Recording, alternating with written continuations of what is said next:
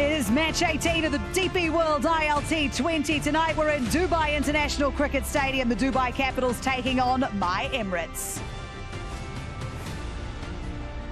We've basically reached the halfway point in the competition, and this is how the leaderboard currently looks. Tonight it is 3v4. Of course, the Vipers last night finally suffering their first defeat in this tournament.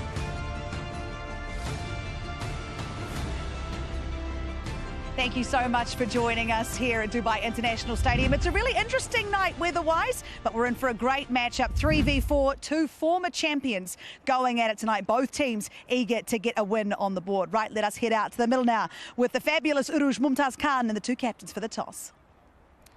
The action continues here at the Dubai International Stadium and the DP World ILT20. The matches keep coming thick and fast. It is match number 18 and I'm in the center for the toss. All important men alongside for the Dubai Capitals, Dasun Shanaka, my Emirates being led by Karan Pollard to oversee proceedings. Match ref, Simon Taufel, and coin toss rep, Mohammad Fujail. Coin transfer to the home captain. Dasun, away you go. Heads. Emirates have called ahead and it's a tail. All right, then. First time in the competition, you won a toss. What are you going to do and why? Of course, bowling first. Since, it got a history of, chasing down the targets, we are happy to bowl first. Now, you sit in the middle of the table. Just run rate separates you and my Emirates. What are the conversations been like to turn around performances one after the other in the winning column?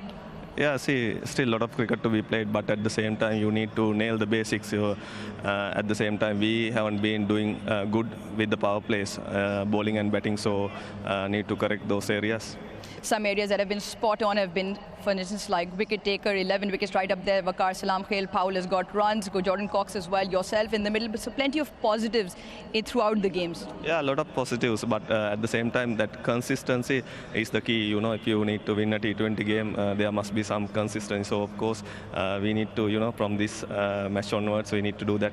All right, then, for that consistent win, what is your 11 tonight? One change, Gulbuddin out, Jimmy Neesham in. All right, then, Dasun, have a good one. Thank you. All right, then, Kyron, imagine the track record says you would have liked to bowl first as well. Well, unfortunately, we didn't have a choice to make it a matter. All right, then, you've had games where there's been win-loss, win-loss. You spoke to me at the post-match in your last game, looking for certain tweaks. What were those tweaks identified as, and what have been the plans to rectify them? Again, it's, slight adjustments with our batting, a specific area, of our match. So that's something that... All right, let's share this one. Yeah, that's something that would have been spoken about. So I think the guys are fully aware, and they're trying to have that complete game of cricket as well. So, yeah. And you've also got match winners through your rights, up the order in the middle, bowlers of world-class quality in Fazluk Farooqi and Rashid Khan. So must still, again, give you confidence, because like I asked Dasun, you also sit in that middle. 2 points is all the difference tonight. Yeah, of course. We jumble up with everybody. But again, we still have to play, a good game of cricket in order to move up the standings. As I said, it's on us, if we want to move up. And again, we have had good conversations. So, yes, you'd always like to be better or better position, but this is what it is, and this we have to play. This is the halfway stage in the tournament for us. So the back end, into the playoffs is something that you need to get right. So, hopefully we can start, today, at this stadium. All right, then, important 11 men for tonight. Any changes? Yeah, we have a couple of changes. Rumis is out. Rohit, comes into the 11. We have a force injury into Jinder. He got injured in the last game. Young Shafiq, from Kuwait, comes in. He gets an opportunity. So we're looking forward to that. All right, then, Karan, have a good one. Thank you. Right, then, the news from the center is that the Dubai Capitals have won the toss and they will have a bowl first.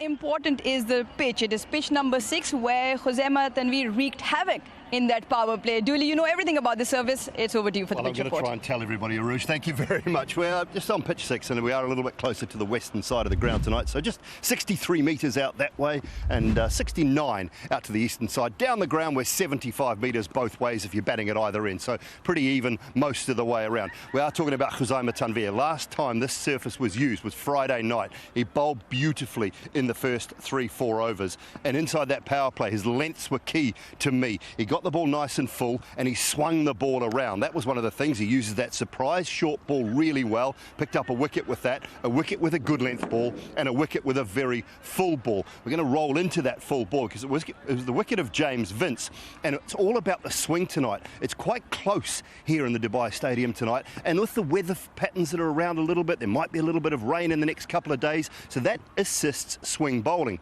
You get wickets in that power play, you can make hay, and actually benefits the guys bowling through the middle, so it benefits the spinners as well. When you look at what Noor was able to do after Kazima took his 4 early on, he's able to bowl to the middle order and bowl to the lower order, and then the spin really comes into play. Used surfaces in this tournament at this stadium, 2.5 degrees of turn on average. So that means the used one, which this one is, just turn a little bit more. Yes, it's got a nice covering of grass on it. There is a couple of bare patches here and there, but I think the turn will come into play, particularly in the first innings. And what about Dasun Shanaka? Winning the toss for the first time in the tournament, electing to bowl first, look for some swing early, knock a couple over in the power play. Your spinners will come into it through the middle. Thank you very much, Dooley, and thank you so much for joining us. We bet you're at home, enjoying your night, having a pizza, relaxing, and we are going to cover off what is coming up for you in tonight's matchup. I've got Waqar Younis and Rohan Gavaskar alongside me. And Rohan, you look at the conditions here, you look at this ground, it's looking a picture. We're halfway through the tournament. You want to be playing? You want to be playing, and if you're Dubai Capitals, good toss to win. It's the first toss that they won. I got to tell you this, no one was deluded enough to think that they wouldn't win the toss in this tournament. But first toss to win in a crucial day because forecast is for rain. And you want to be chasing on a day when there's rain forecast. And Waqar, so today, my Emirates, who you're going to talk us through very shortly, but a big day for them, a big day for a young man from Kuwait, getting his first go in the DP World ILT20. Yeah, Mohammad Shafiq, I think it's a massive day for someone coming from Kuwait and getting the opportunity in this huge tournament. I think he'll be over the moon, and cap presented by Rashid Khan. You can't ask for more, can you? I mean, a legend himself of T20 cricket, giving a cap and big hug. I mean, it's his day. I mean, let's celebrate that, and hopefully, hope he will deliver tonight, because that's what we all here for. I mean, giving opportunities and seeing some young players, producing some good talent. Look at the size of the smile on his face. And even the teammates. You just see the smile on his teammates' faces. That tells you he's obviously a really popular character in the dressing room. And he's got his opportunity, and they're so chuffed for him. Great to see. It is fantastic to see. So, Waqar, what do you think has been going wrong for my Emirates? Because they started off so well, and then things started to come just a little undone. They've had those last ball finishes. It's always coming down to the wire. And they've had a couple of occasions where they haven't quite got over the line. Look, it's very difficult to pinpoint one thing, because they got everything in their side. I mean, you look at the batting lineup, you look at their fielding and spinners in their side. They got talent, they got experience, they got everything. It's very difficult to pinpoint what they're doing wrong, because they've come very, very close to winning a couple of games in this tournament, and it's hard to see them sort of sitting at number 4 and with 2 points only. But this is one side. It can lift themselves up very, very quickly and can really damage other sides. They certainly can damage other sides, and it's not far away from clicking for them. Yeah. Well, look, I mean, as Waqar Bhai said, you look at the players that they've got in their lineup. We spoke about the fact that Rashid Khan, a legend, presented the cap to the youngster. Then you look at the other big hitters. Nicholas Pooran, he walks into any T20 team in the world, in any league. Kieron Pollard, with his experience and his ability to hit sixes. You look at Mohammad Wasim, winner of the blue belt in the first 3 editions. So your best UAE player, he's in that side. So this team is chock-blocked with talent. And you're right, it just takes one game to get going. Now, Nicholas Pooran has been out of form for most of the tournament, but he just seemed to find a little bit of that form in that last game. So look, as I've said before, in a 6-team tournament, if you haven't started off well, if you aren't like the Desert Vipers who went on an unbeaten run till yesterday, your aim has to be to just come in the top 4. Once you're in the top 4, once you qualify, no one knows what can happen in the knockout phase. Yeah, anything can happen, and tonight it could all come together for my Emirates. They're of course led by Kieron Pollard, who is so experienced, so world class, and we find out a bit more about him. skipper of my Emirates, Karen Pollard, makes his way out to the middle. I think Pollard is somebody who has literally destroyed attacks across the globe. There it is. First sight of some big boy power from KP. He's kept himself fit. He's understood his game, what it takes to win. He mishits them out of the park, this Karen Pollard. What it takes to perform on a long-term, consistent basis. The big man is still hitting big shots. He's got so much power. Grounds just are not big enough for him. A lot of people might have a lot of things to say about the individual, Karen Pollard. But understanding my journey and understanding where I'm at when it comes to cricket and my understanding of cricket, that's a different sort of conversation. You know, when you get to understand that person, I think your perspective as well, might change.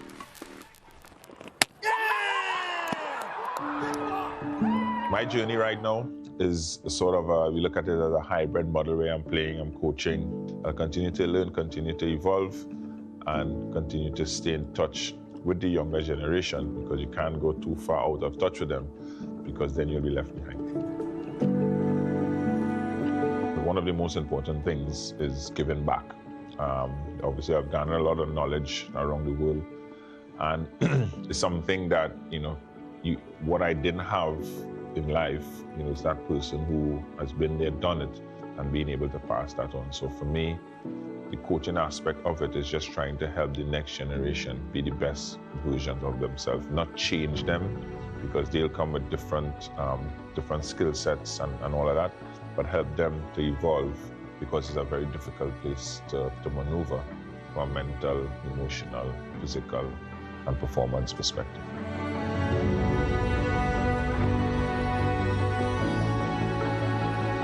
I look around in Nicholas Purans, in other teams, Akil Hussain, these guys who I, sort of mentor, sort of growing up, and they kind of push me on wanting to continue. And also my son, saying, don't stop just yet. So I think that's a motivating factor. But as I've always mentioned, once the body feels right and the motivation is still there to play, then I'll continue.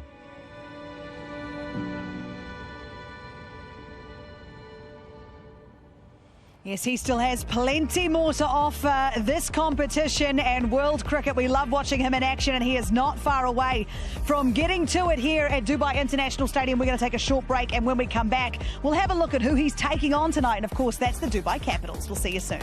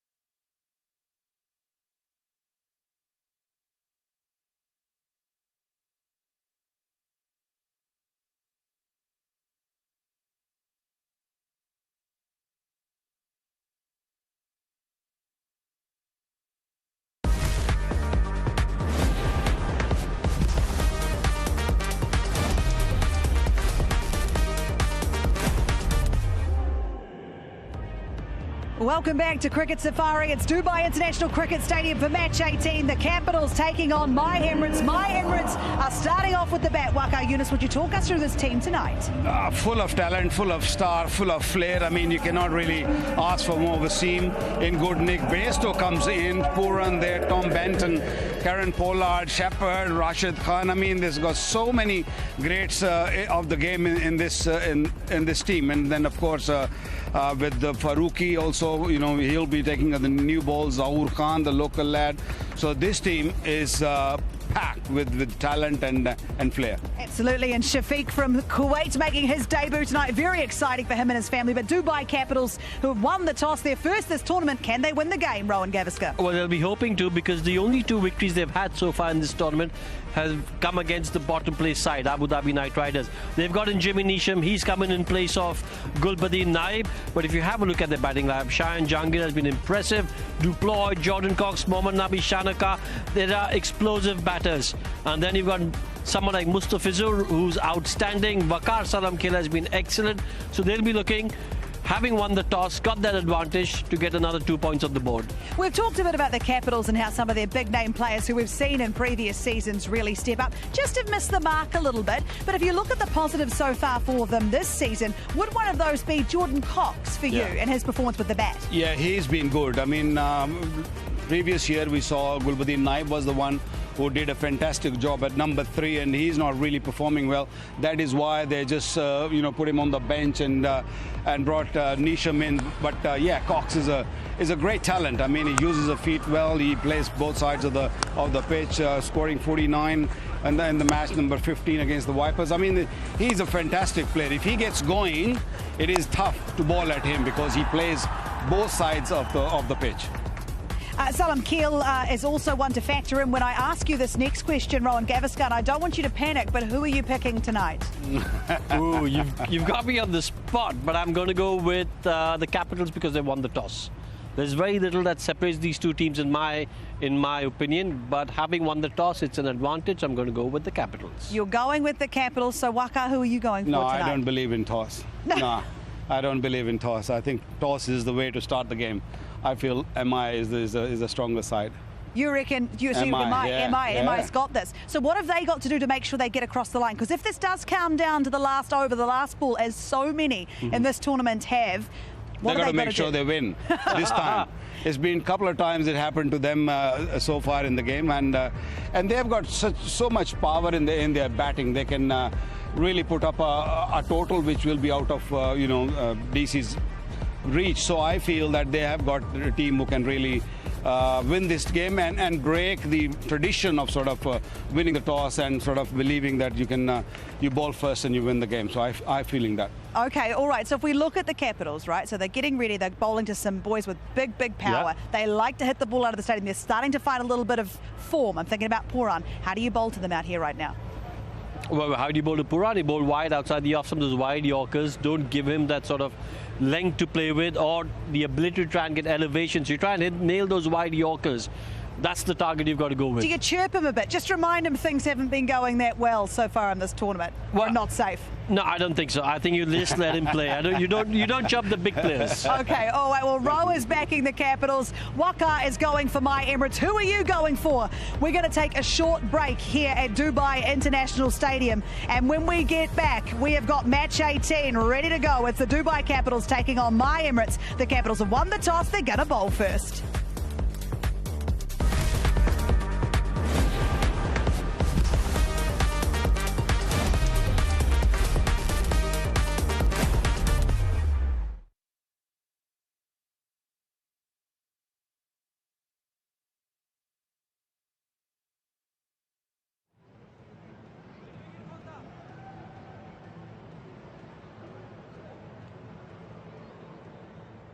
So ladies and gentlemen, for the thousands of Australian fans now in starting an amazing performance. As you can see, the performers are already on the field. They are setting up salams, giving up a something in power back forward dance by Indian High School Dubai, organized by Picture Perfect Teams. So I request each of you, huge round of applause, please.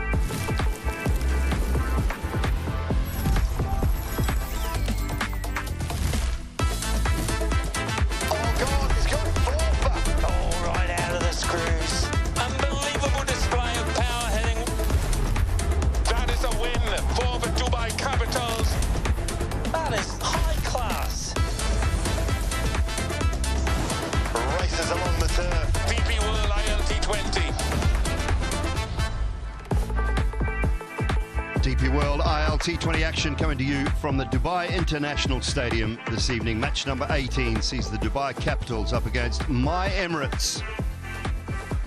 Underneath the Ring of Fire here in Dubai. It's 20 minutes from downtown Dubai and the Burj Khalifa. It's a magnificent venue. Desert Vipers suffered their first loss of the tournament yesterday. They are 7-6, and the Capitals 5-2 alongside My Emirates. So one of these teams just gives their playoff chances a little more weight if they can pick up the 2 points today.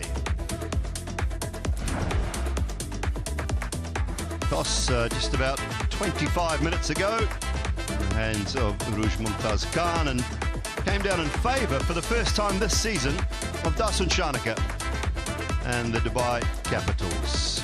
He said, we will have a bowl first. We've been looking forward to it all tournament.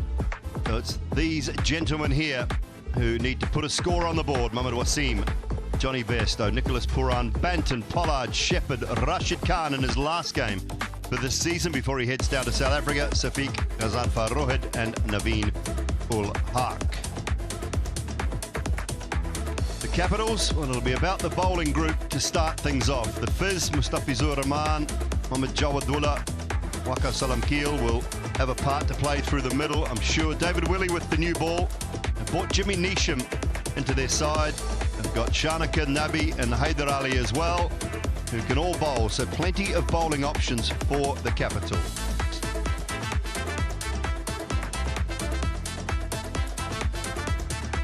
A special day for Kuwait cricket and for the region in general. Mohammad Shafiq, fast bowler from Kuwait, gets an opportunity for My Emirates today. We're in Kuwait and Saudi Arabia to build up the DP World ILT20 prior to the tournament. One player from each of those nations in all the franchises, so it is a fantastic thing for Mohammad Shafiq and his family, friends, and for Kuwait cricket as well. Forward to seeing him this evening. The DP World smart truck battery broke tonight, so it did not deliver the ball. It's just left on a plinth for the umpires to collect. Hard to find enough power when there's no sun shining in Dubai, you see, to charge the batteries up. We'll get that fixed before the next encounter. Evening, Rouge. You're full of batteries, you're all right. Evening, Dooley, and everyone watching. Yeah, you said it, the action continues thick and fast. DP World ILT20. What a decent memory. I remember you were one of the operators for the truck last season. We need to go and have a look at those batteries again. Well, one thing's for sure, battery-powered, high-packed contest this will be, especially with the team in blue, My Emirates, the firepower they have through the ranks. It's been an up and down, win-loss, win-loss, win. So by that standard, should be happier off the two sides. Mohamed Wasim, phenomenal record. The best in the business from UAE. Nearing 4,000 runs in his T20 career and can strike it at 150. Not many that can better that record, but is packed around with plenty who can match those numbers for the My Emirates. Johnny Bairstow, his opening partner, vastly experienced international player, of course, and 232 T20 career matches, over 6,000 runs. For the Yorkshireman, be David Willey with the new ball. Incredibly experienced, a genuine wicket taker inside the power play.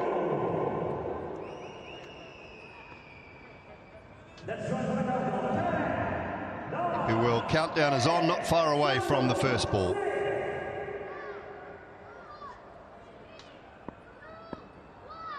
Let's play. We'll be looking for a little swing early on. That one's just straight past the outside edge of Wasim's bat.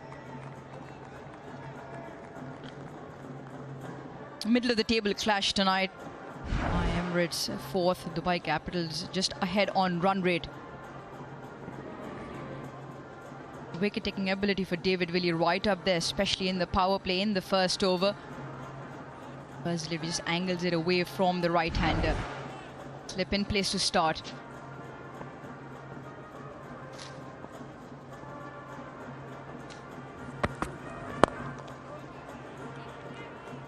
The line on that one. Salam Khil, who'll have a part play as well throughout the evening. Mentioned in the pitch report, Rouge, that the used surfaces are produced on average of 2.5 degrees of turn. Spinners have come into play. It'll be interesting to see how early they come in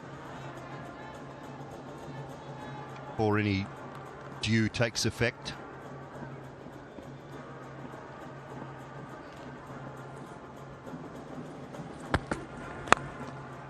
Oh, just off the outside third of the bat, past the wide figure of Jimmy Neesham. Backward point. There's a couple of things that are so vastly different from Dubai in terms of Abu Dhabi. Abu Dhabi is so vastly open around, so if there is any wind, the dew normally doesn't come in. You mentioned the ring of fire earlier on, so it's almost enclosed. The stadium's enclosed, doesn't have much of a wind effect. My first game here in Dubai. Dooley, I don't know, you've done a few. What's the dew been like throughout the games that you've covered? It's certainly been there from around about the 8 o'clock mark. Starts to form, and hasn't been. They do spray. They spray the ground, the outfield completely. Gone away as well, just to try and keep it away. It hasn't been as bad as different times of the year when we've seen it. It certainly will have a little role to play. This is the surface. Pitch number 6. It was used on Friday night last week. Golf Giants 157 in that encounter, and it was hunted down very easily by the Desert Vipers, Max Holden and Sam Curran, with a big partnership.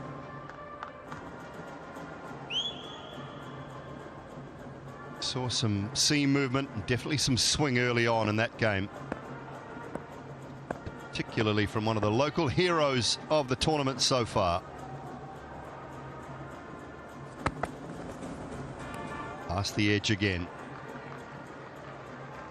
And he's been the standout bowler of the tournament, not just from a local point of view, but of the whole tournament, I think, from a lot of people's minds. Arouge, Khuzaima Tanvir.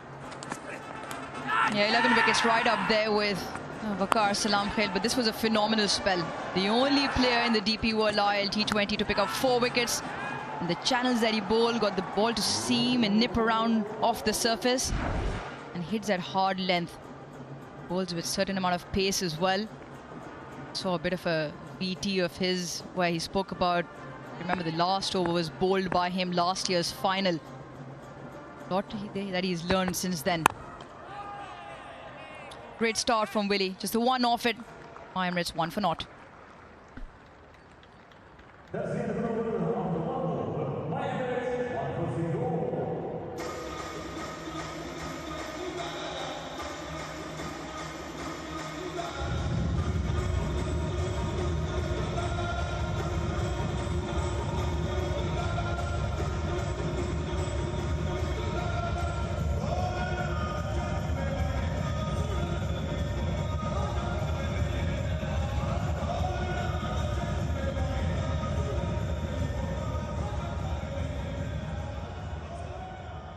Wednesday evening here in Dubai, not too many in tonight. Terrific crowds on the weekends and throughout the weekdays with the workforce.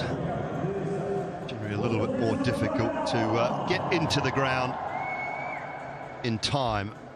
So we've had some great crowds throughout the weekends and Friday nights. It'll be Mustafizur Rahman, left arm seam. Still got a slip in place, so relatively nice and aggressive early on. Starts with a short one. Bairstow has to get the skates on, but he's okay. Neesham, oh, back. Not quite bending as well as it once did.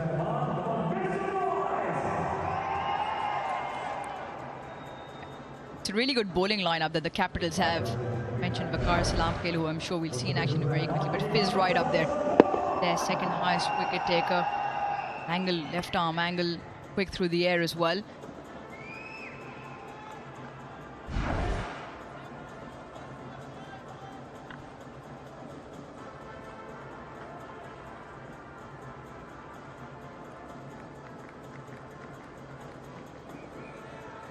Deep backward square and a deep backward point. Johnny Bairstow.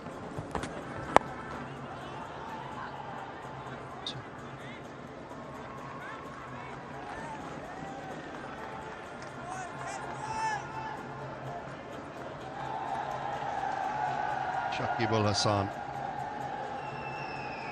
Not in the 18 today for my Emirates, so having a day off.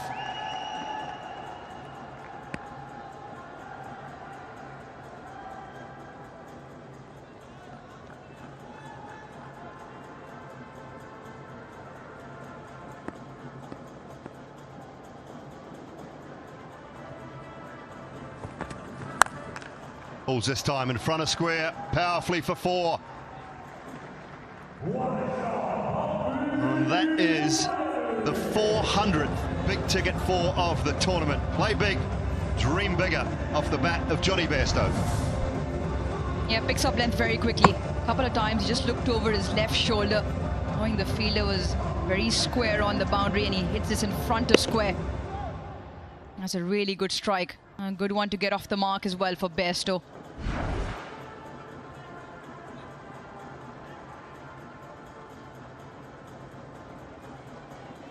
Mid-wicket coming into play now, and a deep mid-wicket, so they're bringing deep backward third up inside the circle. Slip's gone out. They've got 2 men out on the leg side boundary now.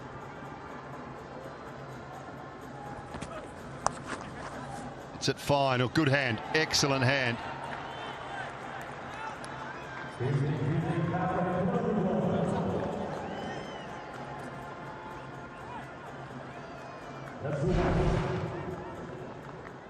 Now slow one into the surface. Thought he might have bowled that because of the field that he said. Mohammad Javadullah gets a good hand to that. Really good. Not easy when they're bouncing right in front. Appreciated by his teammates as well. Gordon Cox, Jimmy Neesham.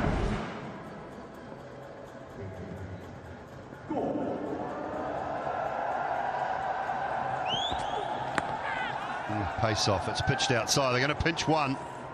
It's good from Johnny Bairstow, calling him through. I'm in a confusion there, but Wasim responded.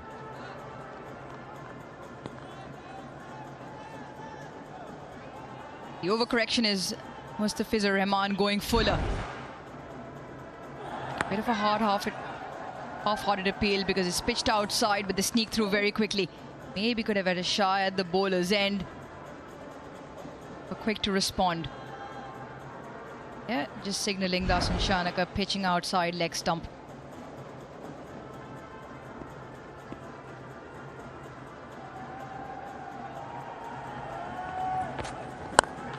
Straight this time. How well has it been hit? Well enough, I think, from Johnny Bairstow's bat. All the way for 4, so a couple of boundaries in the over, 12 without loss.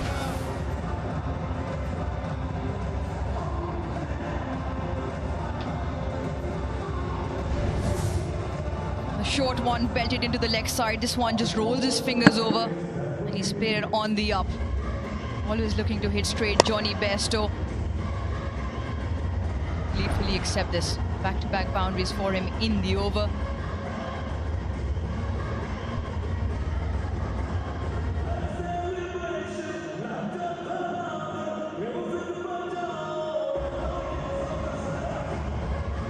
One off the first over from Willie and 11 from Mustafizur's first over. He will continue. Slip has come out.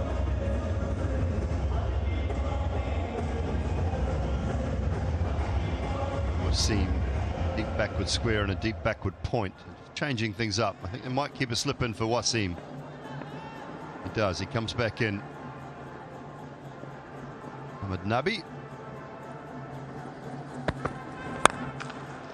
Hoys it through the leg side, finds the gap for 4. So the over previous one ended with a boundary. This one starts with one as well. Pressure back on the bowler, David Willey, just over pitching slightly. Mohamed Wasim can belt the ball really hard.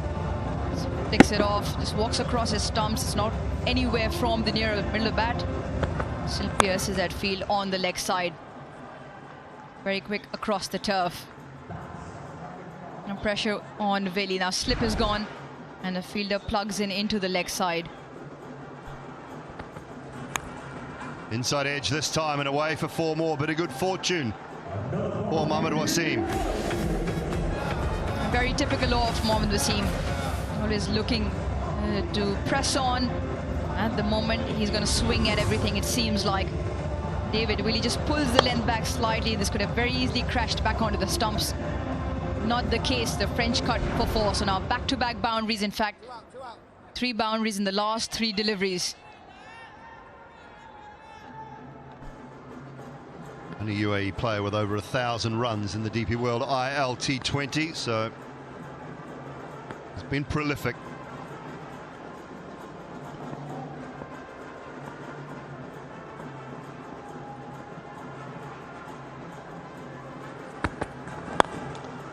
Away this time in the gap, leg side, but fielder gets round pretty comfortably. Jordan Cox.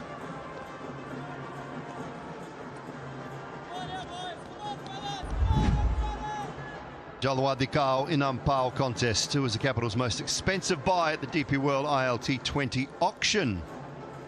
Here are your choices: Curry, Nabi, Mills, or Albert. Don't think it was Uncle Albert. You take your pick from the first couple. T's and C's do apply, though. Thanks for narrowing it down to the 50%. Dooley says maybe from the first couple. Right then, Dooley, you've been a bit around the world and you surely picked up on your Hindi and your Urdu. Jalwa Dikhao Inam Pao. What does that mean? Come on then, give me something. Can't give you anything. Inam? It's in prize, be in to win the prize, something like that. All right then, he's just been fed some words from the director.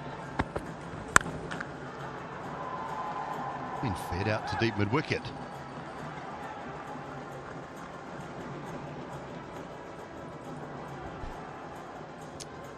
Jalwa Dikhao, show your flair or dynamism or, you know, something along those lines, and Inam Pao win your prize. So well done, Dooley.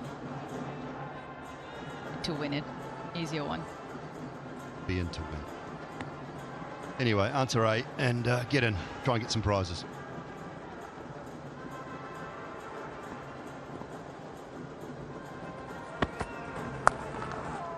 Pulls this one behind square. There's a man out there. I guess that's one of the conundrums too from the auction table.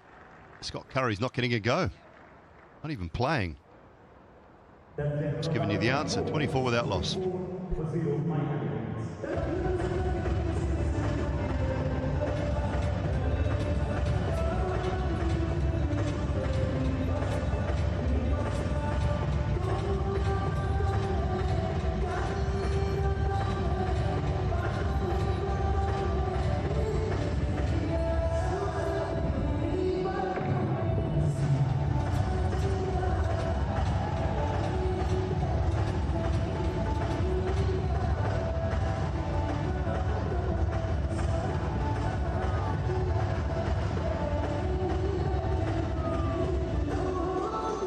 Habibi, a house. Where's Habibti? Where is Habibti? Where's your friend? Habibi?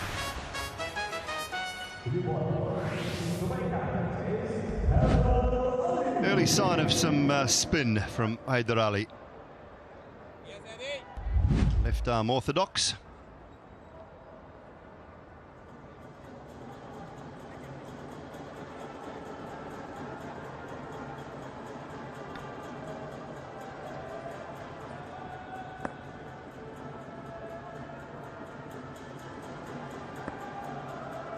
Long off and a deep mid-wicket for left-arm orthodox.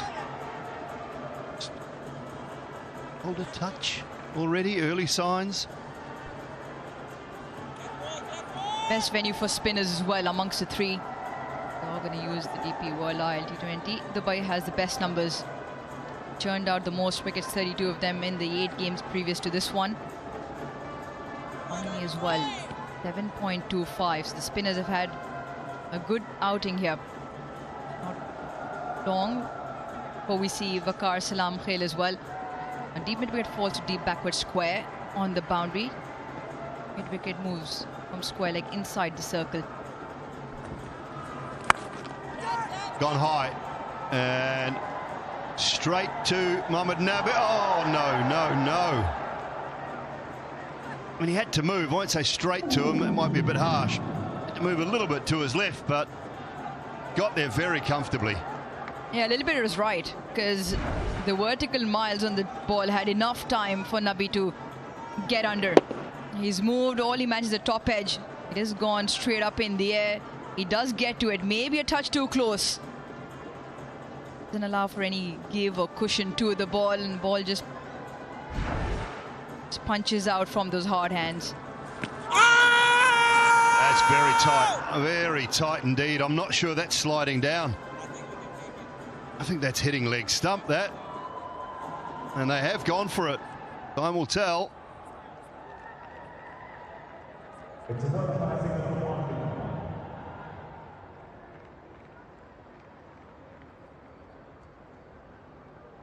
I've got an LBW review, give a nod out on field. It's a fair delivery. Just looking at split squaring now. Roll it through, please. Roll it through. Still a gap there on the left-hand side as we roll. Just keep rolling it through. Okay, just goes close to the glove. Can we look at ultra edge, please, as it goes past there? Thank you. Roll it through. Roll through. Keep going. Okay, no spike. There's no bat involved or glove. We can go through to ball tracking when it's available, please. Coming up now, ball tracking. Pitching in line, impacts in line. And wickets is umpire's call, so the review is retained. Stay with your original decision of not out, Rod. I'll let you know you're on screen. Signal now. Oh, you can breathe a sigh of relief, Rod.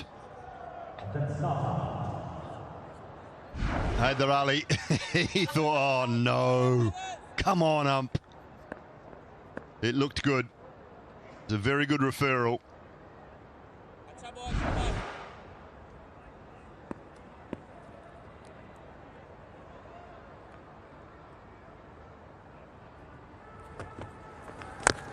Oh, it stayed down a touch, and they'll pinch one. Hey, he's not happy, Haider Ali, and rightly so. Wanted to continue bowling to the same batter. Living dangerously, Johnny Bairstow. A couple have gone past the stumps with inside edges. This one as well. Yeah, but that was very close. Very, very close. Umpire's call, had he given it, would have stuck on review.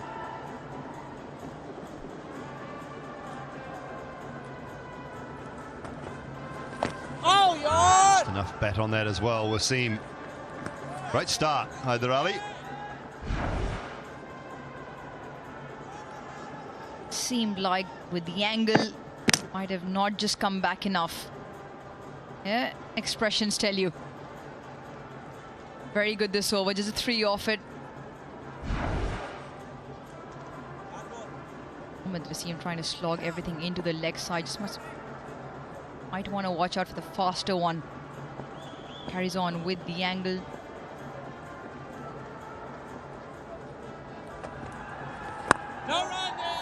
A little slower, and we do see a little bit of turn as well. 4 overs done, 27 without loss.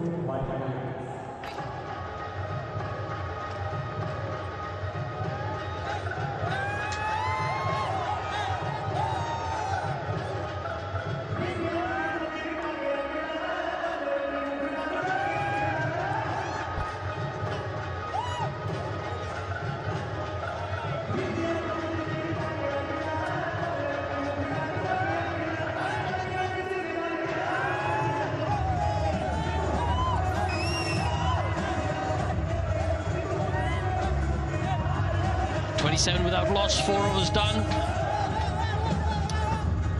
It's a sedate start, but from my Emirates point of view, the good thing is they haven't lost a wicket. Close call in the last over.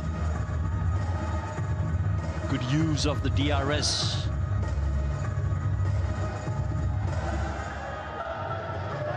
Willie's bowled 2 so far. What the Capitals need is a wicket. Can they get a wicket in the power play? 2 overs remaining in the power play.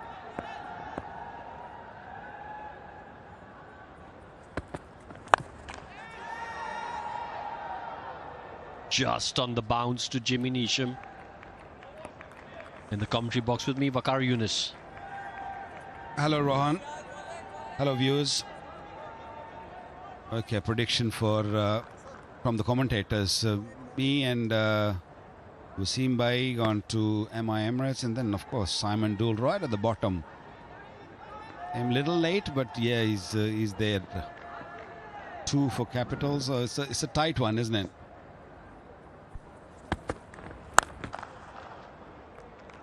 The quick bowlers have gone for my Emirates.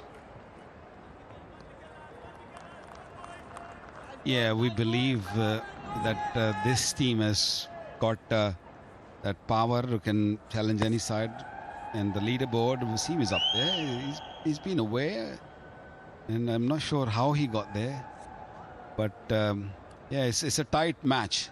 Apart from Ru just arrived, so we just sort of be kind to her.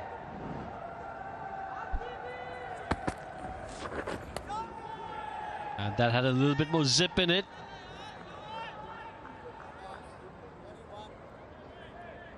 Let's have another look at that graphic. Andy right on top, excellent, 83.3%. Wow. He's got 5 out of 6 predictions correct. Excellent stuff. Wasim again, so consistent in this game. What about Mike Haseman? He's done 13 games. He's only won 4 times. Through the legs. Another good delivery. He's bowling smartly, although he went for a few runs in the previous over. But coming back nicely, only 2 runs so far in the first 2 deliveries, 2 singles. But yeah, he's smart. He's played so much cricket around the world, and with that angle left arm, he doesn't really have much pace, but sort of uses the experience, uses the Yorkers, the slow deliveries, slow bounces.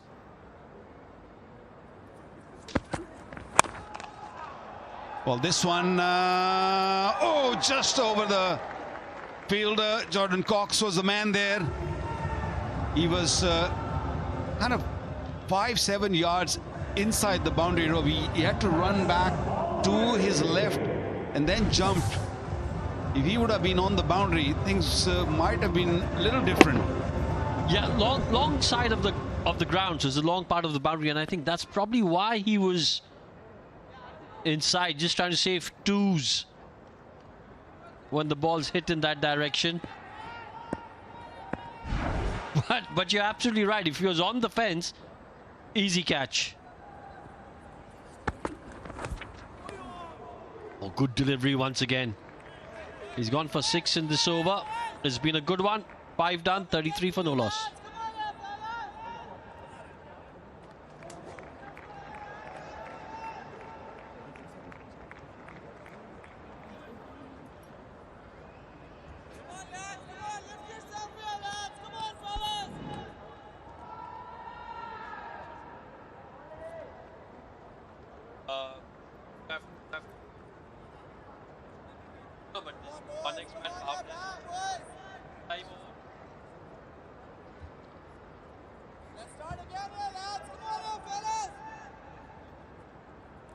Lots of batting to follow. Nicholas Pooran, the best players in this format of the game, and then Tom Banton, who's been in good touch. Oh, good fielding. Jimmy Neesham coming to the side for this game in place of Gulbadin Naib.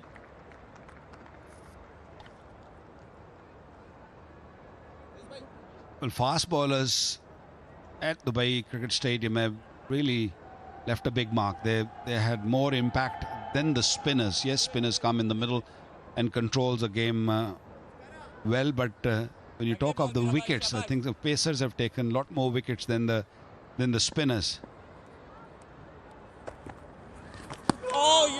Excellent bowling. This was just held back a little bit from Haider. Completely deceived Mohammad Wasim over there. Yeah, he's been very unlucky.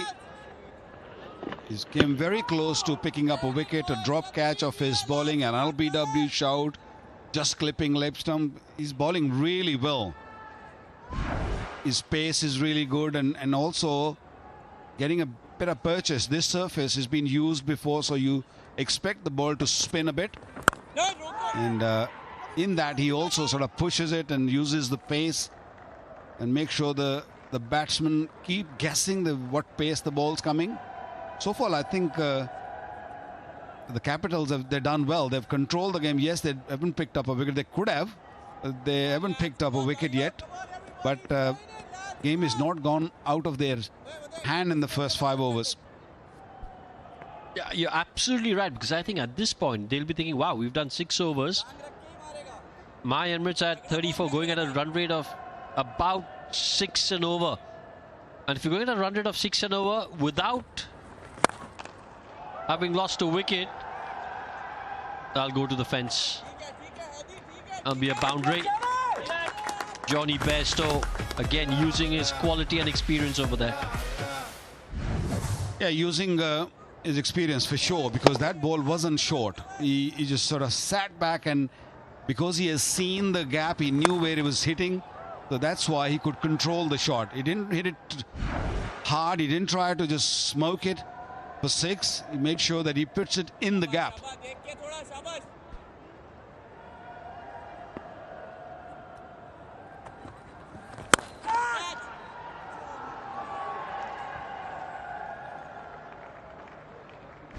The one expat power play is on.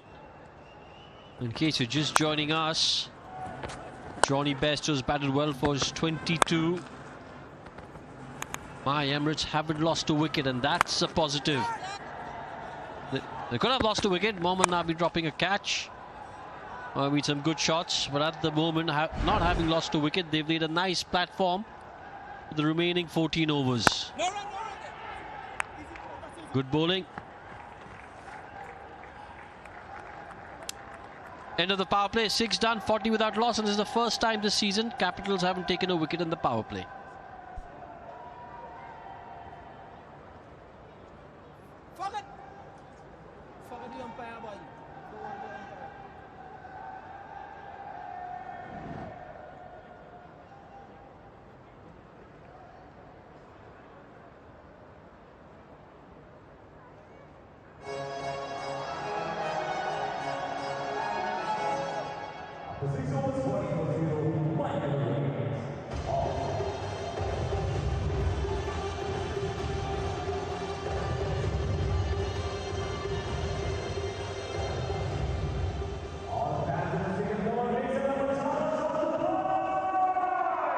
Without loss. In the previous game as well, My Emirates hadn't lost a wicket. They'd got 54.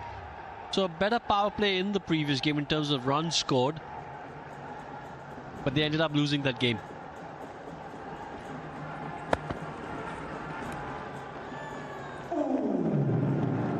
Playing power play well does not guarantee you a game. They only managed 168 in the previous match after scoring 54 in the power play and not losing any wicket. The score was not enough.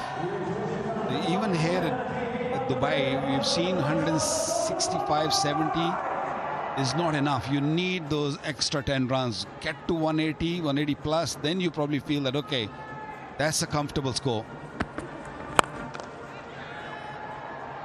Could be out, and it is. Willie bowling his 4th consecutive over, and he picks up a crucial wicket. Emirates hadn't lost a wicket yet. Duploy there with a really good catch. Mohammad Wasim got too close to the ball, and then he was looking for a little bit of elevation, looking for a little bit of height on the ball. It went flat. It was from the middle of the bat. It went straight to the man deploying, who made no mistake. Excellent bowling by Willie. He has bowled 3.2 overs, 1 for 19. Magnificent spell. Mohammad Wasim, a scratchy knock of 17 comes to an end. 40 for 1.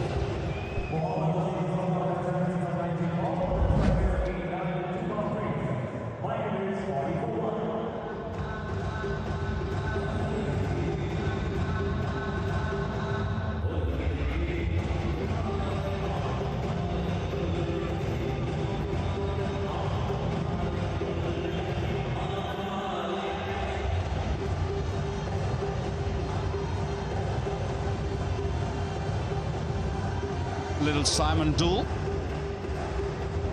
Little Dooley did, Simon Dool's family. That's a beauty.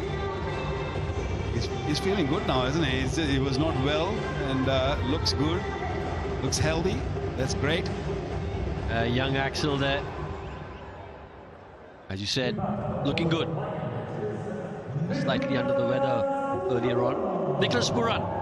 Over 10,000 T20 runs, strike rate of 148, 62 50s. Having said that, he's not had the best season in the ILT20. So, with a player of his ability, I'm not even going to say one innings away. You're one shot away from finding top form. Yeah, he's a class act. But he's got to face Willie at the moment. Willie is really bowling well. Got good yorkers, good lines, good lengths, and he hasn't moved away from the lengths. Used the yorkers really well, and this was attempted yorker, I feel. That's why the ball was very close to Wasim straight away. As he hit it, he knew the ball was going to carry to deploy. Yeah, and definitely a contender for the Cycle Hub catch of the season. Had to run, eyes on the ball, and then put the little dive in. The winner gets a really stylish and super cool bike, brought to you by the Cycle Hub. Good lines once again. Just that corridor of uncertainty outside the off stump, especially to a batter who's just come to the crease. You've got to slip in place. That's the line you want to be bowling. It's kind of scramble seam, and sometimes even with the scramble seam, when the seam hits, it can deviate. It can just move off the surface. The length got to be right, and that was a perfect length from Willie, especially to a man who's just walked in playing his second delivery. It's been a very, very good over. Picked up a wicket and hasn't given a run yet.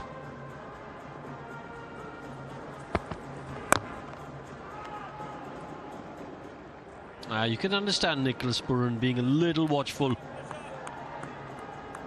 My Emirates expect a lot from him, and rightly so, because he's just a quality act. Has struggled in the middle phase though. When you have a look at this, the power play, strike rate of 87.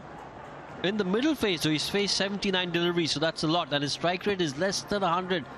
That's honestly unheard of. And in the last 5, it shoots up to 188.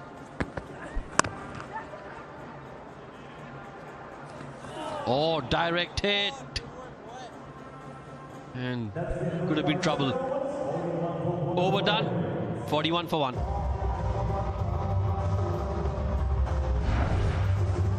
Would have been a big disaster here for my Emirates. Pooran definitely struggling. I'm sure he was short of the crease. That ball just missing the stumps. He was at least a meter or meter and a half short. That would have been a big disaster.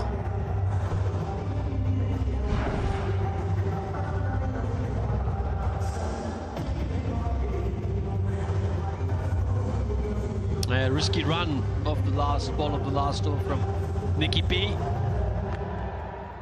Jimmy Neesham, if he had hit the sticks, I think Nicky P would have been a gonzo. would have also been the first maiden for the Capitals in this tournament. And 2 wickets if that had been out. A good captaincy by Shanaka, just bringing his left arm wrist spinner. Waqar Salam Khail, who's been superb at this ground and has been really finding the right length. He's a wicket taker. He's picked up 3 wickets in the previous match. Getting better with the time. 93 games, 124 wickets. Economy is good. 4 for 14 is best. His job is to just keep things tight, like Heather did. Heather, 2 overs, 10 runs.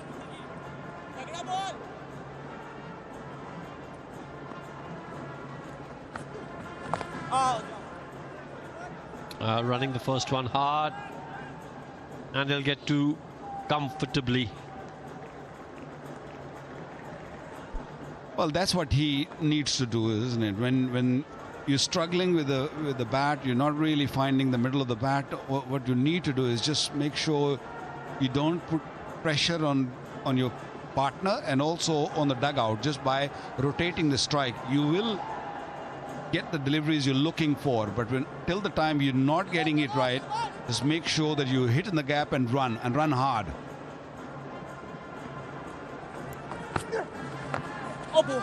Yeah, you're absolutely right, because a player of Nicky P's ability will hit a half volley for 4 if you wake him up at 3 in the morning. A short wide ball outside the off stump, he'll cut for 4 at 4 in the morning. And a short ball to pull at 5 in the morning, no problem. It's the good balls. When he's in form, he hits the good balls for 4. When you're not in form, go and try and take a single. One thing is good, is booked for the morning.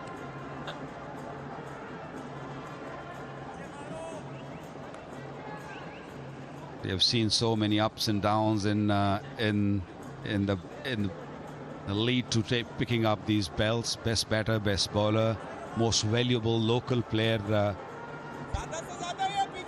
Waqar Salam Khail at the moment is at number 2.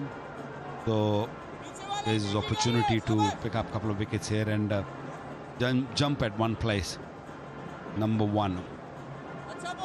So focused, long run up. Very hoppy kind of a runner. He just runs from at least maybe 15 to 20 yards and runs quickly. There you go. Skips. Reverse and missed the fielder. It was a good try, but the ball was travelling very quickly. A much needed boundary as well, coming after 2 overs. Mustafa Zur, the fielder there. And they need more of this, my Emirates. Got to say, come to the end of the 8th over, you've lost just 1 wicket. You've got wickets in the hut. You've got to try and step on the gas. Get that run rate, which is now just a little over 6 to somewhere close to 8-9 runs an over.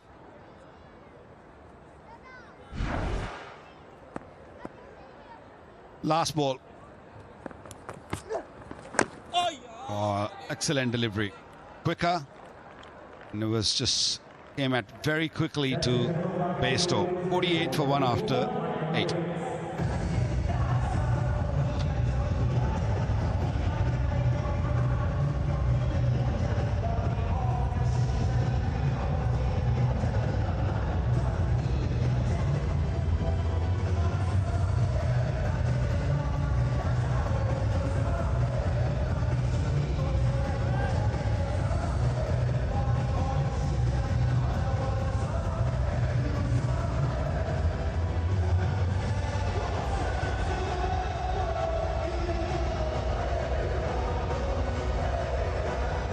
Overs in, my Emirates 48 for 1. It was Dasan Shanaka for the Capitals winning the toss for the first time in this competition.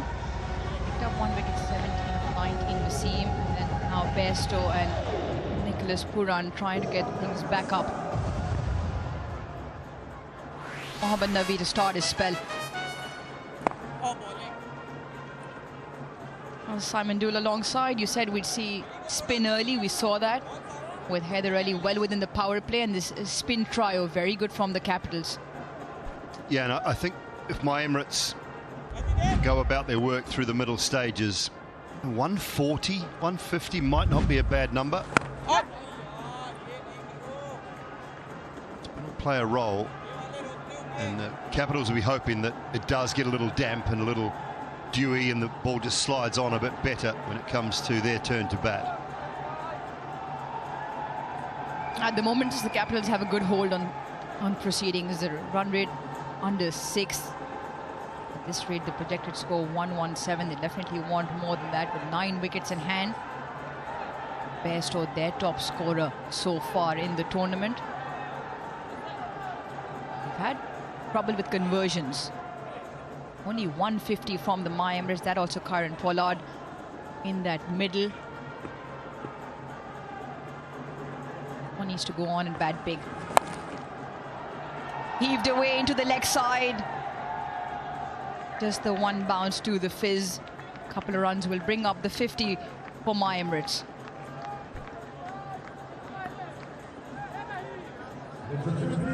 Just looking through that My Emirates lineup and their substitutes, their impact subs. The more they see this, the more I wonder as well whether Amindu Mendes might be an option to come in for some power hitting late and then to bowl obviously both left and right arm spin to give them another spin option alongside Ghazanfar and Rashid Khan.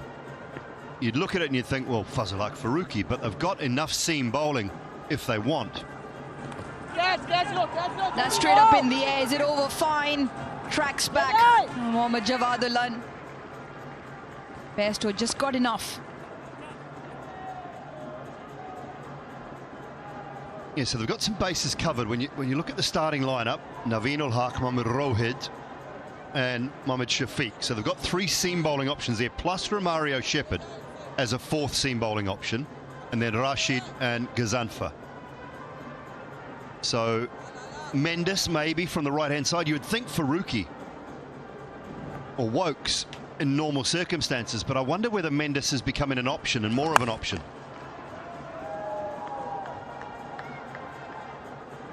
Jordan Cox just gives up the chase there. Ball eventually trickles into the fence. Mohammad Nabi is absolutely fuming. Just felt looking outside the window that the ball could have been stopped. Not sure. Let's have a look again.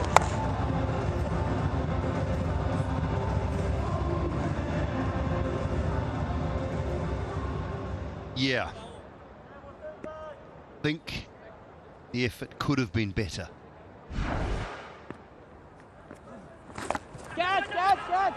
Will this one go to the fielder? No, it's fine again. So a couple of top edges have flown around, and lucky for Bairstow, none to hand. 11 off the 9th, My Emirates, 59 for 1. As we'll all take a break as Ghazi Sohail signals timeout.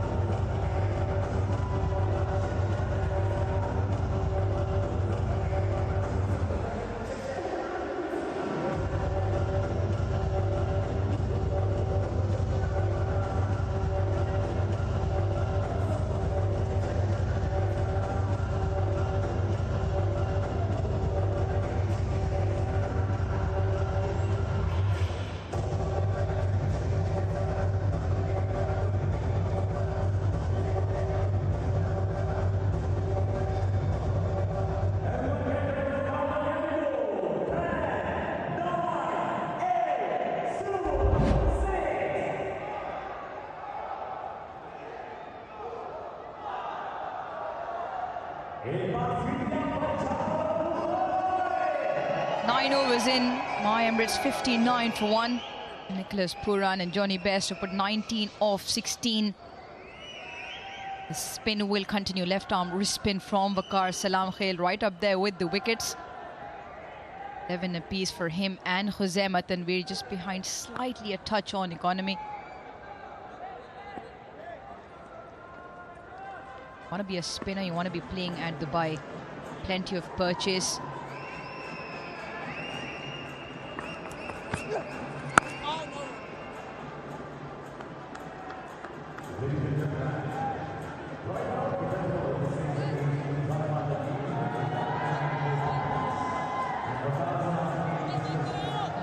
Heard Waqar talk about how long his run-up is.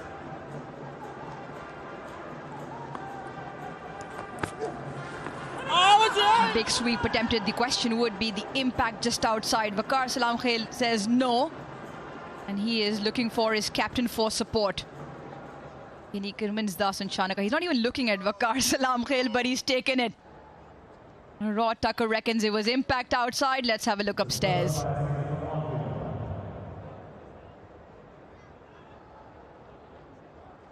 LBW review given not out on field. It's a fair delivery. Can we roll? I'm looking at split screen now. Just roll this through, please. Roll this through. Roll it through.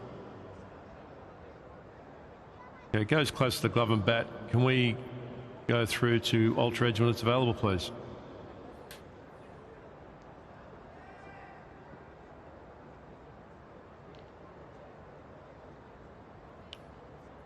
Ultra edge coming up now. Roll this through. Ball goes coming close to the glove now. Roll this through. Here we go. Roll track. There's no glove involved before it hits the pads, so there's no glove involved. Go to ball tracking when it's available, please. Ball tracking coming out now. Pitching outside off. Impact outside off stump, so the review's lost. Stay with your original decision of not out. I'll let you know when you're on screen. Signal now. Right then, on-field decision, a correct one. The impact was significantly outside that off stump.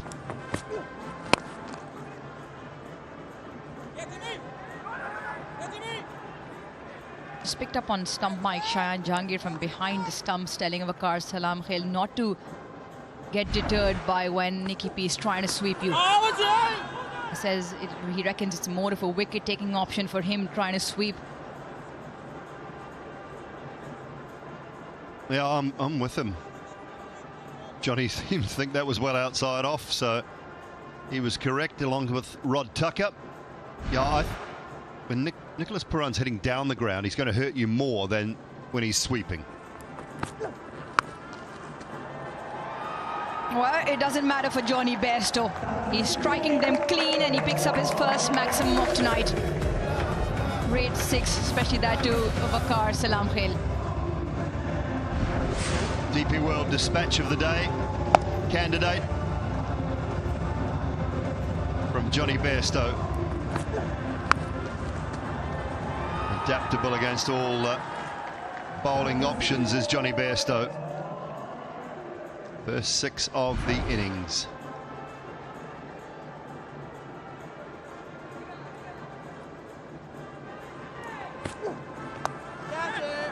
Catches the call and put down. That's another one that bites the dust. And to make matters worse, it was Johnny Bairstow. Oh yeah, go. Just roll it forward. Living roll dangerously forward, and he's already making them pay. Oh, the fizz, Mustafizur Rahman, just burst through his hands. And it's a boundary as well. Paul Wilson was looking at that straight away. Part of our smart replay system that he has access to. All of these camera angles and everything that we have, Paul Wilson has access to it. He was asking for it straight away. He just get on with the game, but an opportunity gone begging again.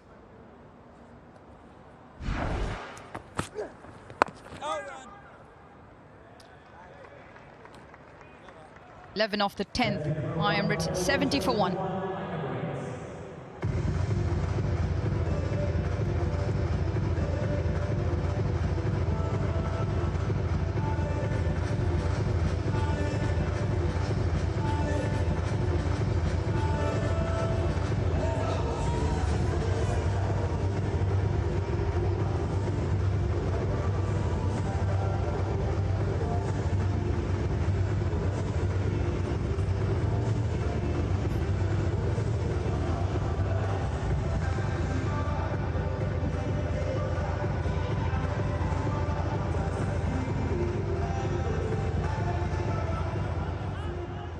4 straight overs for Willie.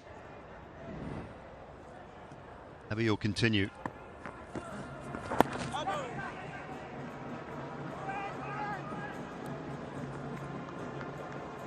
The captains have let themselves down. Mohammad Nabi put down a catch. This one must be taken, especially knowing Johnny Bairstow plays the reverse. You want to be putting your better fielders in that position. The 4 in the previous over also went to the reverse, same combination. Biz one let one through and almost dove over that one. Then a drop catch in that of Bairstow. So in 42 now when he's been put down.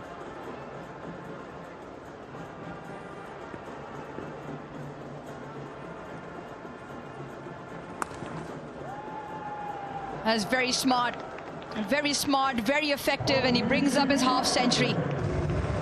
37-15 T20s, and the first one in the DP World ILT20. It wasn't easy at the start with the ball swinging a little bit, seaming around a touch as well. Spinners are finding some perches, but Bairstow starting to find his range as well in the middle of that blade.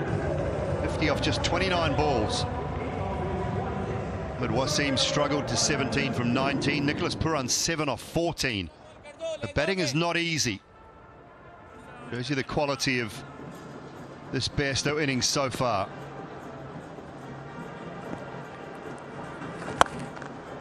That's been heaved and will travel the distance into the Dubai International Stadium. He's really finding his feet now, Bairstow. That is 2 sixes. He's striking at 186. He's surely cutting loose now. He's always had immense power, Johnny Bairstow, but he gets into a great position, slightly short from Nabi, and he doesn't look to go too square. Stays relatively with it, and just goes over wideish long on.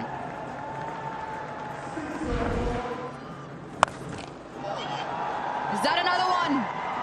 Surely. And even longer, I reckon. Back-to-back sixes. 26 runs in his last 6 deliveries, Johnny Bairstow. What a time to do it. 17 of 4 from Nabi. And the onslaught goes from bad to worse. Well, that is just stand and deliver stuff from Bairstow. Picked up that it was going to be the quicker one. Difference between the previous and that was 82 up to 106 kilometres per hour. 24 kilometres per hour quicker.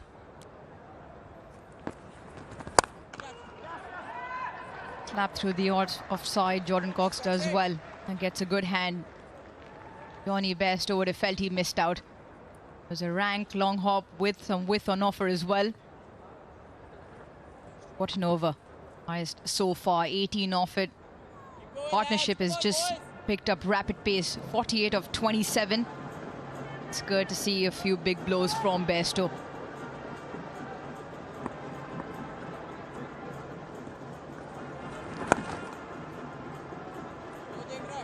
They've called for 2.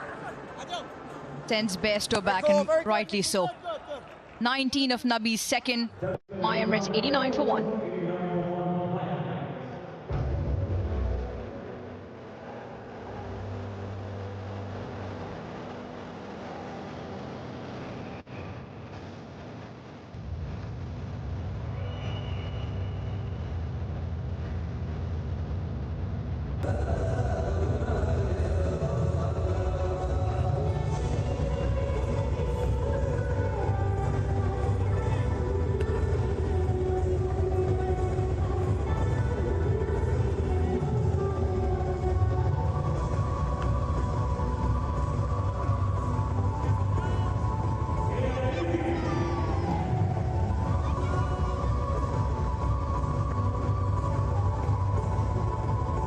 Out in numbers.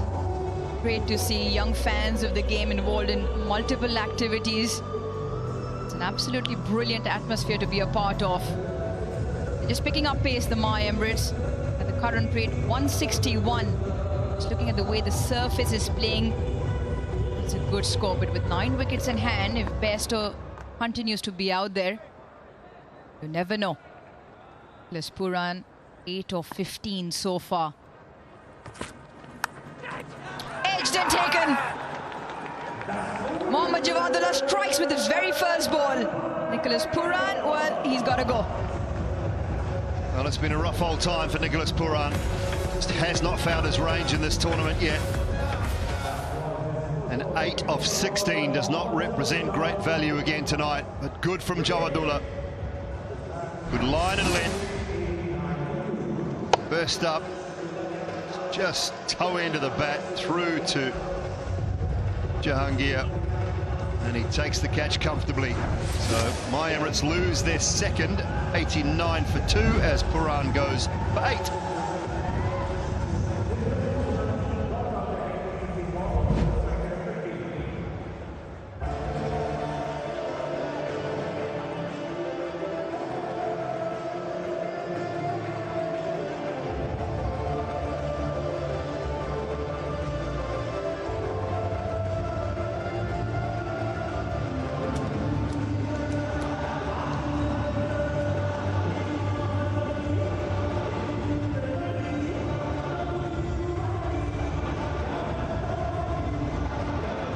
Out walks the captain, Kieran Pollard.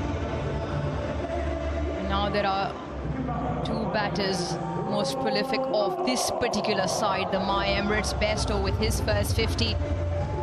Kieran Pollard with the only other 14,315 runs. As many struck at 151 strike rate. That is staggering. Absolutely brilliant. And if anything is from the middle of this bat, Crowder in for a catching opportunity. Platform set as well duly here. 11.1 overs, 89 for 2. The batting lineup they have in Bairstow set at the other side just allows Kieran Pollard just to get a feel of things, play out a couple of deliveries.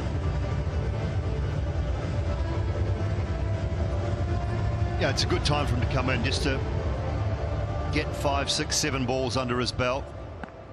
Plenty of batting to come in Banton and Shepherd.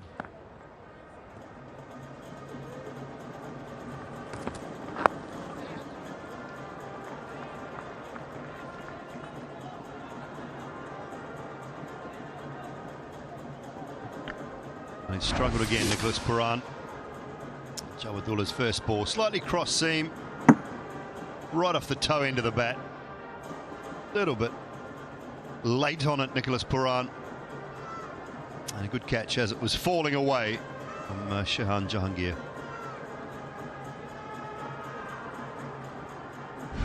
It's a good time for the Capitals as well. Just to, they can pick up another one.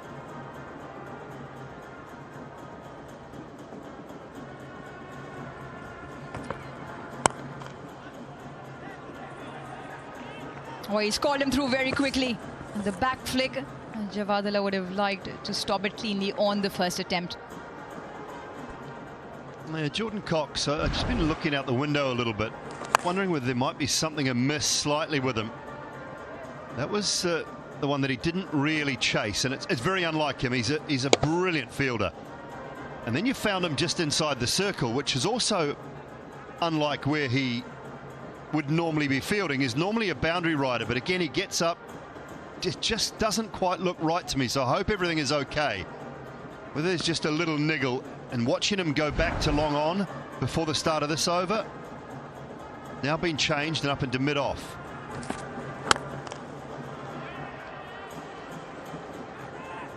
They've called for 2 again.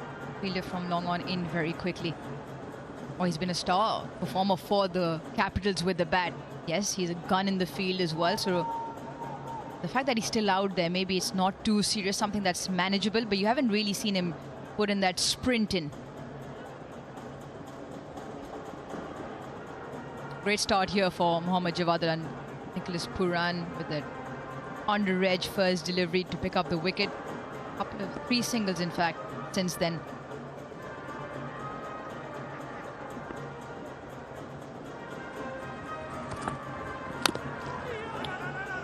That's a good delivery. Change of pace. Yeah, no, I think Johnny Bairstow needs to assess the situation as well. I mean, this Emirates side is capable of getting 50, 60 off the last 5, 6 overs with the likes of Pollard, Banton, Shepherd, Rashid Khan, depending on what they do with their impact substitute. So between now and the 15th over, they can work their way to 115, maybe close to 120. 12.15 they average in the last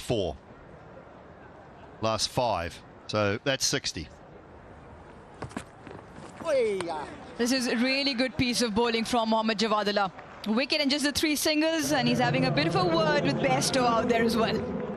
Smiles are all around, 92 for 2.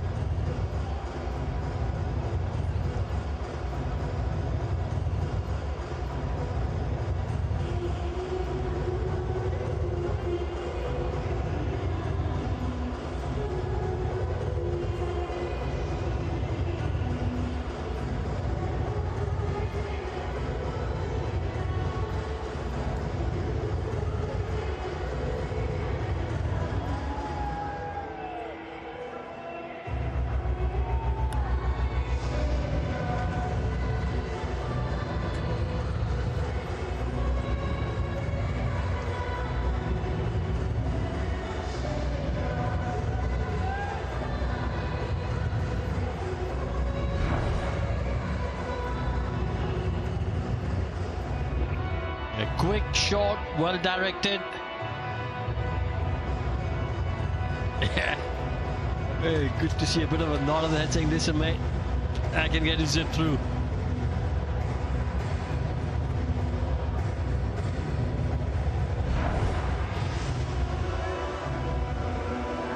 Yeah, as Dooley was saying just a little while back, my Emirates do have the firepower to take this run rate, which is now at 7.67 to about 9.5 by the end of the innings. Absolutely, this is ideal situation for these big guns. The big man is there, Pollard, and Bairstow is looking good. 64 of 35. Got a fall shot on the bounce. I mean, he's bowled really well, Heather. He's really been unlucky today. He's bowling his 3rd over, a drop catch, couple of miss hits, went on to the pad of a batter, but over and all he bowled really well, very impressive. And that too against 2 of the best players in T20 format. Yeah, just the way he's varied his pace, his trajectory, his length. There was one DRS which went on umpire's call, so absolutely right, he's been unlucky. Another one, edged and dropped. I'll tell you what, there'll be days when he'll bowl far worse than this and pick up wickets. Yeah, today is not that day. Looks like. Look at that delivery. A quicker one, he gave himself room better. Got the thick edge, but it was probably would have been a very difficult catch. Yeah, I mean, it's a little harsh to say it's dropped because it's not.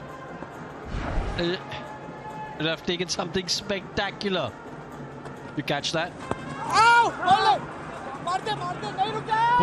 Poli, easy. Yeah, probably pulled his hammy, Poli at his tender age. He's got to be careful there. You are just giving himself a little stretch. Had to break, turn around and then get back into the crease. 38, literally next to impossible to turn back at that age. I remember I retired 37 and my running between the wicket last 2 years were the worst probably in the world.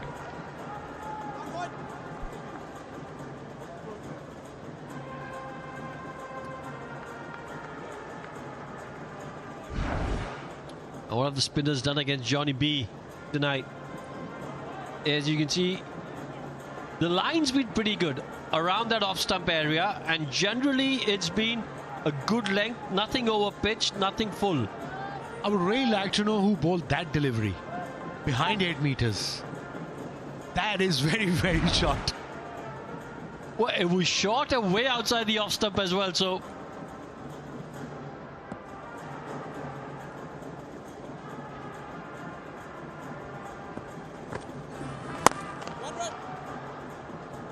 pull straight for a single. It is sort of a better if you bowl in the slot, especially as a spinner.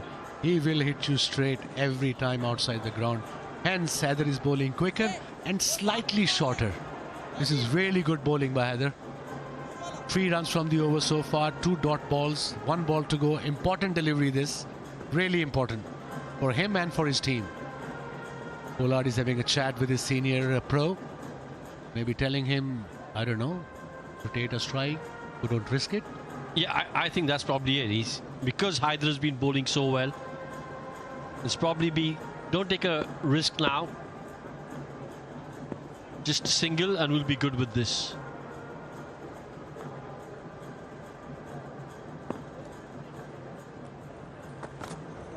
One run, one run! They're going to push for 2 and they should get there comfortably. Nice, James! Nice work, boy!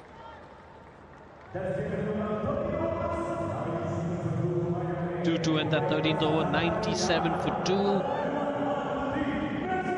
Umpire taking the ball, pointing to that watch, and that tells us it's a timeout.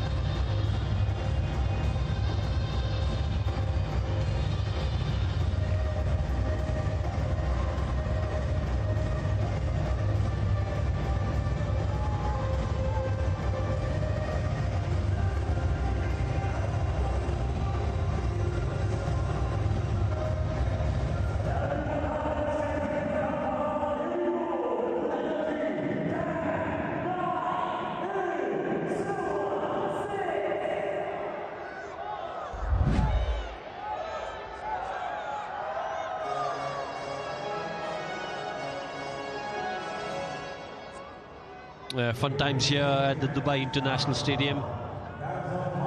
If you're in and around the vicinity, do come, because not only is it some fantastic cricket, fantastic entertainment, lots of stuff for the young kids to do as well. Comfortable beanbag to sit if you don't want to sit on your normal bucket seats. And lots to do for kids. They have organized beautifully. Credit to Emirates Cricket Board and of course the organizers of DP World ILT20 Season 4. Good start. Oh, straight to another drop catch. What's going on? And Mohammad Nabi, he dropped second one. He's one of the safest fielders. Yeah, and you can see he's really disappointed with himself. Because like you said, he doesn't drop too many. And this could be costly because the big man, Kyron P.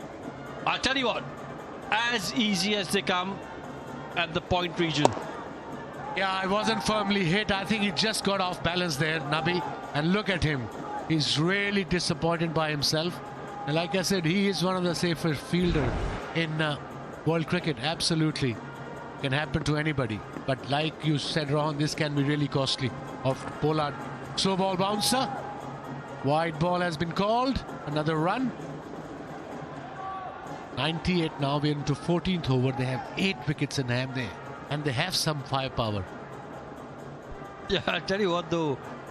If Pollard gets out in the next over or two, no one will celebrate more than Nabi. Just try to get the placement right, because as you can see, he didn't try to hit it too hard.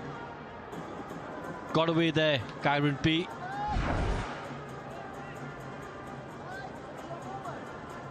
Change of fielding. Third man is coming up in the circle. He's got 3 fielders on the boundary, leg side, square leg, mid wicket and mid on. That fielding shows to me probably middle leg. If he bowls outside off stump, he's got third man up, Ron.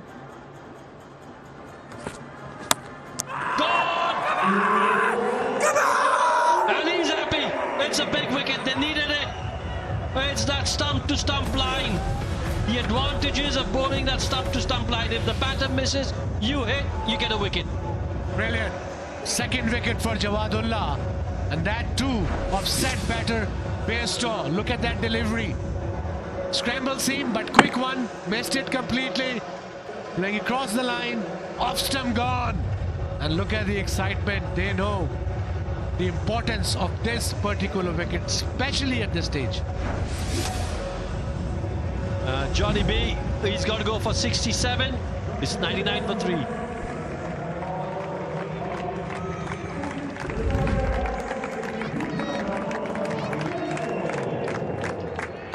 Manan, he's been in good touch in the DP World ILT20 season 4.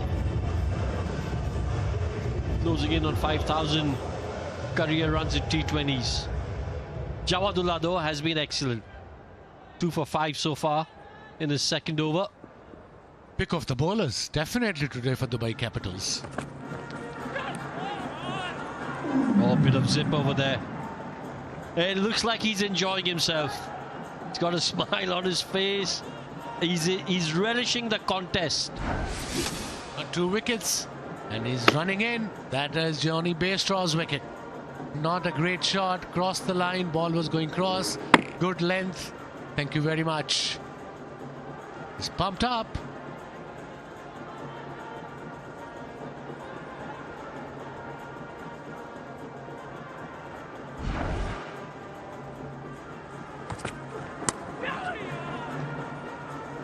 Single to third.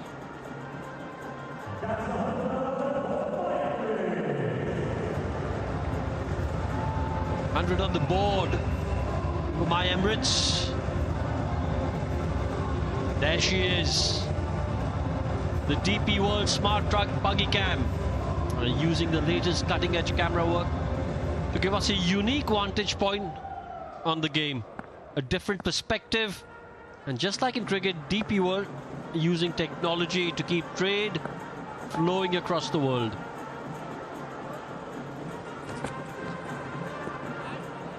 Good delivery.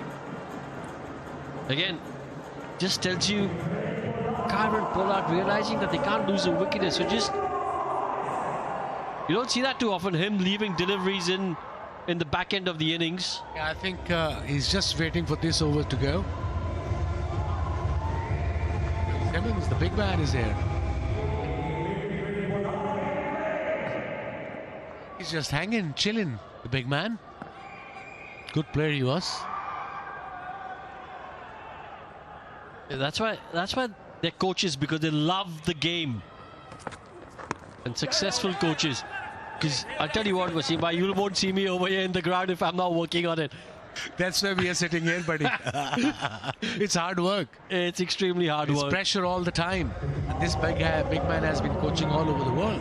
International teams, leagues. And, you know, great guy off the field as well. He was coach of Karachi Kings, I think, last year.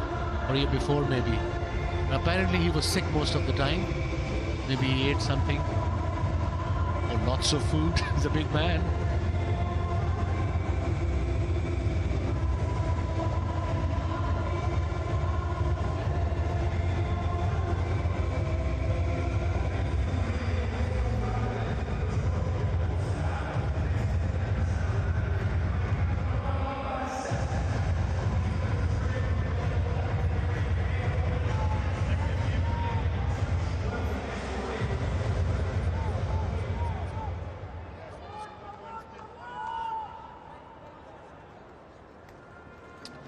Spin it to win it. Not just on the cricket pitch, but outside. Lots of prizes to be won. Duncan. Nice. It's awesome. Unbelievable this. Nav Patel, bowling coach of Dubai Capitals, having a word with his senior pro. 101 for 3 by Emirates. They've got 7 wickets in hand. This is important over. Pollard probably try to have a go. He's bowled beautifully so far, Heather.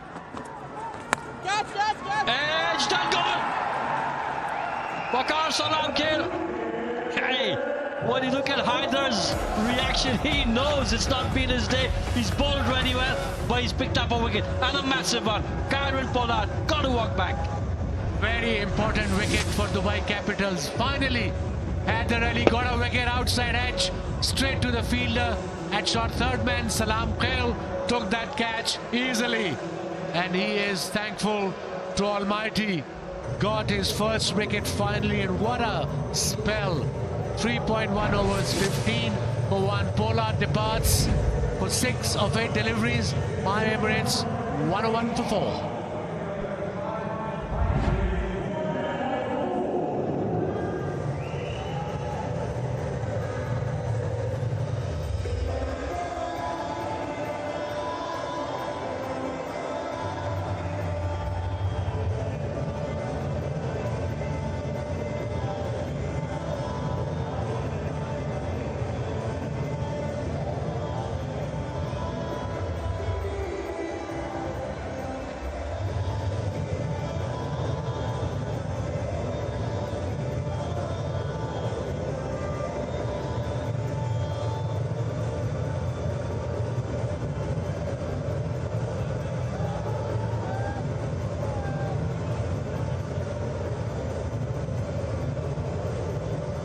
Last wicket, Khairul Pollard, the big man, the skipper, tried to play a big shot and got caught at third. Super sub in, Kamindu Mendes. He's in for Johnny Bairstow. Brilliant comeback by Dubai Capitals. 2 set batters, especially Bairstow, and then of course Pollard gone. 101 for 4. The tides have probably turned. Dubai Capital back into the game. Another very talented cricketers, Kamindu Mendes from Sri Lanka. Healthy strike rate, 14 50s, and now they need to build a partnership. 11 and over will take them to only 158.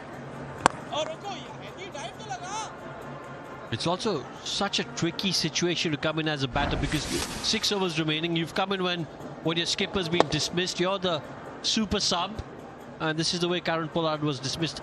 You've lost 2 wickets. Where 3 wickets in quick succession.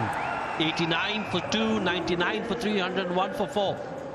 And with just 6 overs remaining, do you think, wow, do we go for it or do we try and just consolidate for an over or 2? This is a difficult situation, like you just said. One of them got to have a go. Maybe have a look at 2-3 deliveries after 15 overs. You got to risk it, otherwise you get to 140 tops.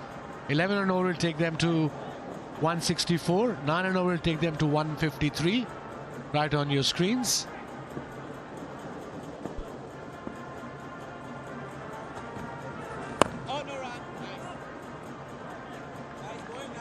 Credit to the bowlers of Dubai Capital, especially the UAE players. Javadullah, 2 for 7 in his 2. Haider is bowling his last over. He's conceded 60 runs, got a wicket of Pollard, so they've done amazingly well. Another indicator of how well the Capitals have bowled. In this innings, no other player other than Johnny Bairstow has gotten over 20, and no one's hit a 6. Only Johnny Bairstow. Look at his lengths tonight, just back of a length. Darted in. Haider and Javadullah in 6 overs combined have conceded just 1 boundary. So these 2 bowlers were actually made Dubai Capitals come back into the game. Singles are not going to hurt them. Maybe fine call is for 2, but I think they're going to settle for 1. Again, excellent over, just 3 coming off it so far. Big delivery coming because you've got the man in form. Banton on strike. Young generation watching cricket, eating some delicious food, playing some games. Unbelievable facilities there at Dubai International Stadium. One of the best. A dot to end the 15th and run 4 for 4.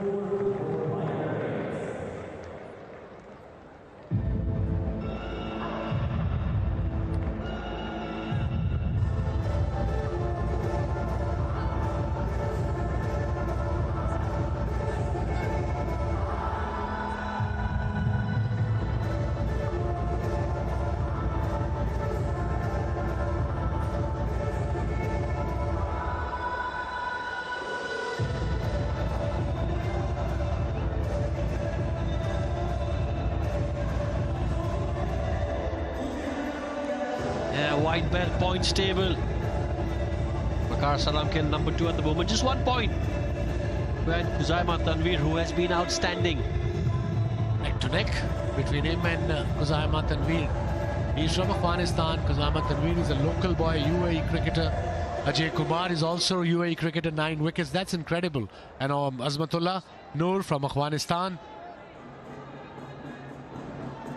All 5 are from Asia, obviously. Mystery bowler Salam Khail got a wicket today. No, wicketless, 2 overs, 18 runs.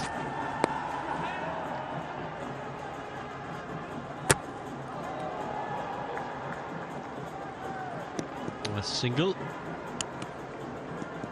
Right. 5 overs remaining. Well, 4.5 now. How many can they get? How many do they think is enough? Because while we said Johnny Bairstow is the only guy to score over 20, so it might not be as easy a pitch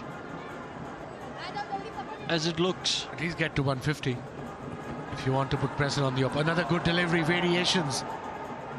It looked okay, wicket in general, but the way they batted today, apart from Bairstow, although he struggled as well early on in his innings, he took his sweet time. So everybody kind of struggled, and this one again beautifully bowled, bit of grip. It was a leg break. Yeah, this is what the Fizz is known for, just the slower delivery, the variations.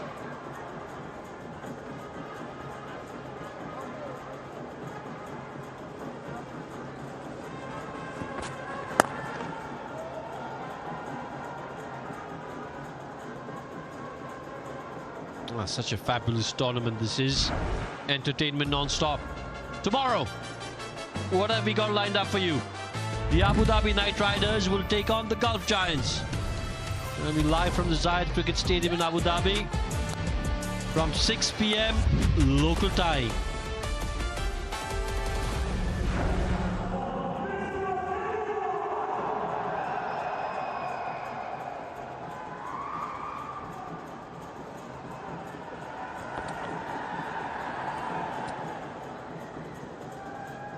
White will have to bowl that again.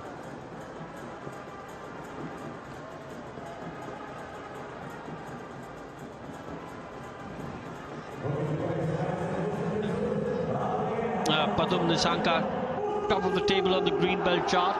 He'll be in action tomorrow. Sam Curran at number 2 with 261 points. Max Holden, Johnny Bairstow, Liam Livingston. Ball is for 2. They're going to come back for 2 easily. And obviously the plan right now is for a couple of overs at least to get 6, 7 and over, because they don't have enough time or enough overs. After this, only 4 overs left. 10 and over will take them to 152. Will that be enough? That's a big question, Ron. Oh, I don't think so. But if you have a look at the run rate in the last 5, my Emirates on top. They've gone at over 12 and over. They can replicate that in this innings. That will hold them in good stead. They don't have Pollard and Pooran both in the heart, but they do have Mentis and Banton. And Romario Shepherd yet to come.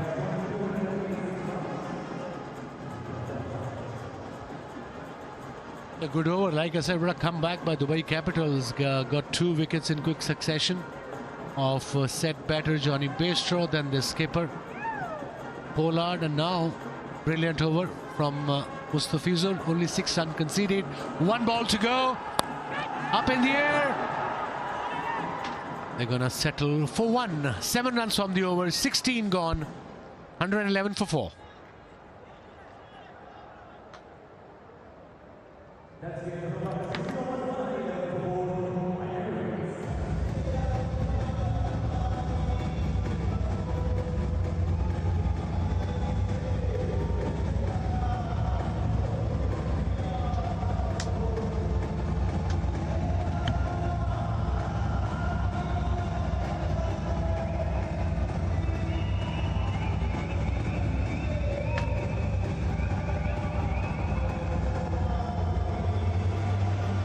Too many dots and not enough runs for my Emirates in the last little while. 12, 13, 14, 15, 16 have all been in favour of the Dubai Capitals. Pull things back beautifully.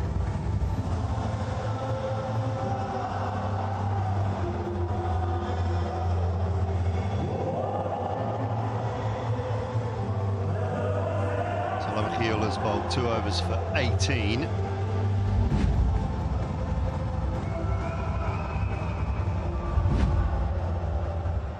Jawadullah's been brilliant, 2 for 7.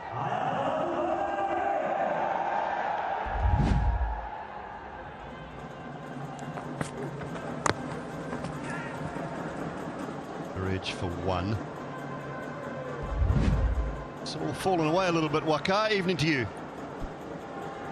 Good evening. Yeah, things are not really looking too good at this stage for Emirates. Emirates really need to kick on. They need at least 150, maybe a little more. For that, they have to really get going.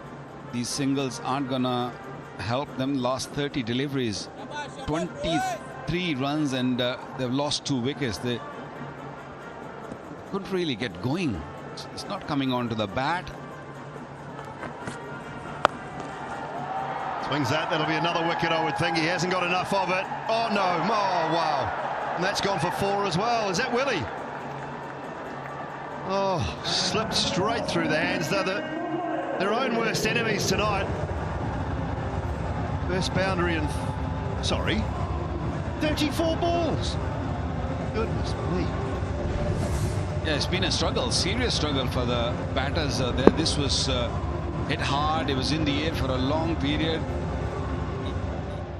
He was in a very good position to catch that. I guess a little lazy. Hands were not really hard enough, tight enough to just hold that ball. They have dropped few catches tonight. Oh, this is very close, and Gibbon, that looked very close because the ball hit him inside the line of the pad. So will not be surprised that if that will be given out by the third umpire too.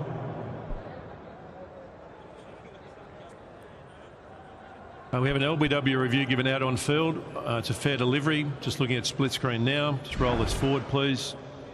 Ball here's going to go close to the glove. So can we just check with Ultra Edge to see if there's glove involved on the way through to the pad, please? Ultra Edge coming up now. Let's roll this forward, please. Roll it forward, roll it forward, roll it forward. Okay, there's no bat involved. Go through the ball tracking when available, please. Ball tracking coming up now. Pitching in line, impact in line. And wickets is hitting, so the review is lost. Ghazi, stay with your original decision of out. I'll let you know when you're on screen. Signal now. Ghazi Sohail with the right decision, a very good decision as well. Short stay for Mendu Mendes, and Salam Kheel is now the leading wicket taker in the DP World ILT20. Got ahead of Huzaima Tanvir with 12 now to his name, and my Emirates continue to tumble. Mendes for 10, it's 116 for 5.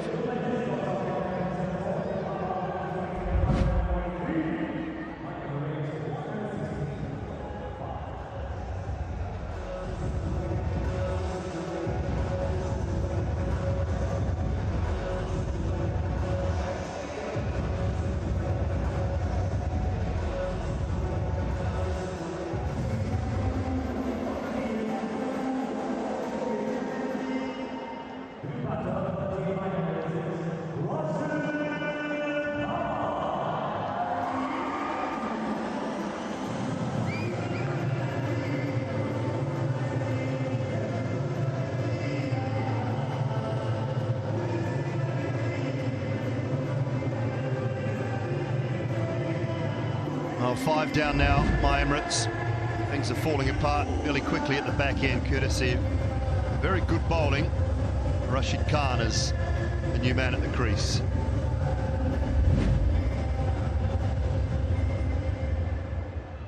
Hill with 3 left in his 3rd over.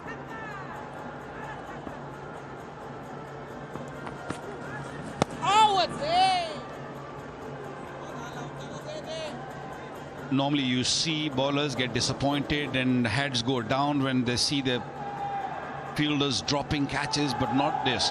Capitals have really kept their chin high and made sure that they bowl with purpose every time they deliver. They're looking, they're searching for wickets. Another very, very good delivery. Attacking the stumps, that's the key.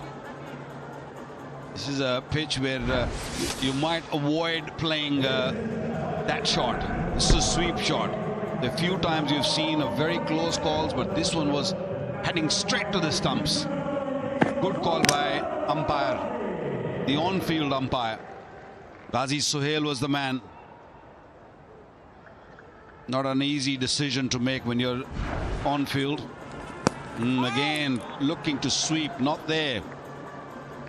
End of the over, 6 off it, 117 for 5.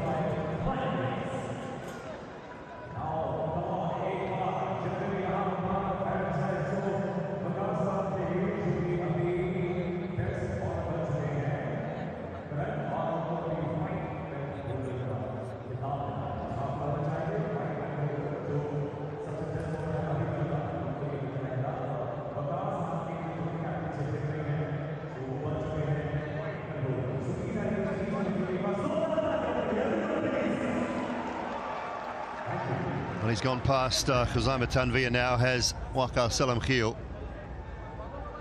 For 24, Ajay Kumar, Omar Zai and Noor Ahmed on the list. 3 overs to go now. The Tafizur Rahman is back. Got 2 to go. 18 and 20 probably. Rashid's a long way across and he's hit one straight up in the air. Nelson Shanaka, the skipper, he takes it. Wasn't sure what to expect after the Capitals sort of evening, but Shanaka holds on to it and Rashid has a short stay. There have been few things going through his mind when the ball was in the air, because there's so many catches have gone down in this inning.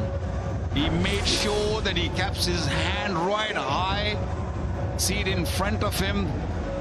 Straight away Rashid thought that he is going to give it a big tonk. Look at those hands right in front of his eyes and making sure that he just keeps it hard enough so the ball won't leak through.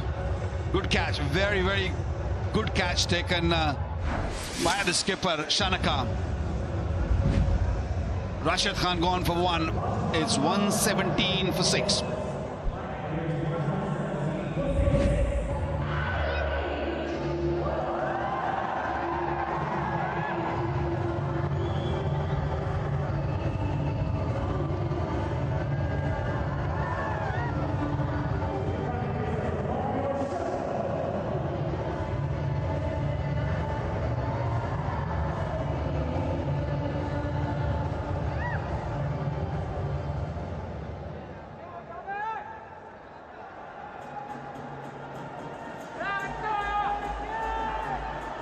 Romario Shepherd, the new man at the crease, is underway with a little calculated edge down to Gawadullah at deep 3rd. Pace off. She saw a really good illustration a couple of games ago, last game actually, from our Hawkeye team, of Mustafizur's slower ball and his regulation cross seam, sort of 3/4 seam delivery. It's so hard to pick up, and his wrist almost double jointed, almost Murali Dharan like, how far around he gets. There's another one, straight up, slower ball, thank you very much. Taken. Lewis deploy with the catch, and the fizz has gone bang bang. If you cannot pick Mustafizur Rahman, it is very difficult to play big shots. Yeah, again, the wrist coming in to play ball, just moving away from Benton, hitting the toe end of the bat, and another good catch taken. So many gone down, but now they're just pouching it nicely. It was Shanaka earlier. Now deploy. Tom Benton gone for 5, is 118 for 7.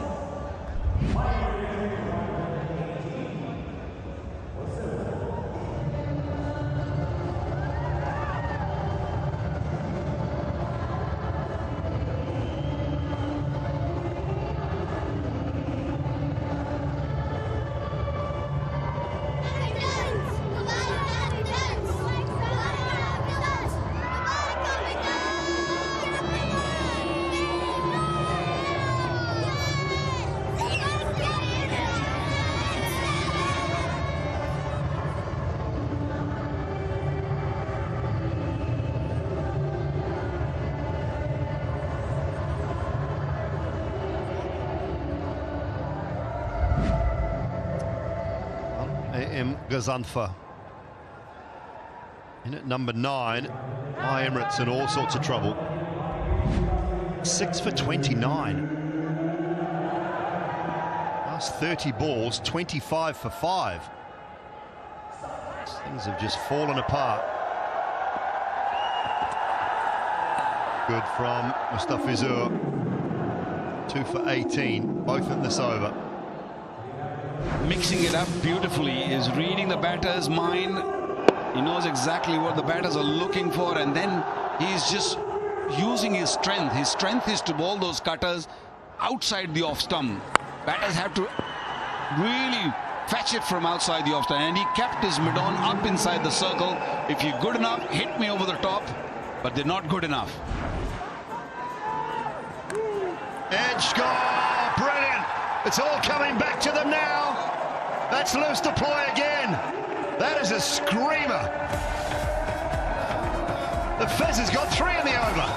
Well, how many times, first of all, you see 3 in an over, and 18th over slip in, and the ball carrying nicely. This was a quicker delivery. It did look like a slower one or a cutter, but it was just traveling quickly. And how good was that catch? 2 catches in, 3 deliveries. Brilliant. Outstanding over. And that has really broken the Emirates back in this last over. Not only last over, last few overs. Gazanfar gone without scoring. 118 for 8 now.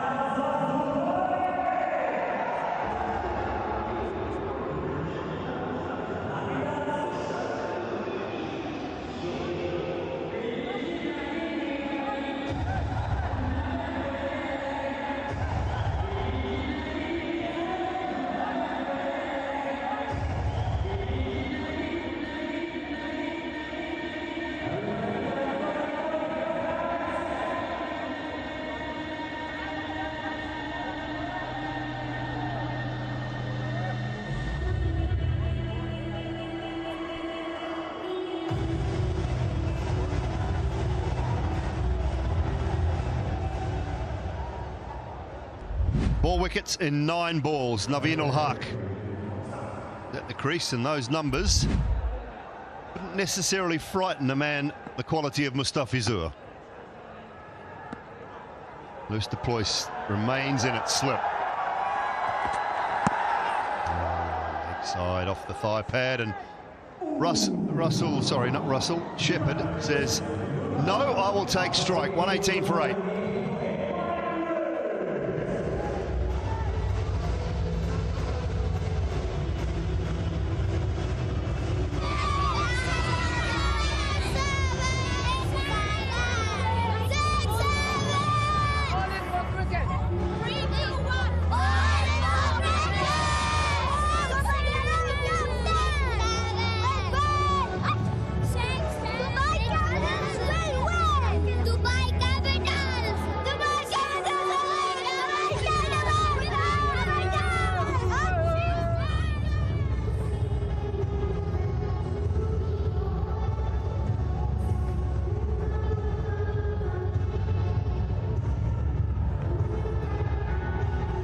2 to go.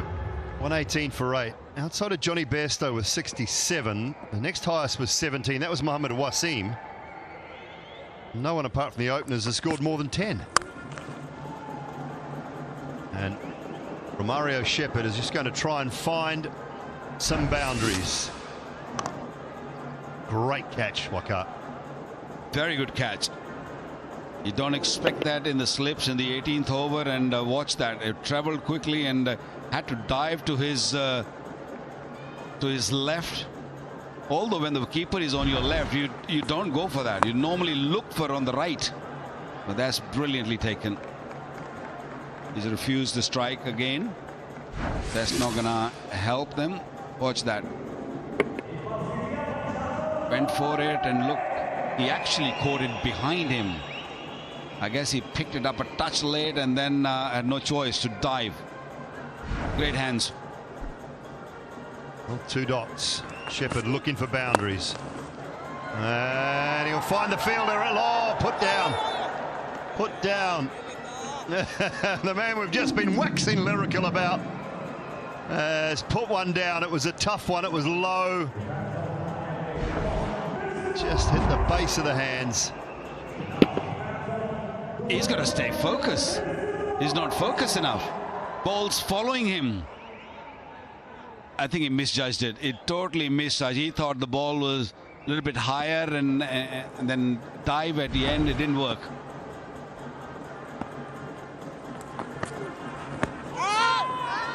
Five drop catches and a missed run out. That's outside leg. Just take it easy, settle down. And the other thing about that drop catch, how did they not get 2? They only got 1, so 1 run from the over so far. It's the mindset, I guess, because, you know, you played so poorly and then suddenly you're on the heels. And you're not interested, you're not really, even this was a single, I feel.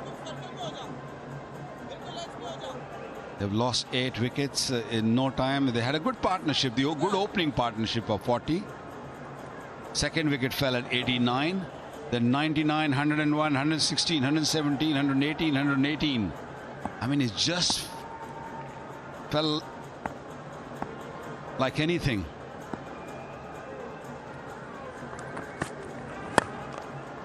Down the wicket and down the ground. Hasn't hit it all that well. It'll just be a couple. Willem Giel's night with the ball is done. 4 overs, 1 for 27, 121 for 8.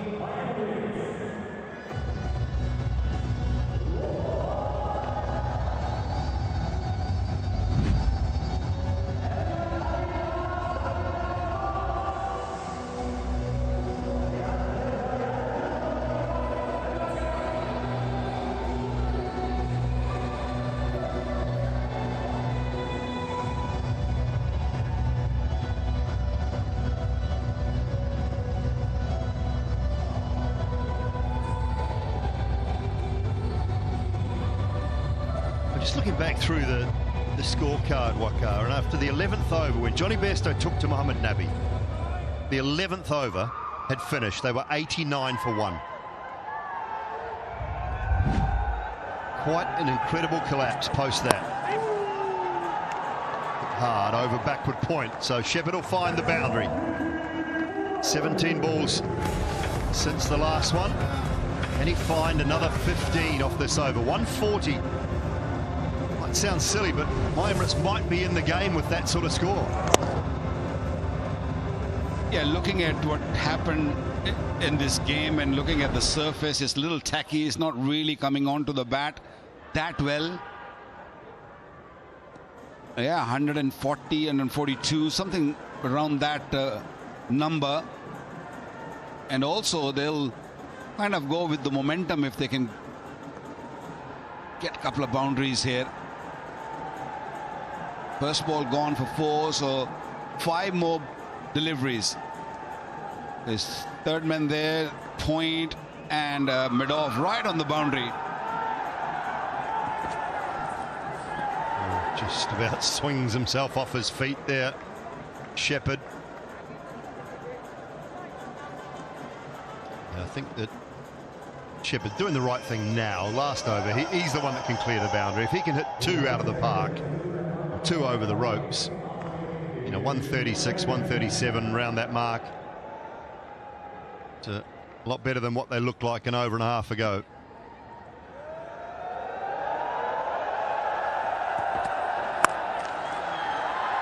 Does it loop over the head? No, it does. Just over the head of Shanaka. Got to come back for 2. Not sure whether that goes down as another opportunity or not, but it might. I think it did touch Shanaka's hand, so that's a 6th catch gone down. They caught a few really good ones, but they have dropped some dollies also. This was a hard one, tough one. Just got a fingertip on it. Yeah, just a little finger on it. But they've done well after dropping all these catches. There's another opportunity, another chance, and this time it's Cox. Puts it down. Put another one on the list, Maz. 7th drop catch. Missed run out. What is going on? You tell me, you're the experienced one. You go around the world in different leagues and see so many T20 games around the world, and have you seen anything like that? I don't think so, not for a while. Again, he's just decent position. Hits the ground, the ball spills out. Took the catch. As soon as it hit the ground, it just spilt out. 2 balls to go. Have another go. Who wants this one? Oh, no, man. Run out chance. Picked up well, but I think Shepherd might have just made it. But Jimmy Neesham, just a touch tardy. Capitals in such a good position, and they played a very scrappy cricket, to be honest. There's so many catches going on. It's all started with Nabi, and then it was Nabi again here. Willie, deploy, Cox. My God! And even the batters are laughing. How many more opportunities or chances you want as a catching team? Right, last ball. Oh, it's gone massively high. Has it gone long enough? Yes, it has. And it goes down, just like the rest of the night. Goes down in the crowd as well. Couldn't catch on the field, couldn't catch off it. 137 they finished with in the end by Emirates, after being sent into bat by the Dubai Capitals' Dasun Shanaka. Finally won a toss, and I think they would have taken that 138 to chase. I think they would have taken a few more than that also, because the par score here is around about 160, 165. So 137, 8 wicket down. Emirates, such a big side. That is a real good effort. After dropping all those catches, they still managed to bowl them. Or not bowl them out, just restrict them to 137. That is a real good effort from Shanaka himself. He captained, he was spot on. He did really well as a captain. He maneuvered his bowler really well. 6 bowlers were used and everybody chipped in. Javadullah, very impressive. 2 for 7 in his 2 overs. Only bowled 2 overs. Mustafizur went for 16 in the last over, but picked up 3 wickets all in 1 over. 16 off the last over has allowed my Emirates to 137 for 8. Hasn't had much to do throughout the tournament. Ray Fletcher. Now this is the tail of the tape. Stand out there, Johnny Bairstow. But what also stands out is how hard it was to get going on this surface. That's something that my Emirates can take heart from. Pooran 8 from 16, Pollard 6 from 8, Banton 5 from 11. The even good quality players struggled to get going, so maybe they can take some heart in trying to defend that 137. 38 for the first wicket, 29 for the second, but not much thereafter for my Emirates as far as the batting partnerships were concerned. bowlers done a great job. Willie was the one who started it. 14 dot deliveries, 20 runs is given. He's picked up a wicket. Mustafizer 3 for 34. Haider was very impressive, 1 for 18. Waqar Salam Khail 4 overs, 1 for 27. Nabi, little expensive, but Jawadullah very impressive with 2 for 7. Yeah, some good performances on that Dubai Capitals bowling unit. Salam Khail is now the owner of that magnificent white belt. Waqar Salam Khail, Hemang Badani of the Dubai Capitals, handing it over to his left arm wrist spinner. And time to go sideline to Laura McGoldrick, who will talk with Hemang. Yes, I will. Coach of the Dubai Capitals, what was your assessment of that innings? To be fair, a bit of a mixed bag, because I thought the fielding was below par. We dropped about 5 or 6 catches. But there was a time in the game where they were about 89 for 1 and Bairstow was going pretty well. And from there to bring it to what we've brought it down to, I think we've done well. I don't want to tell you the exact number, but I'm going to. It was 7 drop catches in the end. But what is it about Dubai International Stadium? Because we often see really good fielding teams drop a few here. Do you practice, or how do you practice when it comes to dealing with the ring of fire here?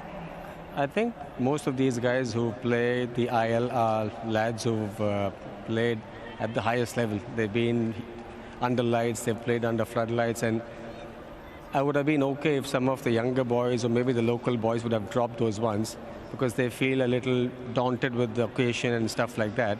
But I think it's more the case of the experienced guys have dropped those catches today, which is a bit strange. And I'll give you an interesting stat. I mean, obviously, because I'm a coach, I have to look at trends and stats. This venue has the most dropped catches in world cricket right now, of all the venues. All right, well, look out for that, because I'll repeat that stat and pretend I knew that from the start. But it's a tough venue. But in terms of the surface tonight, what did the bowlers feed back, and how will you chase down this target on it? Well, the feedback is that it's gripping a wee bit. It was sticking into the surface. It wasn't really coming onto the bat. Pace on was a lot easy to bat, and I think anything where the bowlers took the pace off the ball wasn't really easy to bat on. How have you been enjoying the tournament so far? What's the feeling like within the camp? Loving it. It's just that there's a bit of scurrying around with a back-to-back game. Then I went off to Abu Dhabi, and then we had the auctions yesterday, and I'm back again here to play another game. So the last 5 days have been hectic, but you know what? I'm enjoying it. Good. Great to hear it. Well, best of luck for the second innings. Thank you. Thank you. Thank you very much, Laura, and to Hemang Badani as well. Dubai Capitals, they won the toss for the first time this season, sent My Emirates into bat, and that is what is in front of them. 138 to take the 2 points tonight here in Dubai.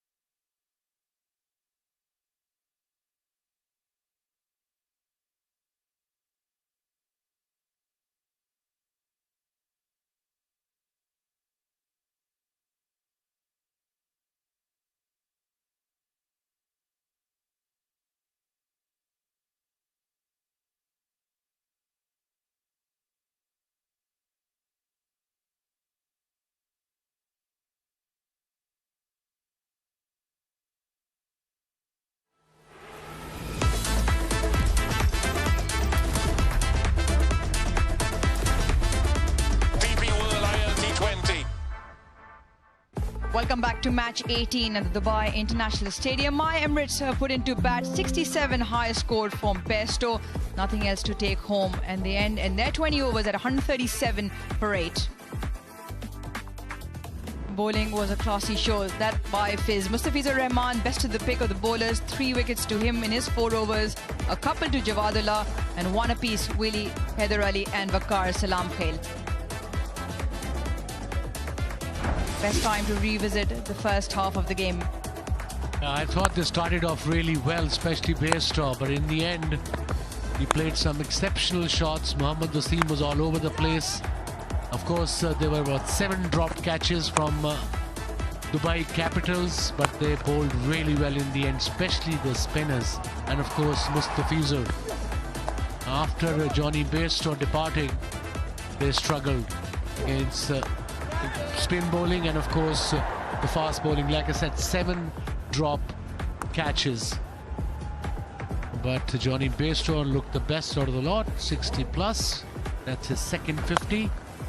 Played some exceptional shots against the off spinner with the spin going towards the mid wicket, and then they came back well. Jawadullah got a couple of quick wickets of Nicholas Pooran. The man is not in form, and then another drop catch by Nabi backward point, second one. Then of course the big wicket of Bairstow by the UAE player Jawadullah. He bowled really well. Haider Ali was unlucky. Got the important wicket of the big man Pollard. Mendes, another drop catch and a boundary. It was all happening here today. And if you remember, the coach said after the mid-match interview that the ball wasn't coming on the bat if you vary your pace as a fast bowler. The drop catching was stemmed by Fiz's over. Mustafizur Rahman Liz deploy with a blinder in the slip cordon. And then the ball kept following him, misjudged this slightly, put that one down. The swing of the bat continued with Jordan Cox spilling another one.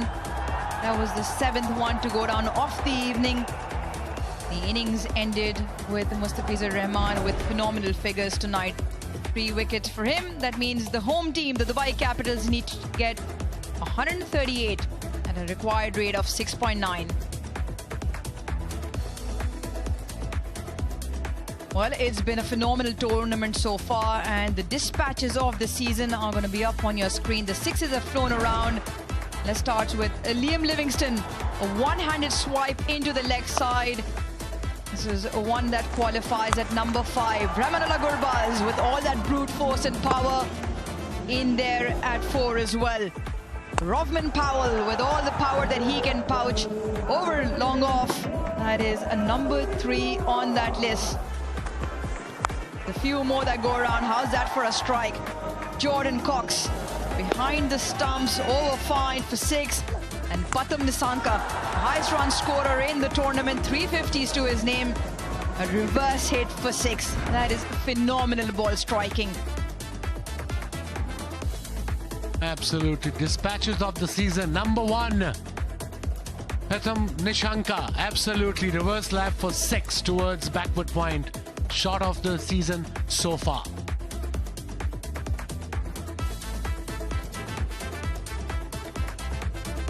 Was you were in the jury to pick the best 5? Was I? Yeah, I was. Just kidding. We did. Some really, really good ball striking, but completely contrasting to how we saw the first half today. It was almost like the Capitals didn't want to catch and the My Emirates struggled to score. Yeah, I know. I thought My Emirates, at one stage, they were about 199 for 3 in about 12 overs. I thought they'll get to 160, 165 easily. Despite dropping 7 catches, Dubai Capitals, they came back brilliantly in this game. Fiz got 3 wickets, Salam Khail got wicket, Jawadullah got 2 wickets. Haider bowled the best, in my opinion. He was unlucky. He's only got 1 wicket of Pollard. So yeah, they came back well. 4 overs, 18 for 1. That's what Haider Ali bowled beautifully. This is why it's important. It's a middle of the table clash. They're only separated by a run rate. The Capitals ahead. At the moment, the way the equation is, they should be eyeing 2 more points to topple number 2. They will be ahead on run rate. So an important game for both sides. A team that has struggled to get any wins in terms of succession is Abu Dhabi Knight Riders. qualification mark next to the Vipers. They have won 6 on the bounce to go through. Only put down 1 game. Skipper must be telling me, look, it's a difficult wicket to bat on with pace off. They have one of the best spinners in world cricket who's struggling a bit in this 4th season of DP World ILT20, Rashid Khan. But they've got runs on the board, 138 to win. What they need is couplers. And of course, with fast bowlers around, variation is the key. Shafiq making a debut. He is from Kuwait, associate countries. Big day for Kuwait, big day for Shafiq. And a massive day for DP World ILT20 Season 4. That is the beauty of the tournament. Players from Kuwait and Saudi Arabia will get their chance to brush shoulders against the best in the business. One of them will be in action tonight. Kieron Pollard mentioned there are a few tweaks that are required in terms of getting themselves up on the table, up in winning ways. The first half, they got 137, so they will have to hold back this opening pair. Liz Deploy, phenomenal with the 2 catches, plenty of runs, loves the red ball format, so you will find him technically very sound.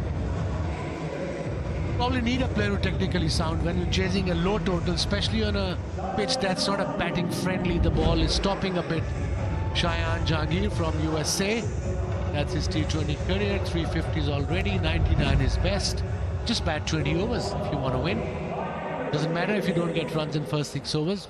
Try to get to 40, 35, playing proper breaking shots, and then the opposition, the batting, the bowling side will be on a back foot. Naveen ul Haq is making a comeback in this game for my Emirates.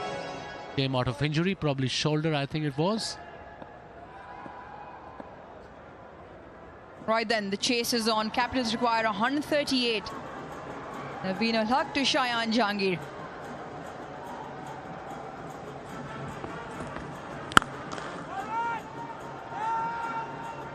Sent back. Bit of a wobble in the field. Yeah, you hit the nail on the head, Waz, in terms of 138. Just bat your way through. Hemang Badani said the ball just grips on. Yes, the hard new ball in the power play, but you want to be technically correct and just see off the start. Exactly. Just play some cricketing shots. We've seen Mohammad Hussain struggling the first 6 overs. He tried to play every shot towards leg side, didn't middle any. Bairstow eventually got set and played some brilliant shots.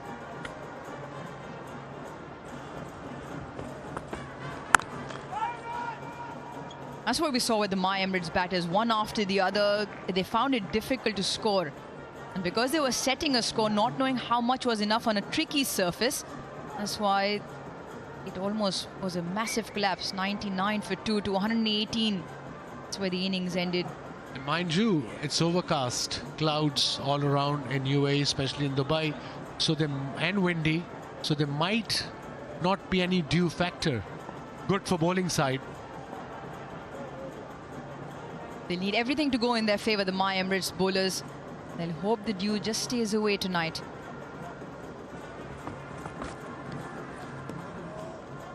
Touch of a width, and the width from Rod Tucker as well. First 2 deliveries, nipped back from around the wicket to the left-hander, and of course he tried the other one. Went wide, started off wide anyway by Naveen. The other thing the My Emirates will have to do in terms of their bowling unit will have to attack. The only way they can hold the Capitals back is by picking up wickets. They want to start a good one in the power play. Yeah, if you look at his seam position, that appears is going to go away from the left-hander around the wicket. Let's have a look. Yes, nicely bowled. I think as a batter, you got to keep an eye on the grip, and especially early on with the new ball.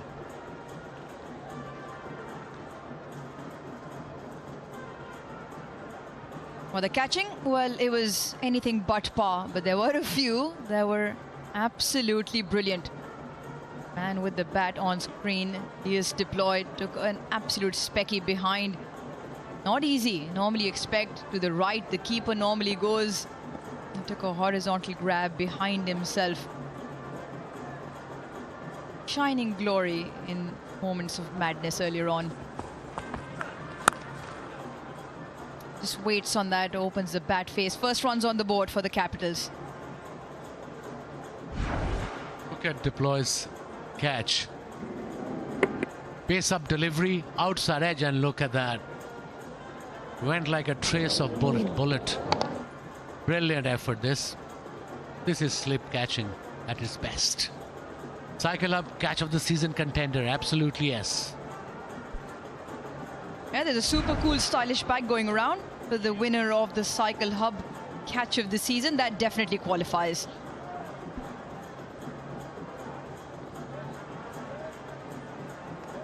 Wide and one off the bat. Slip still in place.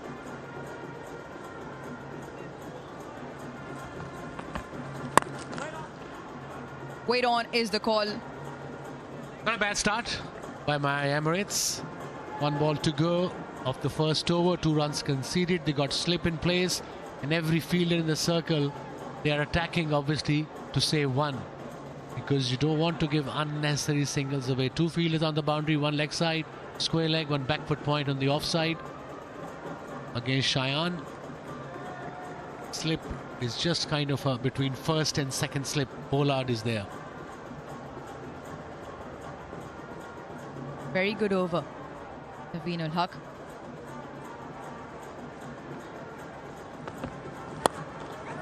Picked off his legs and picked away for 6. Just over the fielder, Kamindu Mendes on the boundary. What a way to end the over.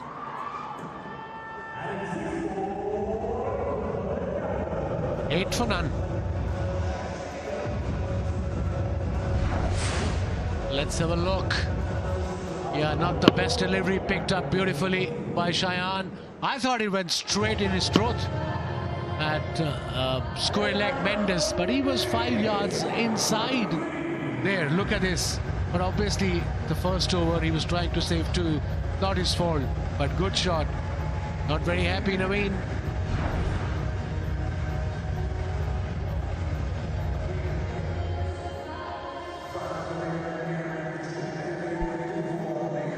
First one, last ball of the last delivery, clipped away for 6 by Cheyenne Jahangir. Really good off his legs. Has a high score in the tournament so far, 99. Catches the call just in front. Just one of those, it just sticks in the wicket.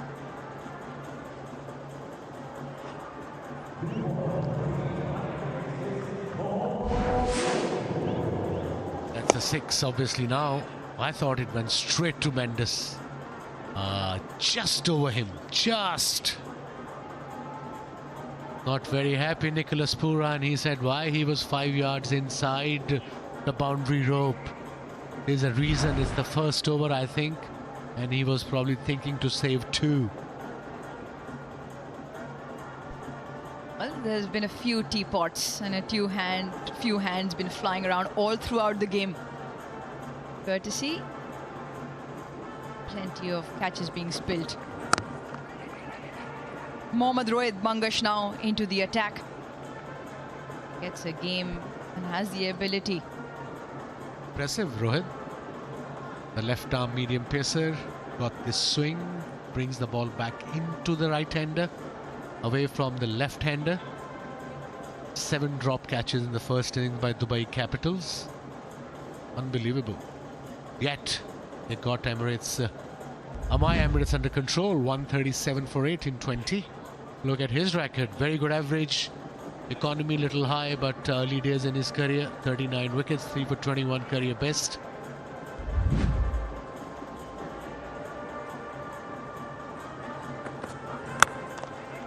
He's been around with the My Emirates for 3 seasons now. This is his 3rd season. He's picked up 19 wickets. Hasn't really picked up a scalp this season so far. Yeah, the lowest total defended in DP World ILT20 is 126 by Gulf Giants against Capitals in Dubai last year.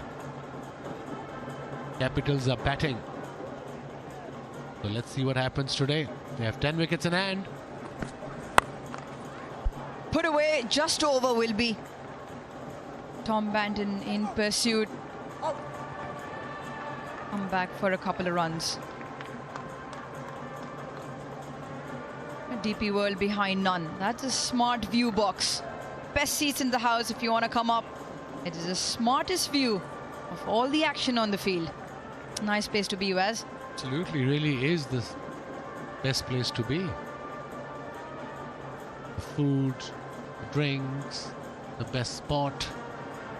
A lot of people here to support their teams. Some support for obviously Dubai Capitals and some for my Emirates. Just through. Could be just the one. Not quite out of the middle, just the toe end of the bat made that clunky sound. Need a wicket in next 2-3 overs. My Emirates, if they want to put pressure on Capitals. So far, ideal start. If you're chasing total 138, low total. Apparently that's what coach said, and you could tell the ball is not coming nicely on the bat, especially with the changeovers.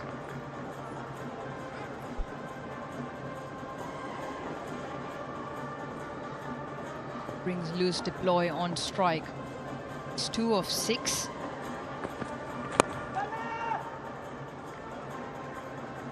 One to end the over. 2 done, Capitals 13 for no loss.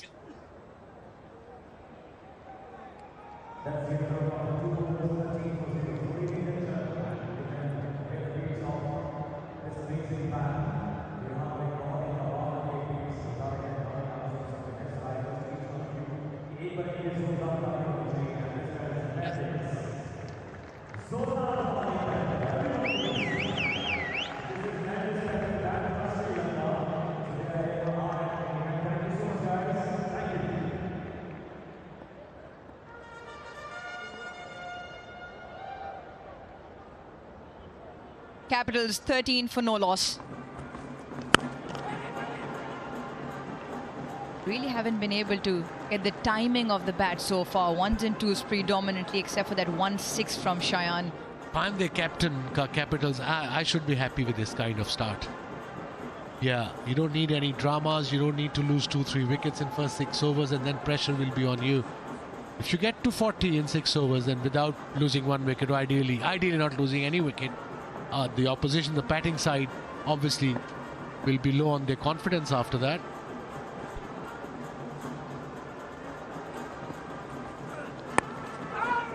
Getting good shape, getting really good shape and targeting those stumps.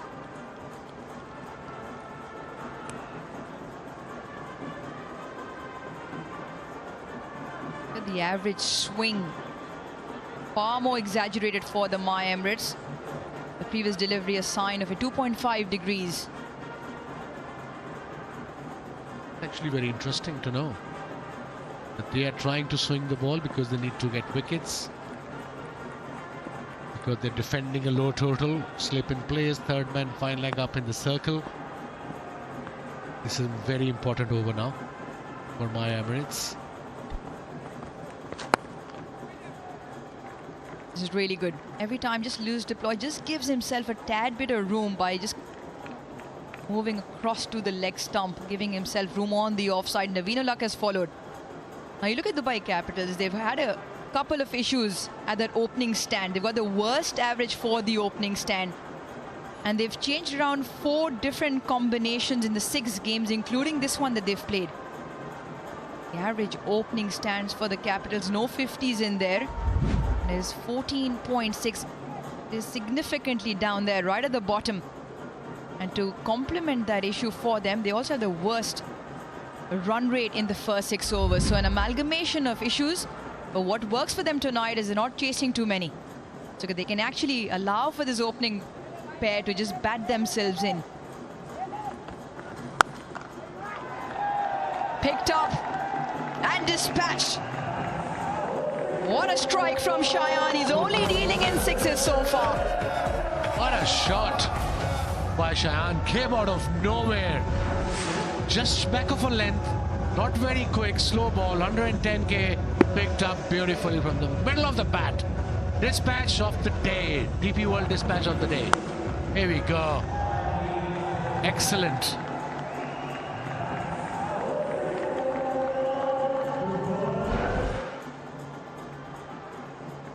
Dispatch of the day. He's quite a few. Adaptability in crucial in sport and logistics. This dispatch from Cheyenne was adaptability personified.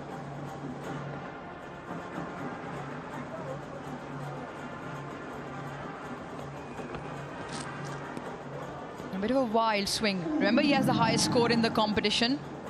99, a phenomenal innings in Abu Dhabi against the Abu Dhabi Knight Riders. There's about 10 deliveries where he hadn't taken strike on 99. And Andre Russell came in and cannoned into his stumps for 99. So he missed out on 3 figures, yet to have 3 figures in his T20 career. Hails from Karachi. We played for the same club growing up, Karachi Gymkhana. And he moved to the US for his studies. The proper club, Karachi Gymkhana. That's why the proper player as well. Yeah, good facility. Actually, we used to practice a lot there while playing for Pakistan. Played Pakistan under 19 as well, and now obviously he plays for USA.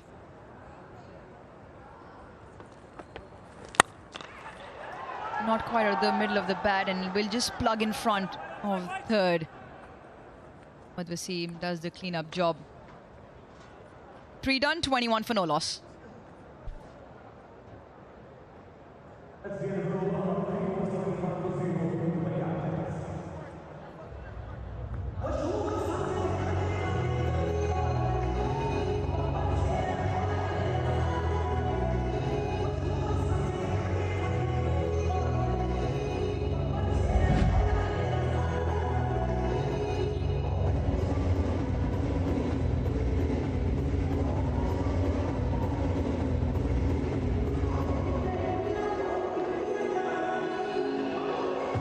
And 21 for no loss, Capitals in the same time. My Emirates 24 for no loss. So nothing in there in terms of runs, but it is that bottom line.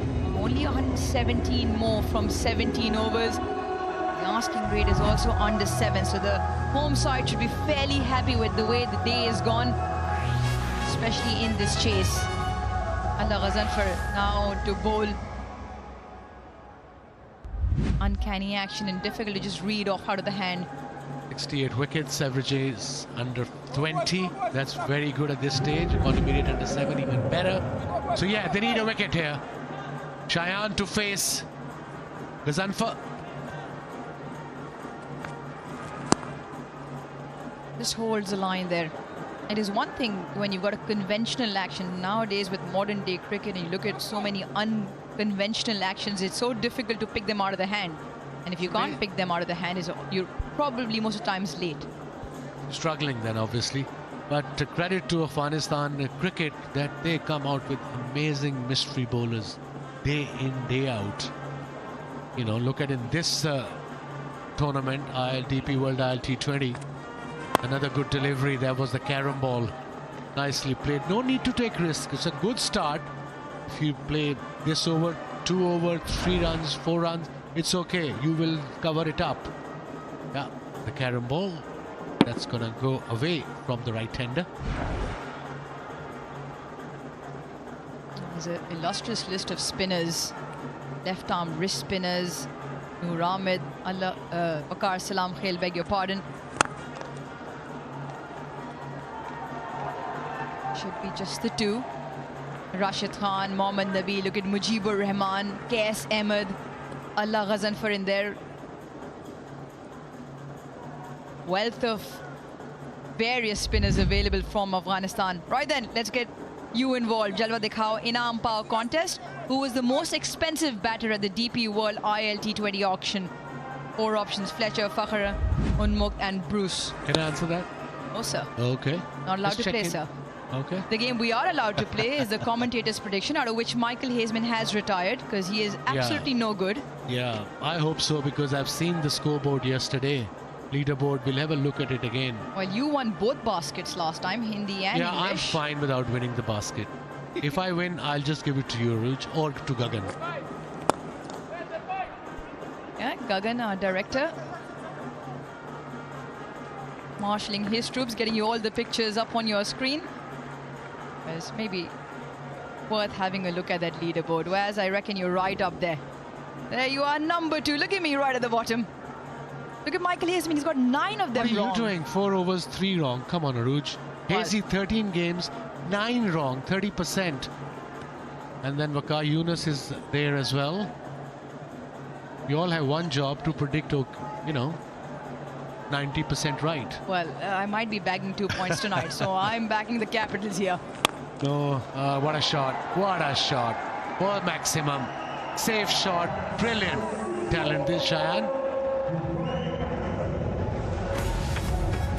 Yeah, tremendous hit on the full, and the full bat presentation. He's not trying to overhit this. Big lunge towards the pitch of the ball, and it is the bat swing that comes down quickly. Watch this. That is a really, really marvelous strike for 6. That's 3 of them tonight for him so far. I think he picked up the carom ball. He played it towards mid-off. And that's why. 11 runs from the over. 4 gone, 32 for none.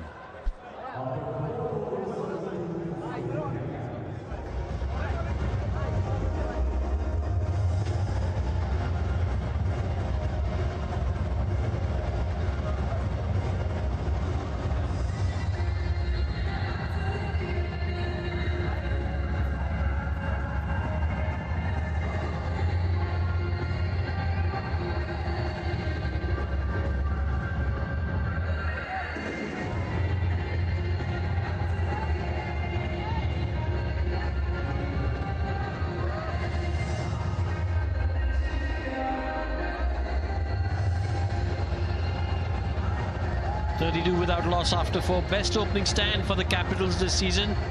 Tell you what, they've saved some of their best performances for this game. Bowled really, really well to restrict the Emirates to 137. Gone! Rohit! They had shown so much faith in him, my Emirates, and he's repaid that right now. What a zippy delivery, wasn't it? It just had a bounce. It came quickly at deploy. Couldn't really get out of the way. At the end, it just punched it or gloved it to the easy catch for 4 run behind stumps. And that's the first blood. Capitals losing their first wicket at 32, and deploy scoring 4.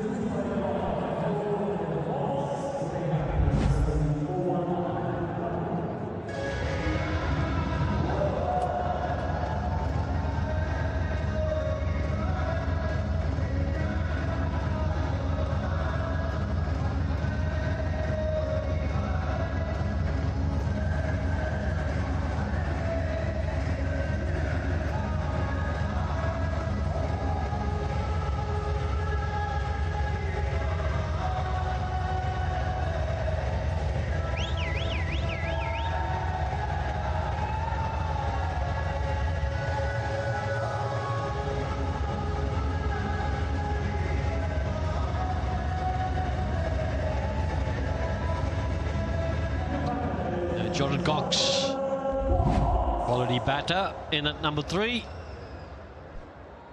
Strike rate of 142 and a best of 139.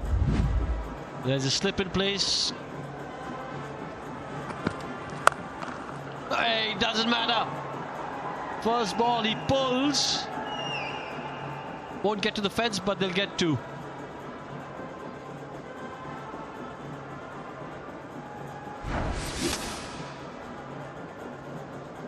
I think deploy was looking to come at him, and then saw the short length delivery, and the ball actually cramped him for room. He tried to get out of the way and play to third man, but it was too late because the ball came quickly and hit the glove, and it was an easy catch. Straight away he knew that that's I'm gone. What a start for Cox. First one through the mid wicket for 2, and this one right on top of the bounce.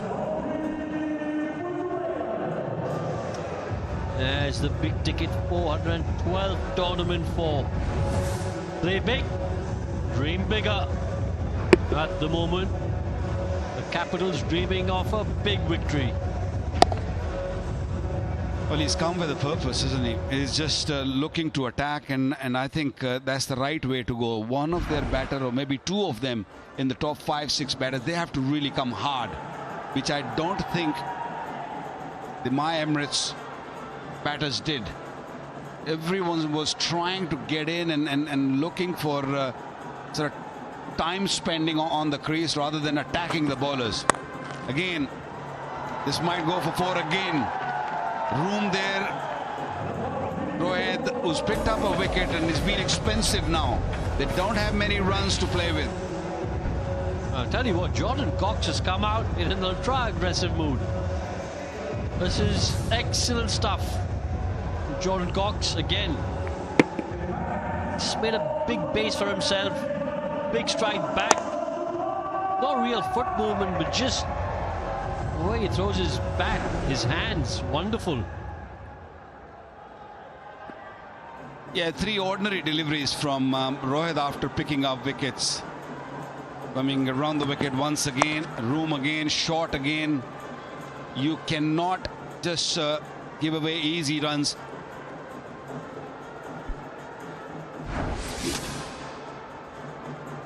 The 1x-bat power play. It's on at the moment. Such a crucial time for both teams because it can make or break the game. Capitals, though, at the moment, enjoying the better of the power play in a comfortable position. 43 for 1. There's still 7 deliveries remaining in the 1x-bat power play.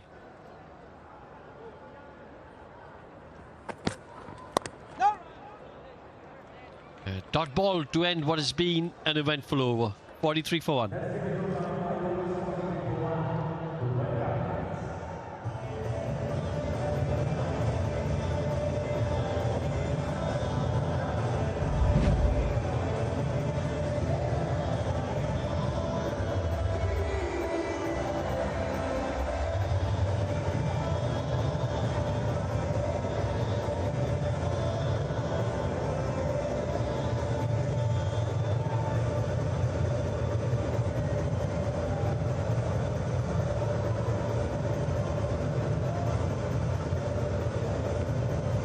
Shepherd is the new bowler. We've used 4. This is the 4th bowler who's coming onto the attack. It's been Gazanfar, who's expensive in his first over, 11 off it, and Pollard straightaway decided it's not a spin time. It's a time for a pace. A single of the first. And this is honestly all they need to do. They will put the bad balls away. The way Jordan Cox is batting, they'll put some of the good balls away. The way Shayan's batting, 3 sixes. As long as they don't try to manufacture something, they'll be in control of this chase.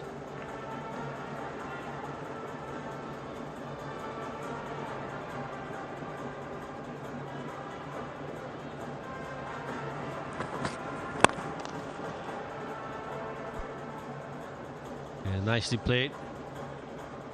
We've seen some of the local talents shine really brightly in this tournament. None more so than Mohammad Wasim. He's won the blue belt 3 times in a row. Where is he on the leaderboard this time round for the blue belt? Number 4, 178 points at the moment. Khuzaima Tanveer, who's been outstanding. Clearly ahead of everyone. 283 points for him. Should get a single, misfield. It's very good to see some other local players or talent to just put their hand up and say, look, this time around we're not going to let Mohammad Wasim win this belt. It's our time. He's fighting hard. He's still up there. A couple of good innings. He might still win it, but Khuzaima, as you said, Rohan, has been outstanding. Bowling so well, and he batted well too.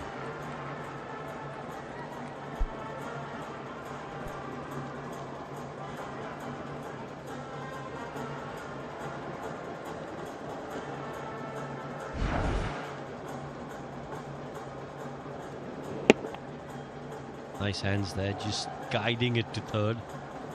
Good fielding as well. Right, 4 singles of the first 4 deliveries. Jordan Cox, I have a feeling he's going to play a big shot here. And he does. He gets 4. 50 on the board for the Capitals. Well, he's made up his mind. He's not going to just hang around. He's going to look for boundaries.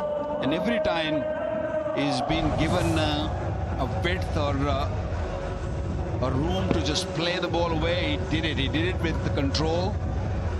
A couple of cover drives for 4, and this time short and wide again. All he had to do was just ramp it up. End of the over, 51 for 1.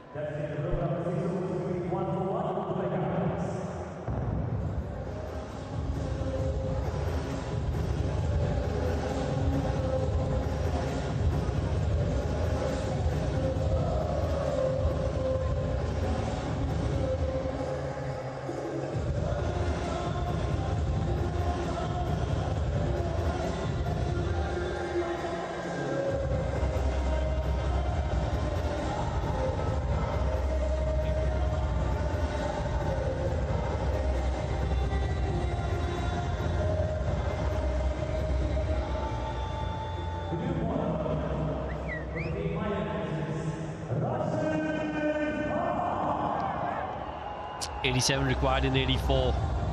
Tell you what, if these two bat for another 6 to 7 overs, they'll get there a lot before those 84 deliveries. New bowler, Rashid Khan. Legend of the T20 game. 683 wickets, average of 18 and an economy of under 7. Yeah, he's going to be a big hurdle if Capitals are to lose this game. He's one man who can not only give them 4 good overs, but also can pick up wickets. He's got so much experience, and that one played nicely by Cheyenne, just tapping it down to third man, only 2 runs. But he's not in his best form, Rashid Khan, isn't it? When you talk of his bowling, he's not really attacking the stumps. He's little short. I've seen the previous matches also. At times he's bowling little short. He's got to be a little fuller, thinking, okay, if they hit me straight over the top, that's fine. And that's the way the wickets are. Wicket is not going to come with the short deliveries. Yeah, as you can see, just 2 wickets for him so far in the 4 games he's played. Oh, nicely played in the gap. Has it got the legs to get to the boundary? Nah. But they'll get 2.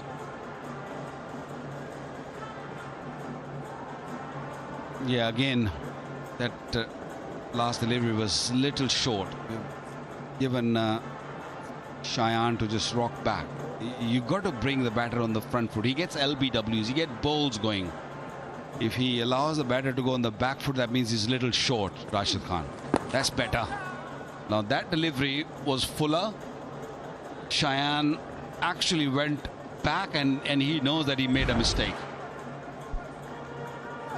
Yeah, again, just playing the trajectory, because sometimes you have flatter trajectory and think it's going to be short. Yeah, absolutely right. Should have played that on the front foot. He's got to attack Rashid Khan. He's got to look for wickets. That's the only way they're going to win. Oh! That was really, really close. It did clip the pad, so it would be leg bias. Will they look to go upstairs? Because as the ball hit him on the pad, ball was, you could see the leg stump. Rashid Khan just thought of it for a second and then decided against. I think Puran said no. Yeah, there was a polite inquiry from Puran as well. He sort of held his hand up to sort of inquire, but he's really shuffled across.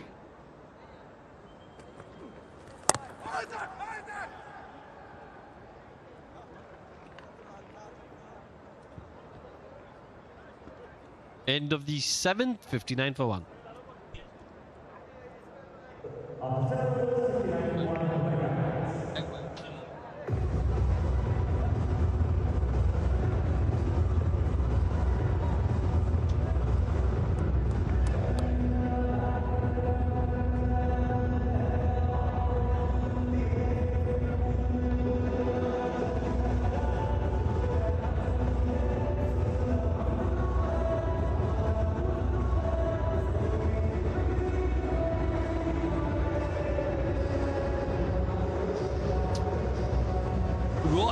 my Emirates have done really well is that they've got their 2 wicket takers on, Ghazanfar and Rashid Khan.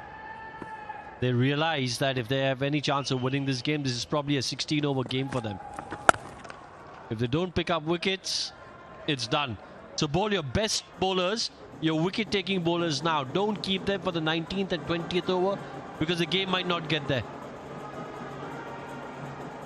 Don't think of going deep. That's the key. Got to really come out with your best options and look to pick up wickets. And the wickets is the only way this required run rate would also go up. And even if your weaker bowler comes at the end, you know, things might be okay since then, till then. But for now, I feel it's a wicket. The crucial run rate at the moment is 8.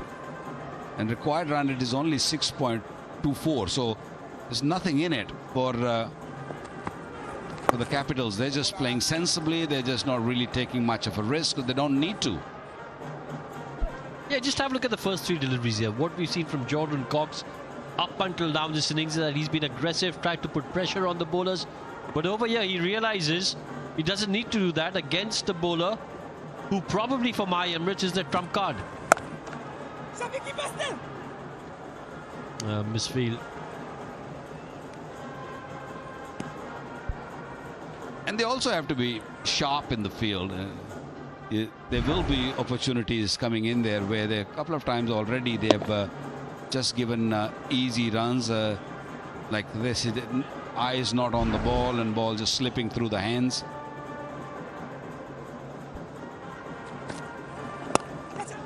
Oopsie! It wasn't too far. If Pollard can't catch that, nobody can. Yeah, you've hit the nail on the head. If Pollard can't catch it, no one can. Over 400 catches in T20 cricket for the big man. The most by anyone. He's just a fabulous fielder. Whether it's in the circle or on the boundary line. Didn't pick that, Jordan Cox. Completely deceived over there. 8 done, 61 for 1.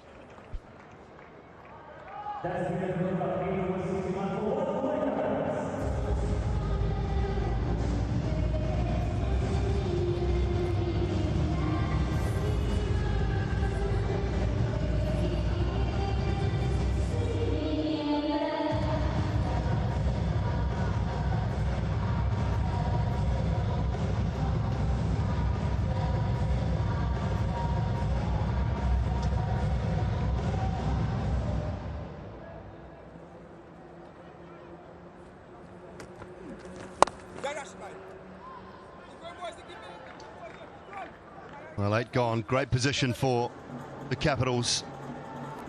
Totally agree with what has just been mentioned. Waqar Younis is still here alongside. Get your best bowlers and try and take wickets. And no point in saving overs for later in the piece.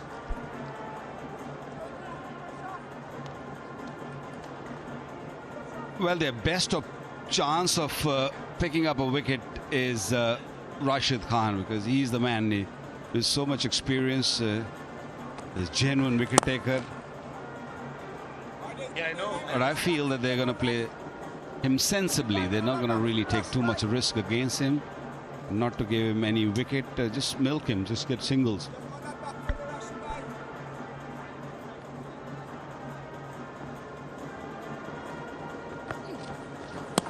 Wow, he said no risk, Waqar. And that is just unnecessary from Shehan Jahangir. Rushing down the wicket, easy stumping for Puran, and Rashid's got one. Is that the door opening? Wasim, evening to you. Good evening, Dole. Good evening, Waqar. Yes. When you're chasing a low total, no need to play these shots. Beautifully bowled, the googly. Missed it completely. He was playing so well, Shehan. 34 of 27 and played a rash shot.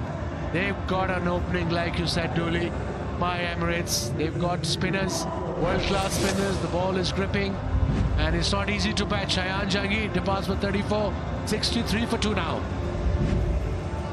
Now we'll turn to umpire Rod Tucker. Little tap of the watch. Time for a strategic timeout.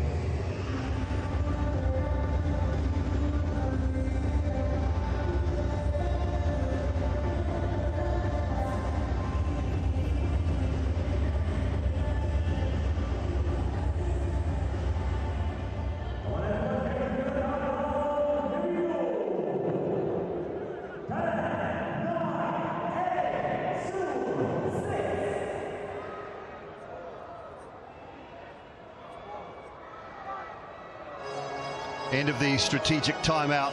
63 for 2, sorry. Tucker makes the signal. Salam Khil is out, and the new man at the crease has replaced him, Rovman Powell. Another player, dangerous player. Look at his record, look at his strike rate, 141. Will be a interesting duel between these two. Oh, the googly! He was lucky there, Pollard. Beautifully played in the end with the spin. I love this field too. This is Kieran Pollard at his best. Being aggressive, understanding the fact they need wickets. A little chat going on out there between Pollard and Rovman Powell. I'm sure Pollard is not there to catch. He's just there to just disturb him and keep chatting with him. You can see that. Probably telling him, oh, you were so close. It was just very close. 9 gone, 63 for 2.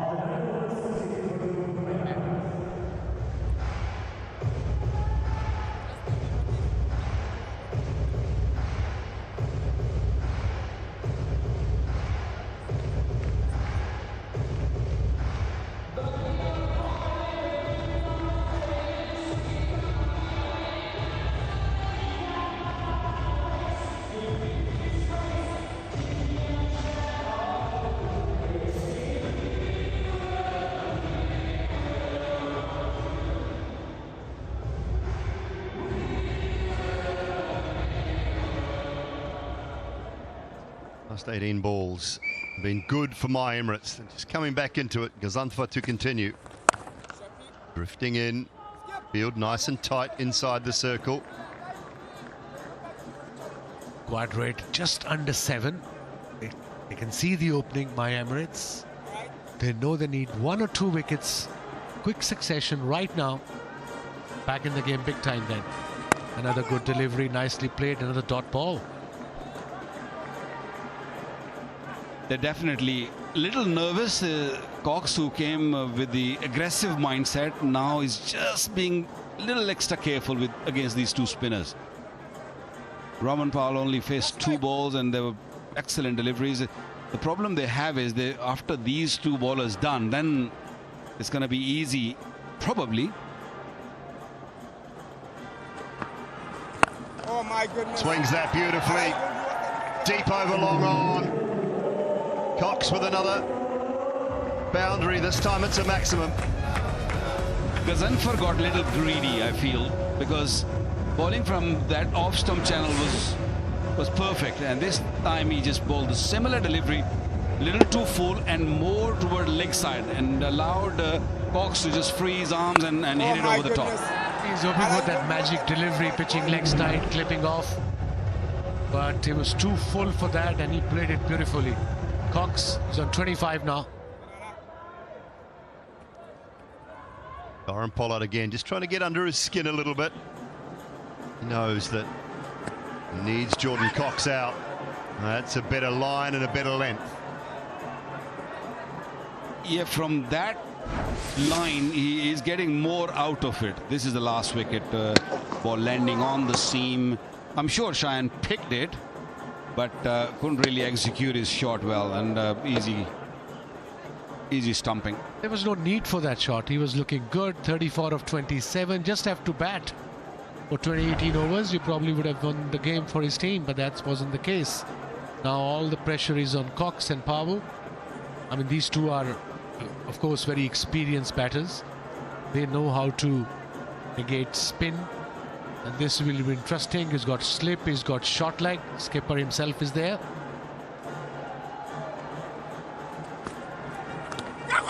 Oh, it's edged. I think it's edged and off the gloves of Pooran as well.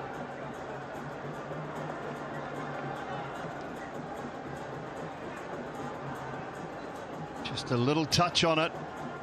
It was a big enough edge to miss the gloves just. Again, ball landing on the seam. A bit of bounce also. Got the edge, and it's not that easy once the ball hit the wicketkeeper's glove for a slipman to catch. Again, he's keeping the pressure on. Short leg. Slip there. Should be a couple at least. Half a chance gone begging in that over. 11 runs from it, 74 for 2.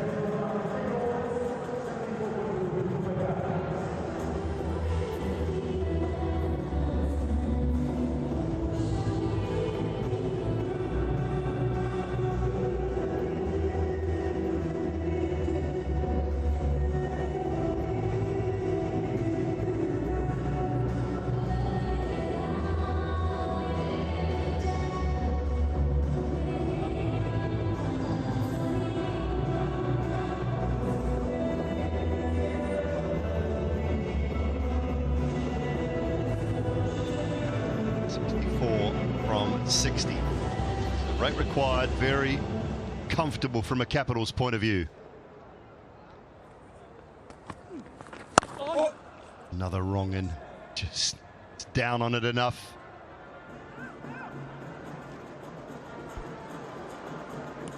A wicket for Rashid. He's into his 3rd over, conceded only 7 runs. He's bowling well, he's spinning the ball. It's mostly googlies.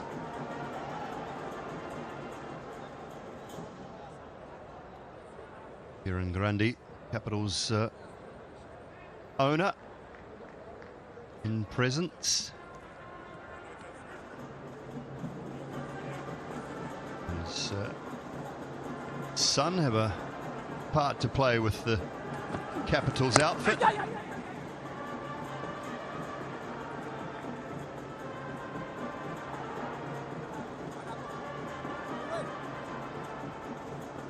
You guys played T20 cricket, Simbai and Dooley? You guys played cricket? I played, I think, 4 or 5 games for Hampshire in 2003 when it started.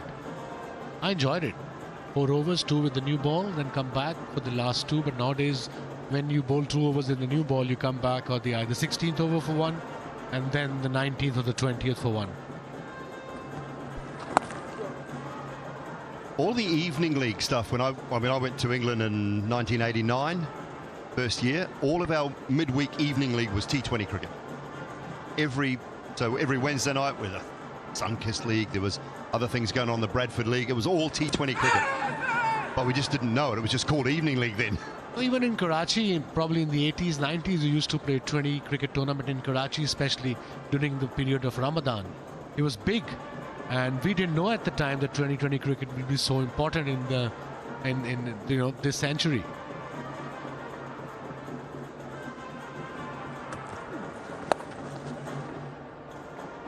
Imagine T20 cricket just at the time of our retirement and with that impact player thingy, we could have actually dragged maybe another couple of years. Easily. I'd have been a candidate. You might have been a candidate, but he would have had to bat and bowl. Yeah. Yeah, now you can just bat and just, don't have to field. That's incredible. Just looking up the international numbers of the gentleman sitting alongside me, there's 1,839 international wickets between us. I'd like to say that I contributed 7% of those.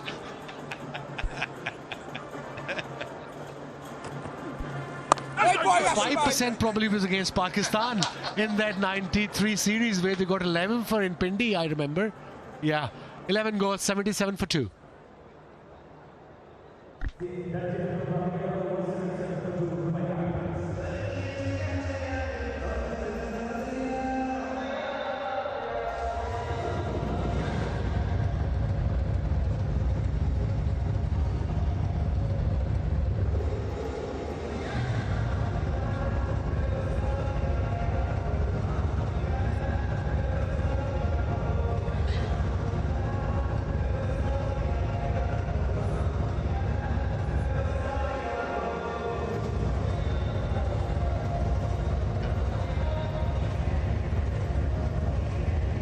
.77 for 2. Run rate still under 7.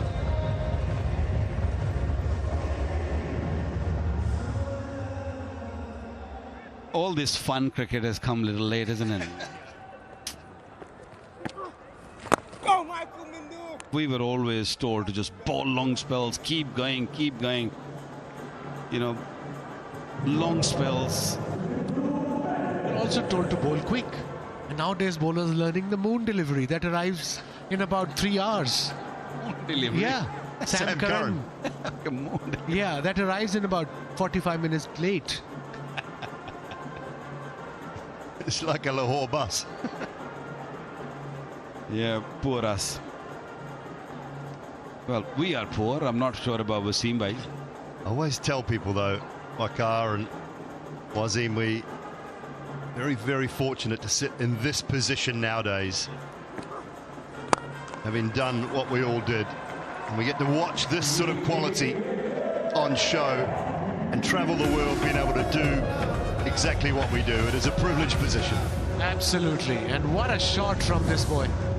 Powell, look at that. With the spin, fighter delivery. You can't bowl at him. There, with that sort of pace. Here we go. Brilliant. Couple of bounces into the fence. Yeah, great fun traveling around and you know, following cricket and admiring what these guys offer nowadays, isn't it? It's just unbelievable talent they have.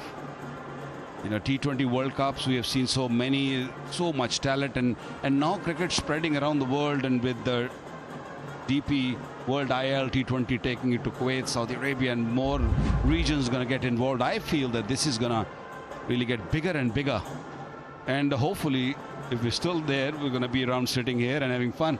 Be nice, wouldn't it? See, there's a small portion. I've got a small portion on the bottom line. It's not too bad. 885 test wickets. But you're right, Waqar. I think just the fact that we went to Saudi and to Kuwait prior to this, we've seen the first player from Kuwait involved in the match tonight. I want to see him bowl. I want to see him get an opportunity to bowl.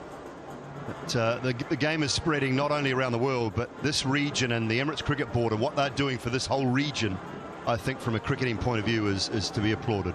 Absolutely. They've done a great job for the last 3 to 4 years. And of course the DP World. Look at that shot with the spin, no problem whatsoever. You do proper batting, you have no problem on this pitch. Doesn't matter the bowling. There's no point playing slog, and you know, when you're chasing a low total on a difficult kind of pitch, especially against the likes of Rashid and of course Ghazanfar, now Mendes, who went for 8 so far in this over. And Dooley, bit of golf on the side too. Not bad, eh? Yeah, well, all three of us don't mind a little bit of that. That is for sure. Been a pleasure, gents. 12 overs done, 86 for 2.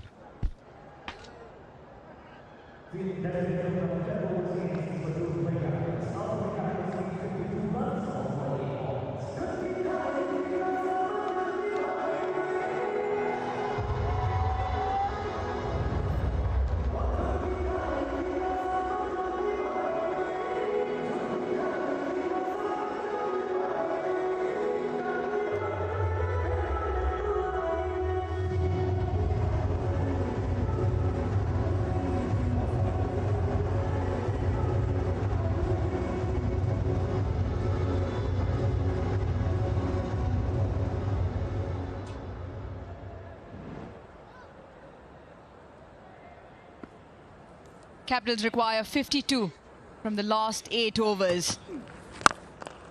Rashid Khan in there to bowl his last. Now the required rate is just 6.5. Capitals have gone along well, courtesy Jordan Cox. And knowing this is last of Rashid's spell, just want to play him off. Pick out 4 or 5 singles and you've done well. Impact outside. He's keen. He's keen. Rashid is keen.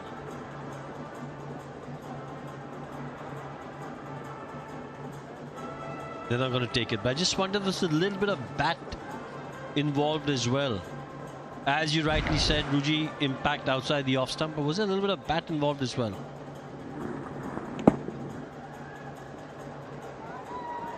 Maybe just a slight edge.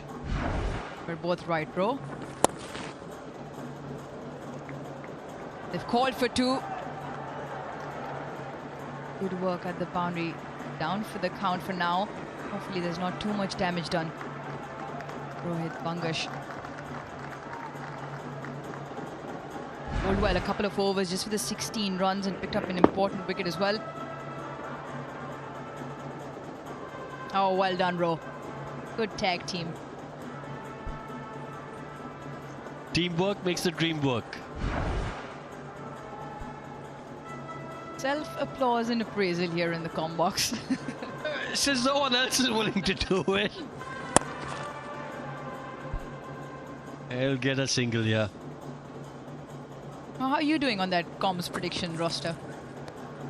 But I think I'll be pretty good after this game. I have a feeling I might even be in the top 4 after this game. Really? I reckon you've gone with red then tonight. I have gone with red, so have you. Well, I've been horrible. I've got everything wrong. I'm right there with Hazy. My goodness, he's been awful at this game and he's retired out, so he's not playing anymore. It's easy to tap out when you know you've got no chance. Right then, 3 of the first 4.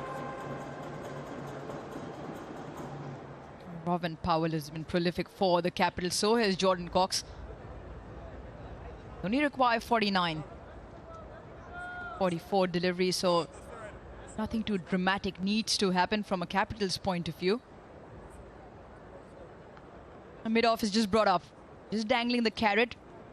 The Powell wants to take mid-off now up. He thought about it, and he's through him.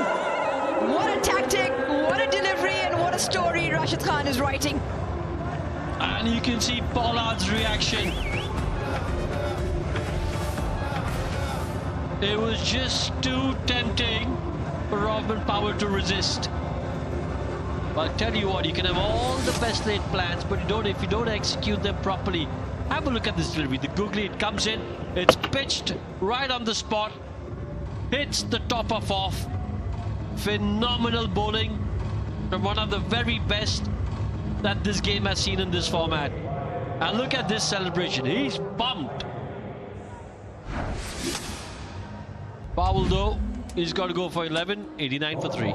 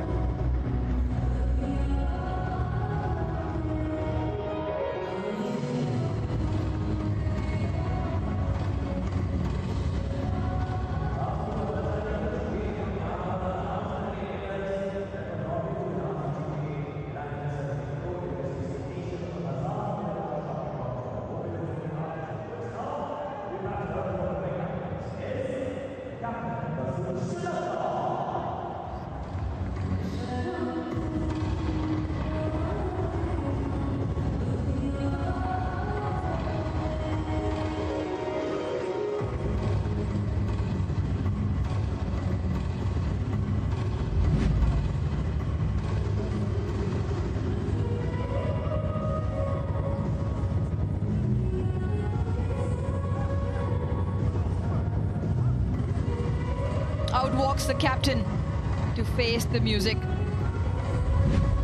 A plan to absolute perfection from Rashid Khan. A couple of deliveries left. He dangled the carrot. Robin Powell, well, he fell into that plan. Well, I think the plan was also helped by Robin Powell and his shot selection. He looked back and think, this is not the cleverest shot I've played in my career. Nicely played this by Shanaka in the gap. And they get 2. The end of the 13, 91 for 3.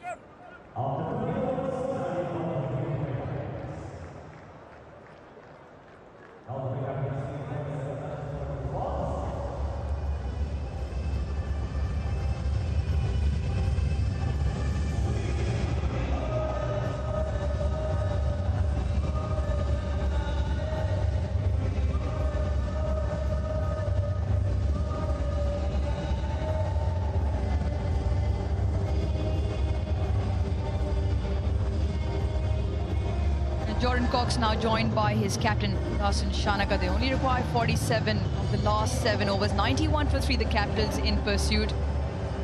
Remember, both teams tied on points third and fourth position.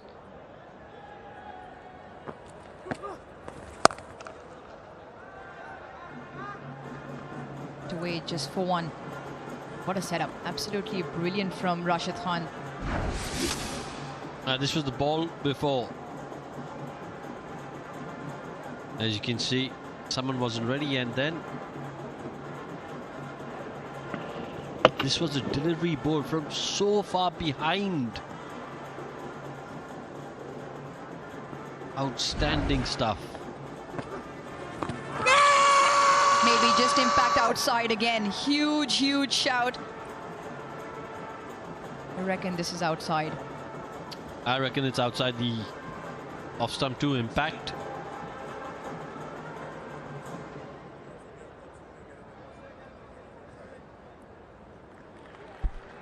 Oh, he's taken it just in time, Karan Pollard.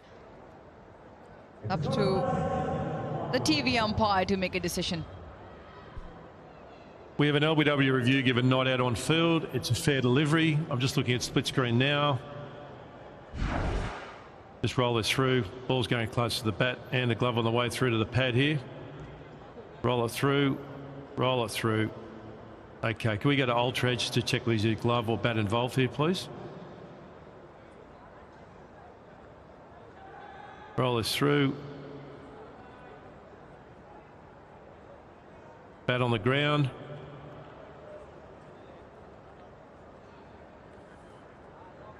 Okay, so just roll it forward.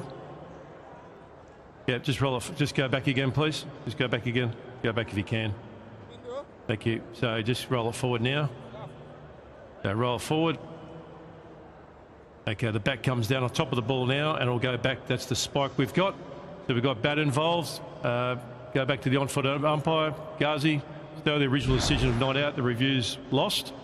On-screen signal now. Right then, Paul Wilson confirming the spike on Ultra Edge, confirming bat impact with the ball, so that decision stays.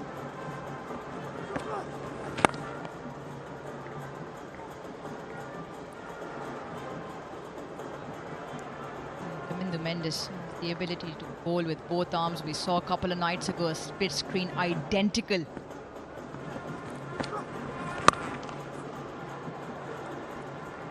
Identical in terms of the action. It's worth looking at this. Top googly, absolutely top delivery. A bit of air just above the eye line for Rovman Powell, knowing mid-off was just up. Yeah, but again, you've also got to know that there are 2 deliveries left in his spell. Who are the wicket takers in the My Emirates bowling lineup? And you, with all respect to all the other bowlers, you've got to say, obviously, Rashid Khan and Ghazanfar. Ghazanfar's got bowled 3 overs. There were 2 deliveries left in his spell. You don't have a silly point short leg. Just play it out. But so often we see in T20 cricket, you don't need to do something silly, but the batters have a license to do something silly, wherein you're not really taking responsibility. Well, and now suddenly your team's under pressure. Excellent stuff from Mendes. Captain Shanaka, he's got to walk back. Now the captain disappointed, just looks over his left shoulder onto the big screen and he'll want to look away. Kamindu Mendes has darted this one slightly fuller. It's with that angle and he's just gone under the bat to rock leg stump behind. Yep, fist pumps all around because now 2 overs have been 2 consecutive wickets. Means the home captain has to depart for 3. Capitals 94 for 4.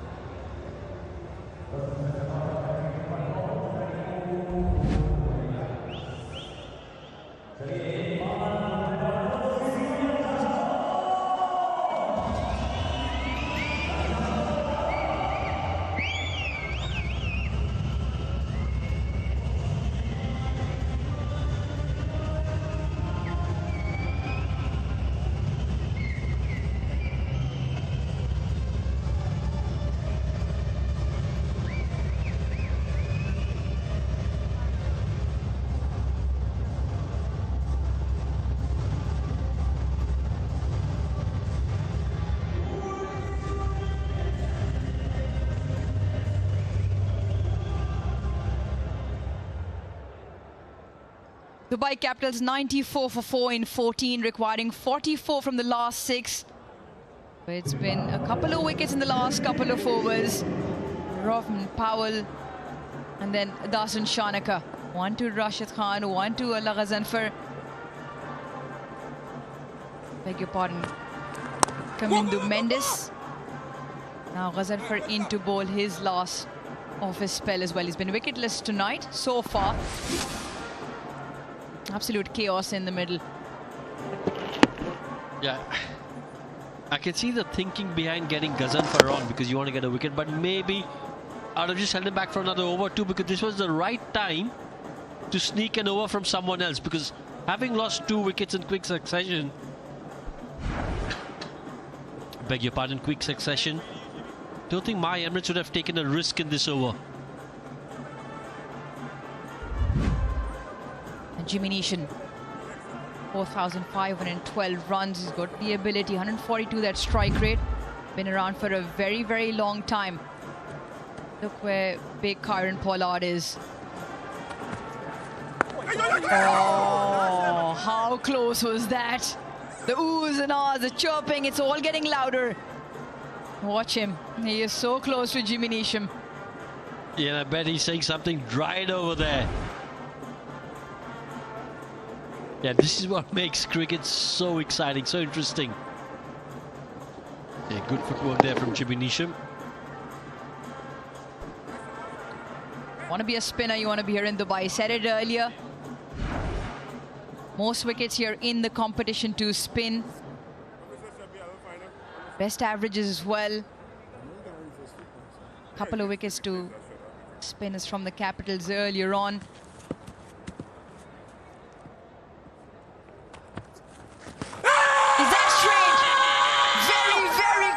Everyone pleading. The only man that matters is not interested. They do have one review now. Kieron Pollard is asking Nicholas Pooran with his 2 bits in it. We're going to go up again. Paul Wilson, over to you.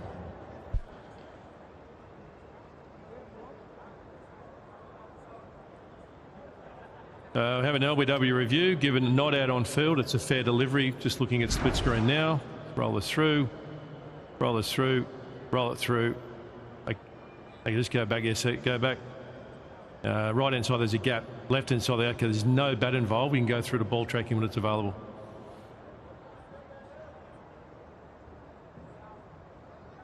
Ball tracking coming up now.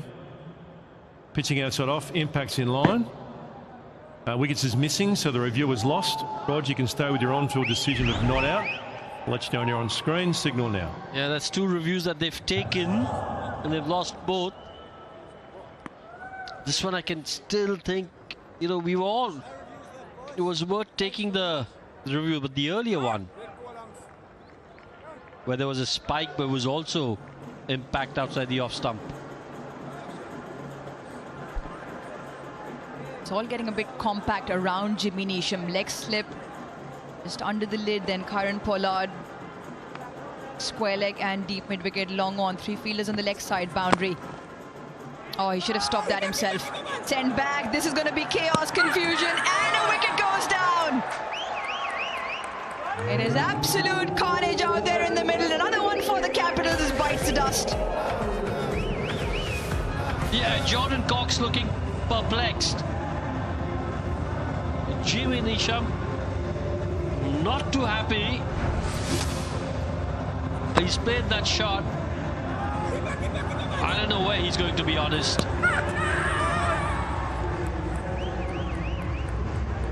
I don't think there was a run in there, Jimmy. It's the pressure created by my Emirates over there that's got them this run out. Neesham goes for 0, 95 for 5.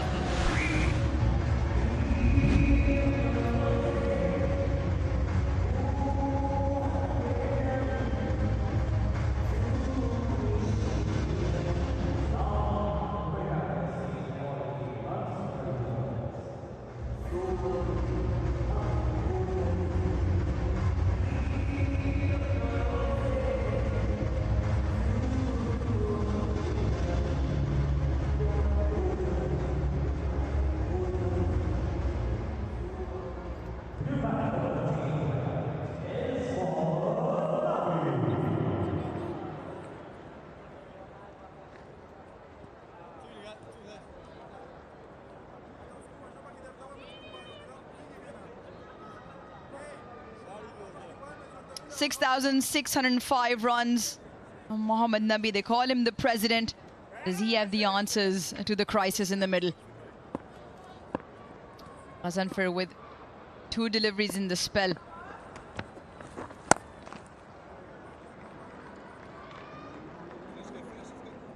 Certainly everything that can go wrong for the Capitals is just happening.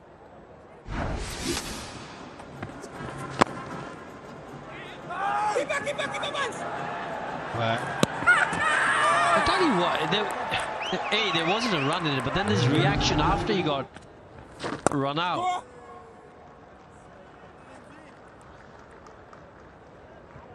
$15 done, 97 for 5.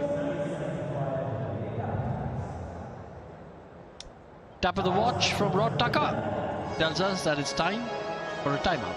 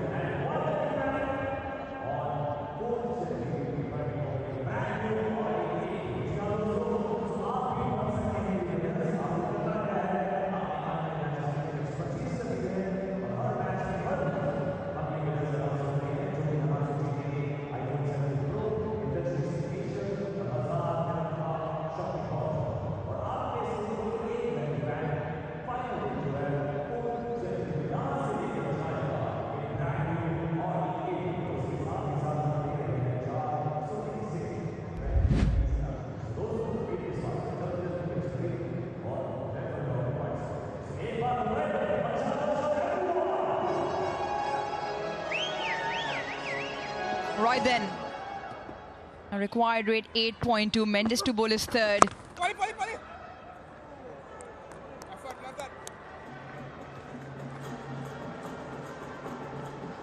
It's been a great viewing once again tonight. It's heading down to the wire. There it is, the DP World Smart Truck Buggy Cam.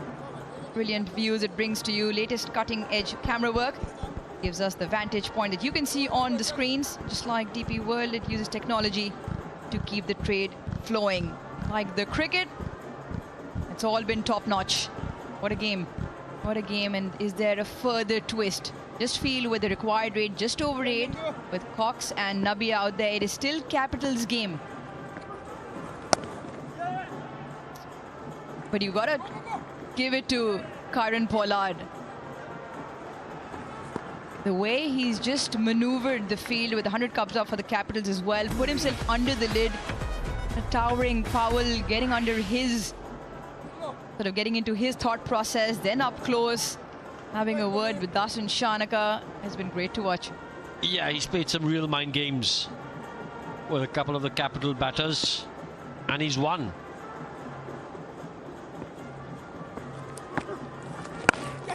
I completely agree with you, Ruji, that this game's still in favor of the Capitals, but if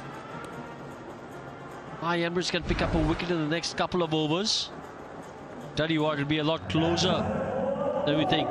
Again, skipper Pollard just having a quick look, cheeky look at the batters. Well, you know what? 726 T20 games. And if he can celebrate the way he did after they picked up the wicket of Rovman Powell, the look in his eye there just to constantly get into the minds of the batters, spurring his own team on. It's a class act. He will feel he's missed out. It was short, it was wide. There he goes, the big man. He liked that for sure. Well, I think it's because they planned it. They said, listen, let's get him up, let's tempt Rovman Powell. And he fell for the bait. End of the 16th, 102 for 5.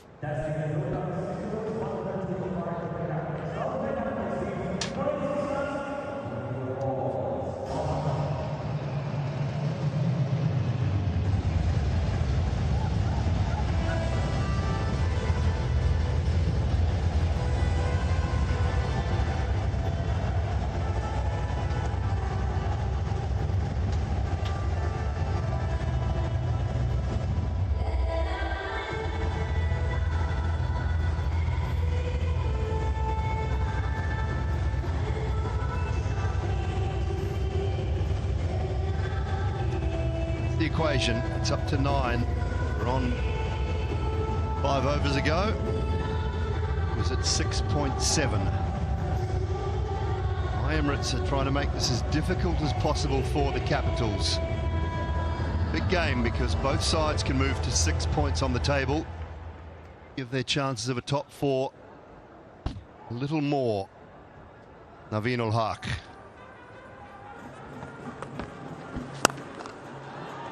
Face off into the surface. Just the one down to long off. A lot resting on the shoulders of Jordan Cox at the moment. Bill still batting there. It's a bit tighter than it looked when we were here last. Yeah, that's T20 cricket for you. It can change in no time, and we've seen so many ups and downs. And when you look at the total, 137 was the target. You think, oh, it's walk in the park for the Capitals, but no, they made it really difficult for them. And now it's even Stevens. That's good. There'll be a lot of this.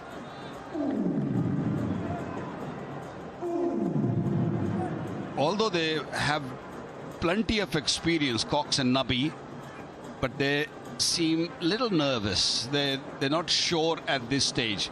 They will like to drag the game into the last 2 overs and then probably attack. But at the moment, they're just worried that if they lose one more wicket, things might get very difficult for them. Run rate required over 9.5.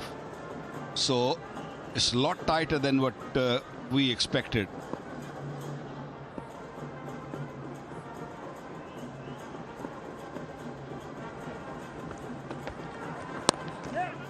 Pace off, continually hit and he out, hit and he was out. Good backing up from the skipper.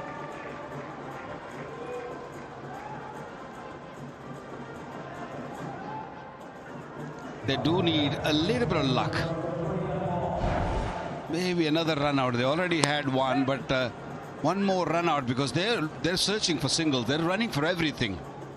So if fielders, especially which are inside the 30-yard circle, if they stay alert, there might be an opportunity coming in their way very soon. I wouldn't say it was a boundary required every over. There are some 2s required, though, if they're not picking up those boundaries. Naveen will just continue to take pace off, I think, go into the surface. And again, pass this time. That should be a couple.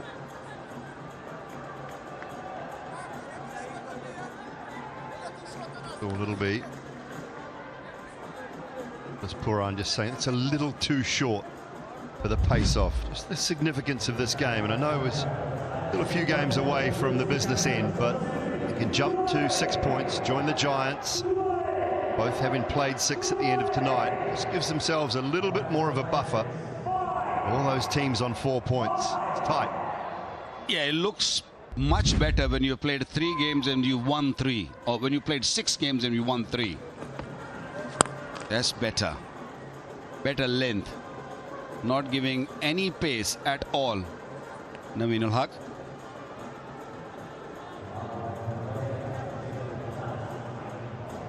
Left from a bowling point of view, do they go back? What's this? Is 17. Do they go back to Mendes for one more with the right-handers there? They don't need to. They've got Rohit with 2 and Naveen with 1 more after this. So Mohammad Rohit can bowl 18 and 20. Naveen can bowl the 19th after he's finished this one. Or Mendes. Short and pulled for 1. So a good over. Just the 6 runs coming from it. Required rate is now at 10. 108 for 5.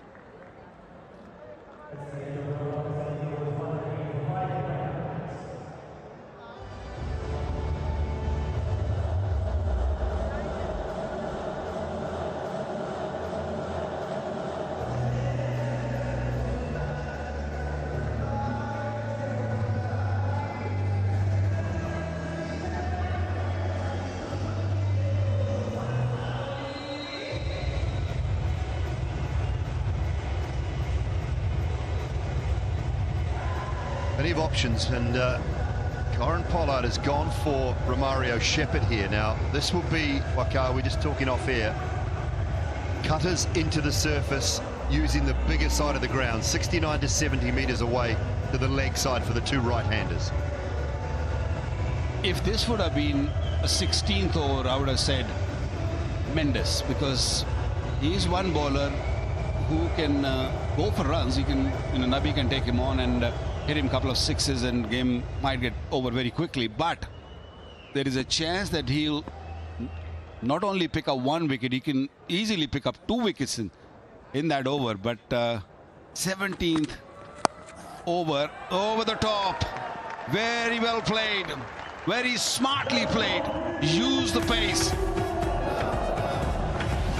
It's been 35 balls since the last boundary. That is a welcome one to start the 18th over.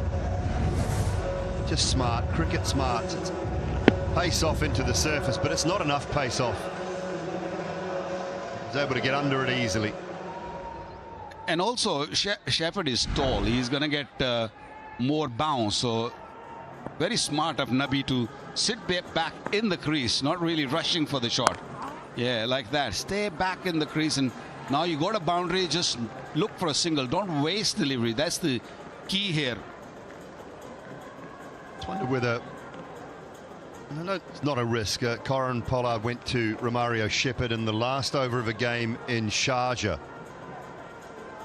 and he was brilliant. Managed to get my Emirates home in that last over, defending 11, something along those lines, and he bowled a beautiful over, full of Yorkers, full and straight.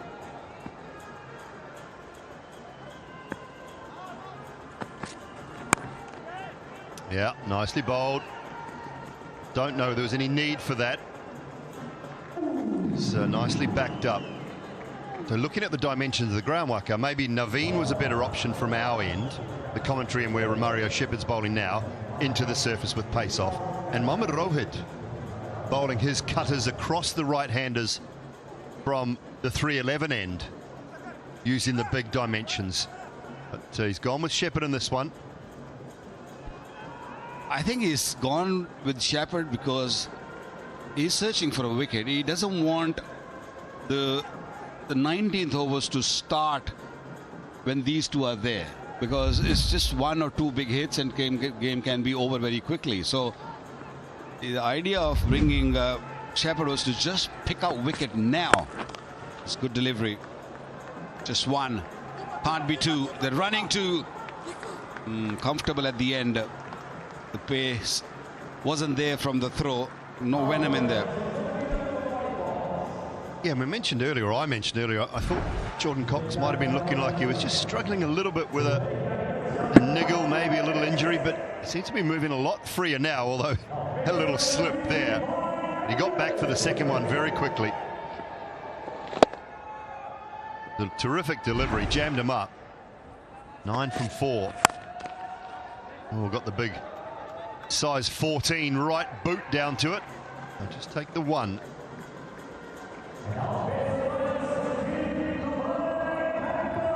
Five deliveries gone of this over. 8 runs been scored, and last ball, I mean, they have to go after this ball. They have to look for a big boundary. That's why this man Nabi is looking around. He's looking for a gap, or is he looking for a big hit over the top of the fielders? He's holding that bat tight.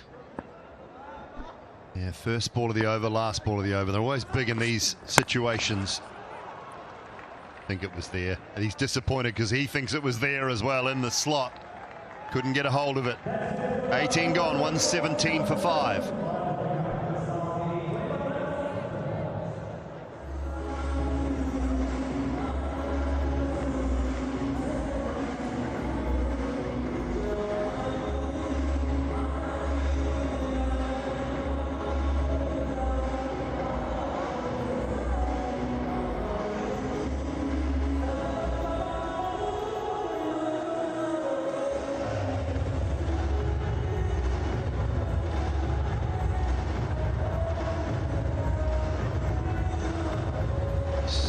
Just climbing, 0.5 worse than it was start of the last over, courtesy of only 9 coming from the previous.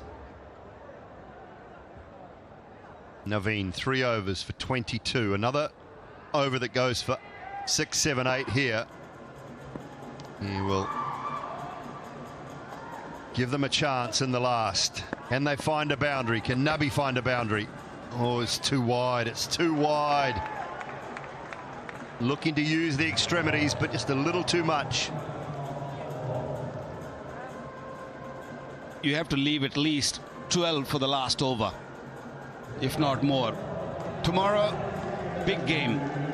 Abu Dhabi Knight Riders, who managed to win a game earlier, and Gulf Giants, who have started well but been at the struggling end. Big game for both teams.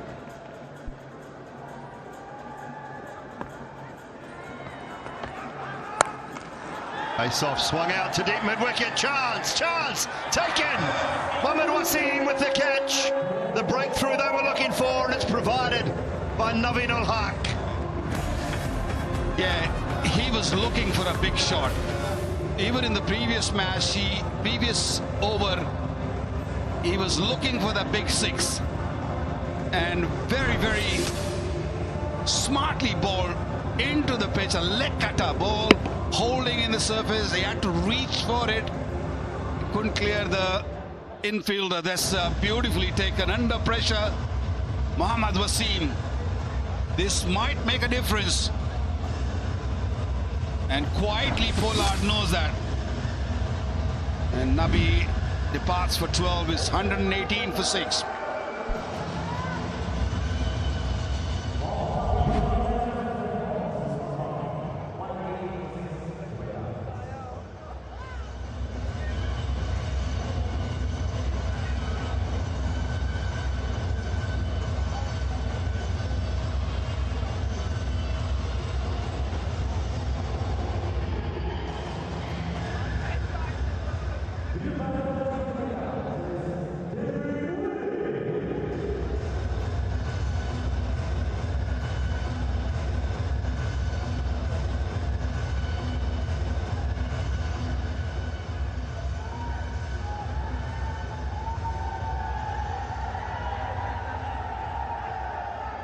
Vastly experienced David Willey is a new man at the crease. He spent a lot of time up the top of the order in English domestic T20 competitions.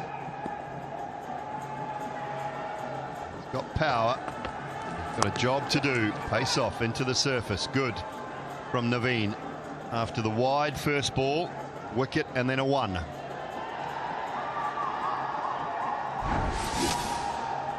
Mohammad Wasim was the fielder. This was really hot. He was under pressure because this was important catch. And he got under it and no issues at all. Now the problem Capitals are facing is the Cox going to go for it or what? Is he going to just still stick around, or is he going to look for a big shot here? Goes to the same man. Wasim, yes! Oh, 2 in the over. Same combo. Naveen ul Haq and Mohammad Wasim have dismissed both set batters. Feeling the heat, Capitals. Another one, this one was more flatter. It was from the middle of the bat but didn't get the height. And Mohammad Wasim once again, this was a pace-on delivery. He did time it well, but time it straight to the man. Look how he adjusted himself. Beautifully taken. And this game is tilting toward my Emirates. Very well played. Cox gone now. 119 for 7.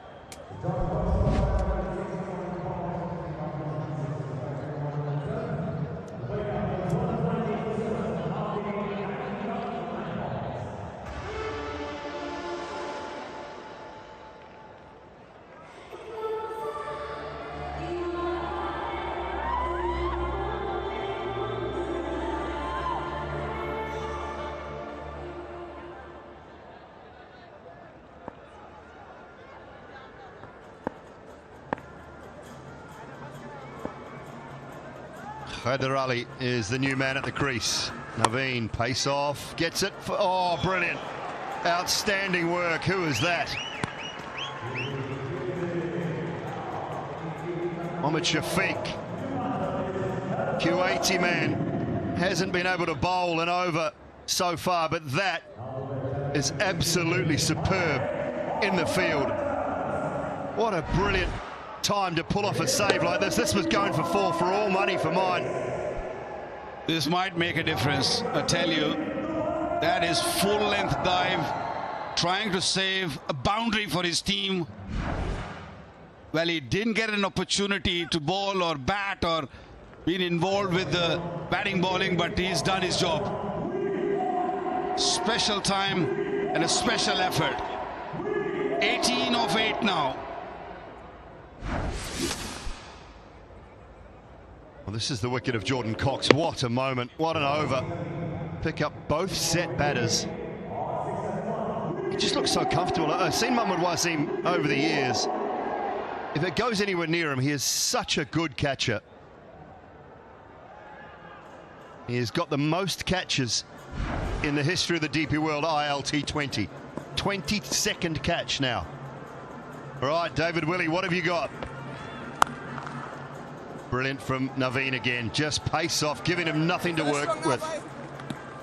You can put it down to the bowling and the catching in the last little bit. 27 for 4 off the last 30 balls. But that man there, with the pressure he's applied and his ability to read situations, create pressure, get in batters' faces and minds, is something that only experience can bring.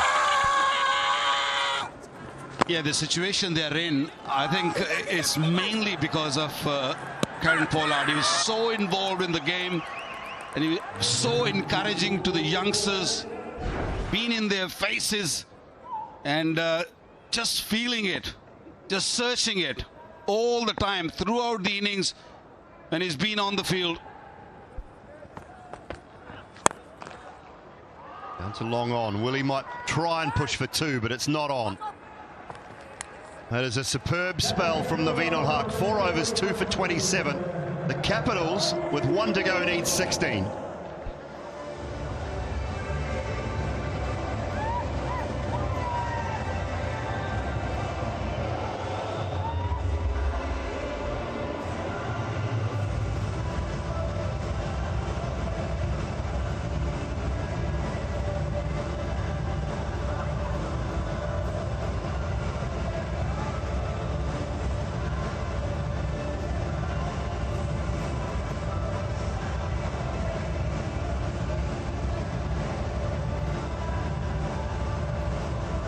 the red belt points table.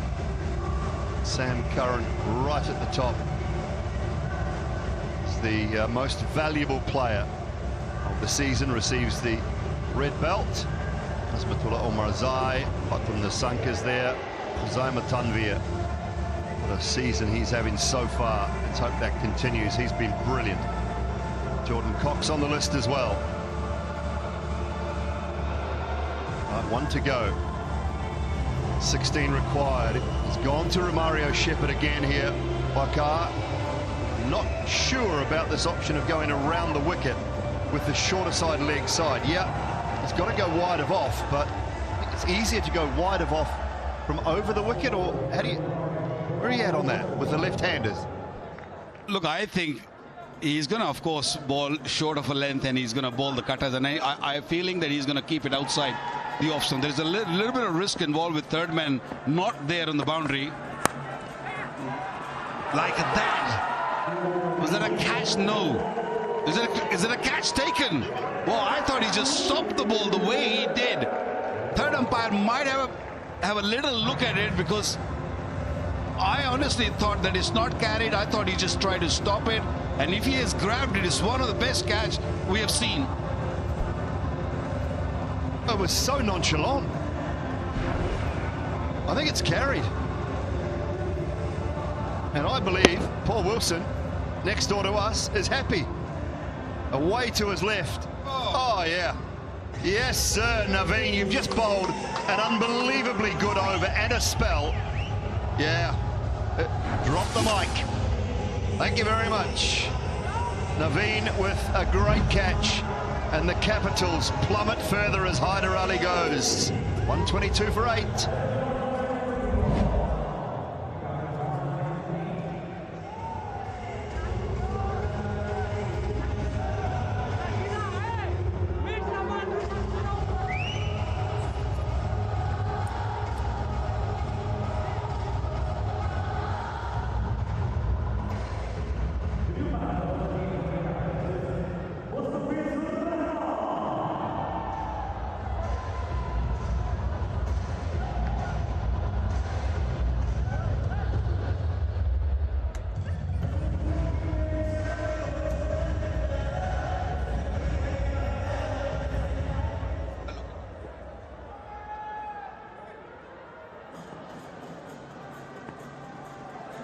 Right, Mustafizur Rahman and Romario Shepherd rams a Yorker straight past him. This is brilliant.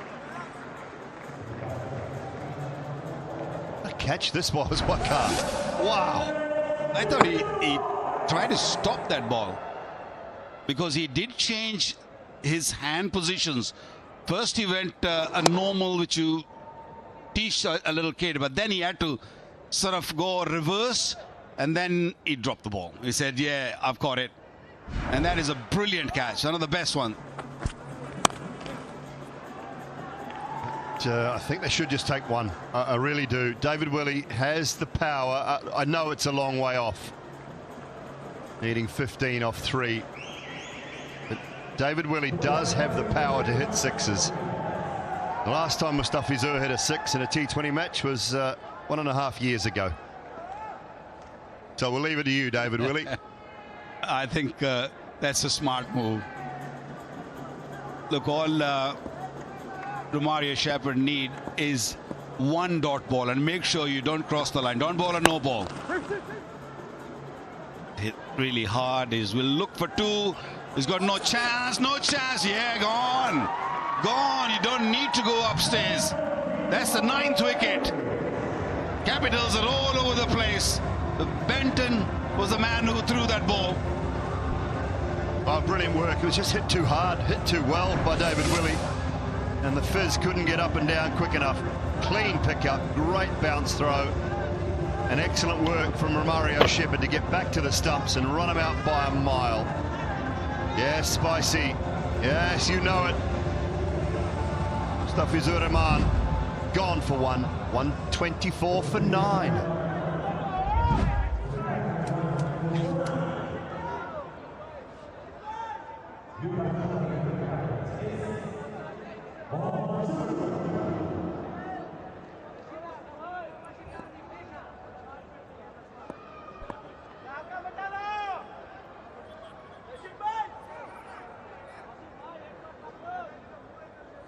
Well, keep your foot behind the line and keep the ball below the waist. It will be the simple messages. And stay in those blue lines also, you know, just to be safe. That will be 6. And it's okay, as long as he keeps his foot behind the line and the ball below the waist. Still okay. Yeah, I was looking for Yorker. Yeah, it was in the arc. He hit a beautiful shot. But a little too late. Little too late. He needed somebody to stay out there with him, and a couple of more extra single taken would have made a big difference. Now, it's match in the pocket, literally, for my Emirates. All you got to do is stay disciplined. And he did, and that'll be out as well, I think. And they'll be bowled out off the last ball. Catch taken by Kamindu Mendes. Romario Shepherd, for the second time in the tournament, has finished things off for them in the last over. Handed the challenge by Kieron Pollard. He's delivered. But it has been a captaincy masterclass in the last 45 minutes to 50 minutes from that man there. All the experience of Kieron Pollard coming to the fore, putting pressure on the Dubai Capitals and getting dividends when it mattered. 2 points for my Emirates, the lowest total they have successfully defended in the tournament. Right here tonight at the Dubai International Stadium. That is some performance. Well, Kieron Pollard has created that scenario for his team, and the team really followed him, and they delivered. You know, it's easy to make decisions, but your team behind you, and they follow you, and they look up to you. That is what makes a good side. They are a fantastic side, and this victory will take them a long way. And the entire team just standing up there.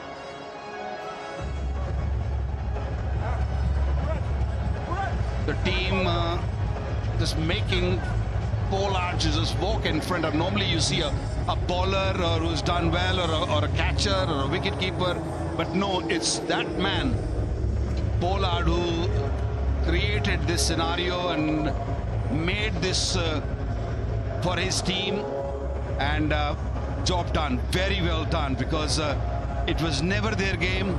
They batted poorly, they were not good in when they were batting. They needed some magic, and magic created by this man, a big man.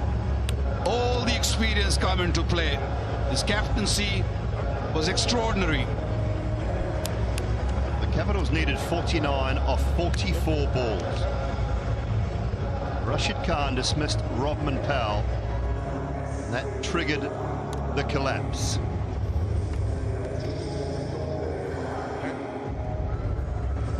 Well, the other thing we must remember too, Rashid Khan, this is his last one. He's off to Cape Town tomorrow.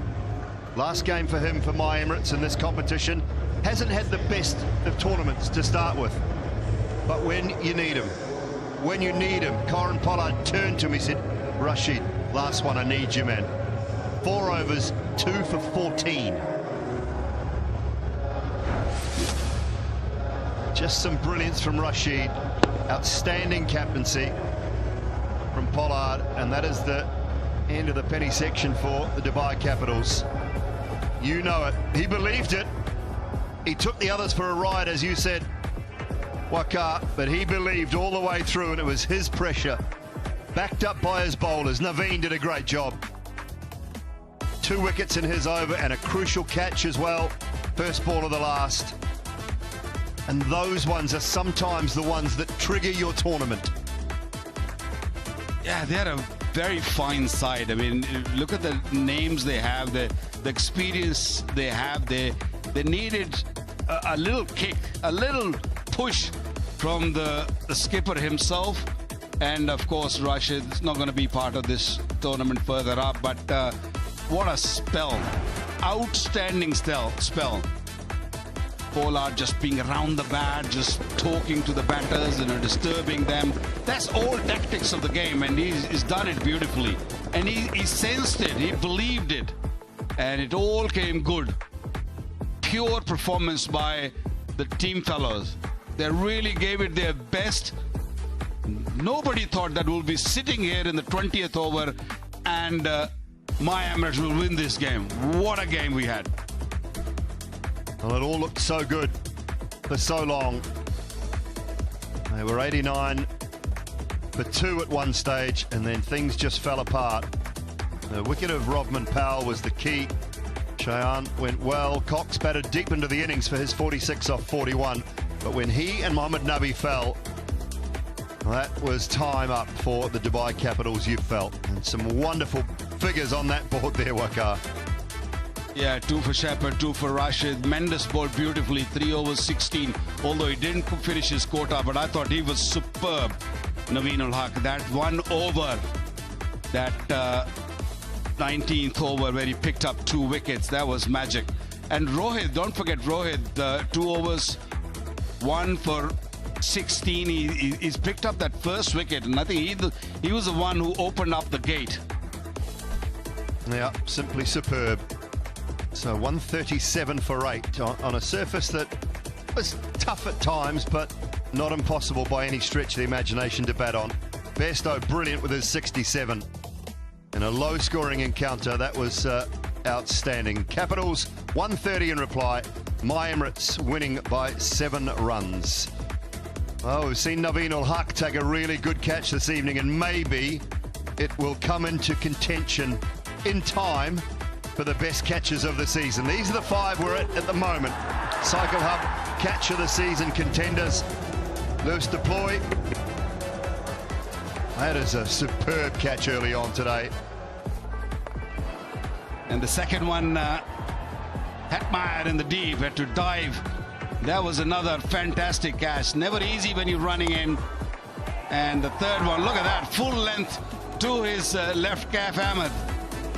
What a catch. And what about this one? Grey Russ, this is a really good catch. Always going away from him, sideways. Thrust out the big mitts and it sticks. And then this one here from Liam Dawson. Brilliant. Charging in, really low, hands underneath it. Those are the 5 we're looking at the moment. And as I say, Naveen ul Haq might come into consideration after that effort late tonight. Cycle Up catch of the season candidates at the moment. We might have rushed it. You know, we didn't know that. We can add them. We can add them. Okay. Don't worry about that. Fair enough. Yeah. I mean, so many catches gone down also to tonight, but there was some brilliant one. And under the circumstances, that catch took by Naveen, I thought it deserves it, and we'll have a look at it, and we'll probably might sneak him in there. We'll go to the judges. We'll go to the judges on that one, Waqar.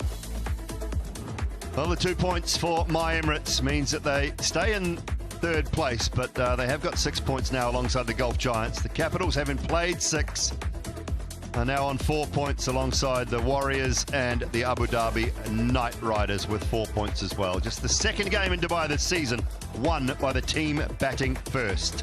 Take a short break and the post-match presentation up shortly.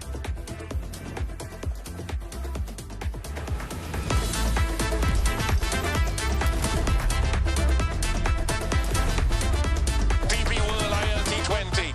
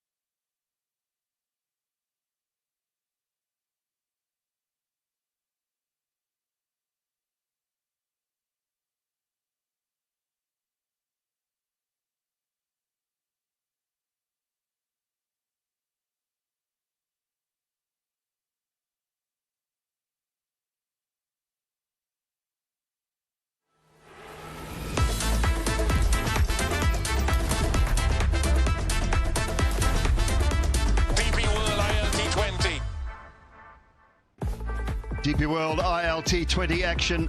Dubai International Stadium tonight has seen a low-scoring thriller. My Emirates 137 for 8 against the Capitals 130. Brilliant defence from My Emirates. They won by 7 runs in the end. Time for the post-match presentation. Over to Rouge. Ladies and gentlemen, welcome to the post-match presentation. Match number 18 of the DP World ILT20 Season 4. The Dubai Capitals and My Emirates in a thriller. The My Emirates come out on top by 7 runs. Now then, I'd like to start by thanking all the sponsors of the DP World International League ILT20 Season 4. DP World, 1xBet, Big Ticket, TCL, the Cycle Hub, Exchange On and Crypto Cash. The DP World ILT20 would also like to thank all the government organizations, stadium authorities and all those who were involved in the smooth conduct of this match. The first award in this presentation tonight is the DP World Dispatch of the Day, and the winner gets a trophy and a check of USD 1,500, and the award goes to Shayan Jahangir. A brilliant flick off his pads off the bowling of Naveen ul Haq, the first of 3 of his 6s tonight, and that went all the way. Shayan Jahangir with the DP World Dispatch of the Day. And the trophy and the check will be presented by Mr. PKSV Sagar, President, GM Export, to Shayan Jahangir. Now moving on, can I please invite the Dubai Capitals skipper Dasun Shanaka to come up and have a chat. A tough game for him. Let's have a listen in to what he has to say. Well, Dasun, you won the toss. You had a smile on your face because you stuck the opposition. What did you make of the 137 that the My Emirates got? See, we really bowled them, out from the game, but still we had some drop catches which cost us some runs. Sometimes it went for the boundaries, so which could have, not gone for the boundaries. So yeah, there were times we almost controlled the game, but very unfortunate. Even in the chase, it obviously ebbed and flowed, but there was a time when Robin Powell was out there where you felt the game was still in your hands.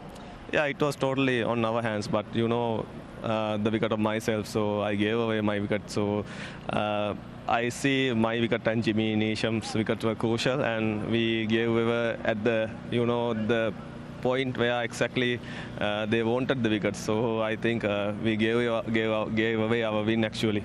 Well, you sum it up quite nicely, but what about the catches? I know it's a tough one to talk about, but 7 of them. You said they cost you runs, but what is it about? Is it the lights? What happened? Because they were flattened through the air and higher ones, quite a few went down. I don't see, any impact with the lights here. It is really good, the conditions, but it's totally depend with the, the judgments. Maybe they had little errors in the judgment. So yeah, it can be happen, but it's a tough one to take away. Yeah, tough one, and I'm sure you'll have a word with the crew tonight, but a tough loss, and I wish you all the very best for the next game. All right, then moving on to the winning captain, My Emirates, Kieron Pollard. And runs on the board, 137. Their coach said the ball was going to stick and be a bit grippy, and you guys made the best use of it.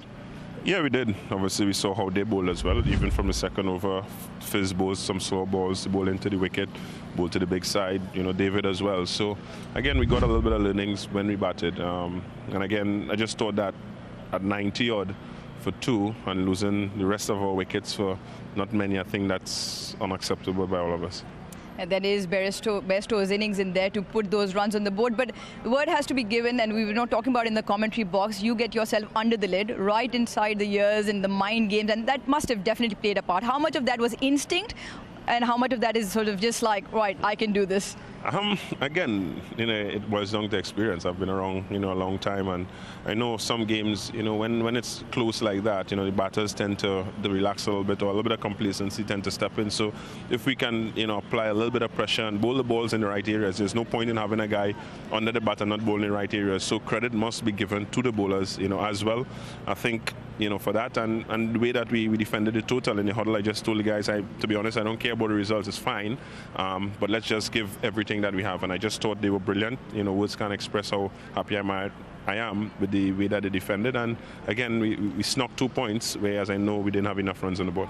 2 important points and 1 delivery worth a mention. There you dangled the carrot to Rovin Powell, somebody you know really well. But it was on to Rashid Khan to actually execute that tossed up googly, and it went perfectly to plan. Must have felt really nice. Yeah, of course. When plans come together, you feel really, really nice. As I said, I know Rovman, we just chatting, about it as well. I had one opportunity, to go at it. If we get that wicket, we're still into the game. He's a powerful hitter. He can take the game away from you.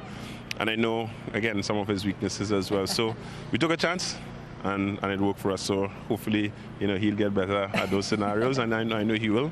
And, well bowled to Rashid in terms of executing. But as I said, it was a total team effort from the bowling unit and the fielding unit. And the sprinkling touches with Naveen ul Haq and that double wicket in that over to just seal the deal for you guys. Yeah, of course. We brought Naveen in. He got 1 game in Sharjah. He bowled exceptionally well, and he hadn't gotten an opportunity after that. And that's the nature, of our team in terms of, the guys that we have, in the squad and on the bench. So he came in, he did his part. Well done to him, well done to all the bowlers, well bowled to Rashid as well. All right, Skipper, you said you snuck in 2 points. Time for you to go and celebrate those 2 points. Great win tonight. Thank you. Karan Pollard, my Emirates winning captain then tonight. Now then, the player of the match tonight, the winner gets a trophy and a check of USD 1,500, and the award goes to the spin wizard, Rashid Khan. 4 overs tonight, a couple of wickets just for the 14 runs. A phenomenal spell, and one of those that we'll have a chat with him about. The award presented by Mr. Mohammad Fujail, representative of Fun 88 Games. I'd love to chat with him about what he thinks of how his day went. A couple of important wickets. I spoke to your captain about that dismissal to Rovin Powell. Must have felt very nice for you to land the delivery where you wanted.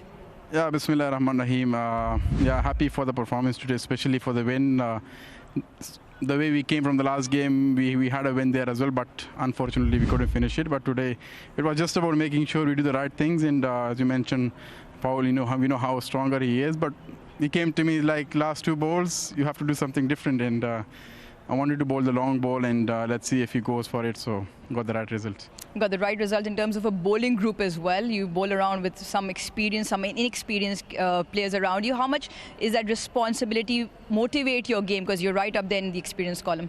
Well, I think it's a good to be in the team where you have the experience and you have the new talent as well. You're trying to share the experience you have, the cricket you played, and I think it's something like, they get that kind of positive motivation when you're trying your best to give 200% in the field and sharing the experience. I think the way Naveen bowled in the Shepard and Mendo, I think, and Ghazan for the way he bowled. I feel like it was just about the proper team effort, proper bowling effort, and I think the way we fielded, I feel like that was something which has given us as a bowling unit a good energy.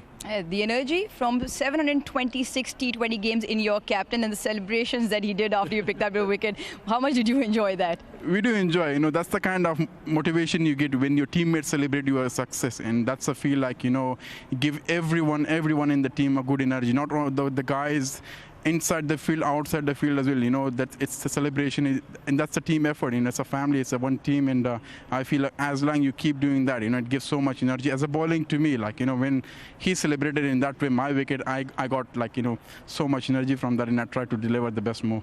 All right, then a sneak peek into Rashid Khan. Any more deliveries you've been working on that we might see during this tournament? Well, for me, it was my last game. I will head back to South Africa, but yeah, I'm trying my best to bring something new to the table, and World Cup is coming as well, and hopefully, and inshallah, things will be okay, and try my best to do a little bit things which didn't help me before, and try my best to make it perfect and do it in the games. All right, Rashid, very nice of you to talk to us. What a way to go out, a couple of wickets in his final game here in this tournament. The player of the match tonight, Rashid Khan, with a couple of wickets. That does mean that my Emirates go 3rd in the table with bagging 2 points tonight. And that's all we have from the presentation in Dubai. Thank you very much, Aruj.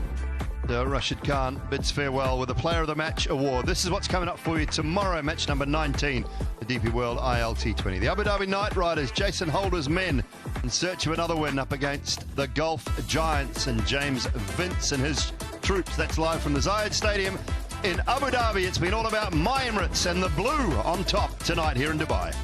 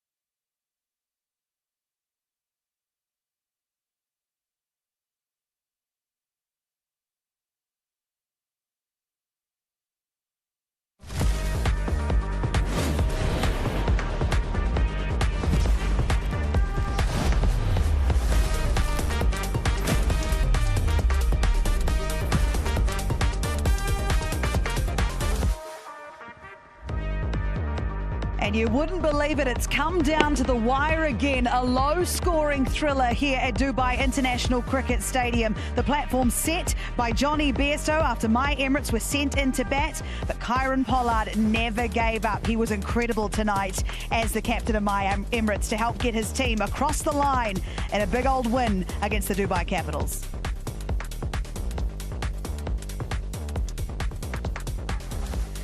The bowling was simply superb. They lost 8 wickets for 41 runs, the Dubai Capitals. It was a tough old end to the match.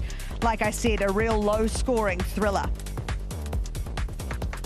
Rashid Khan there we saw was player of the match with his 2 wickets for just 14 runs. And as you can see, I was right, a low-scoring affair, and my Emirates ended up winning by 7 runs.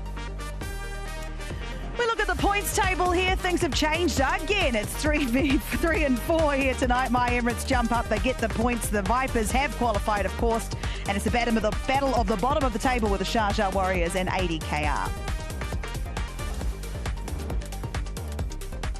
Hello everyone, welcome into Cricket Safari. Thank you so much for joining us. Rohan Gavaskar, Wasim Akram, who brought me a present today. I'm a very lucky girl, but we're very lucky to have, Ro, I'm looking at you, no present from you, and Romario, I can't see that you've brought me a present either, but Romario Shepherd joins us now, and firstly, congratulations. You got some nerve. You like these last ball thrillers. How are you doing? How do you feel after that one?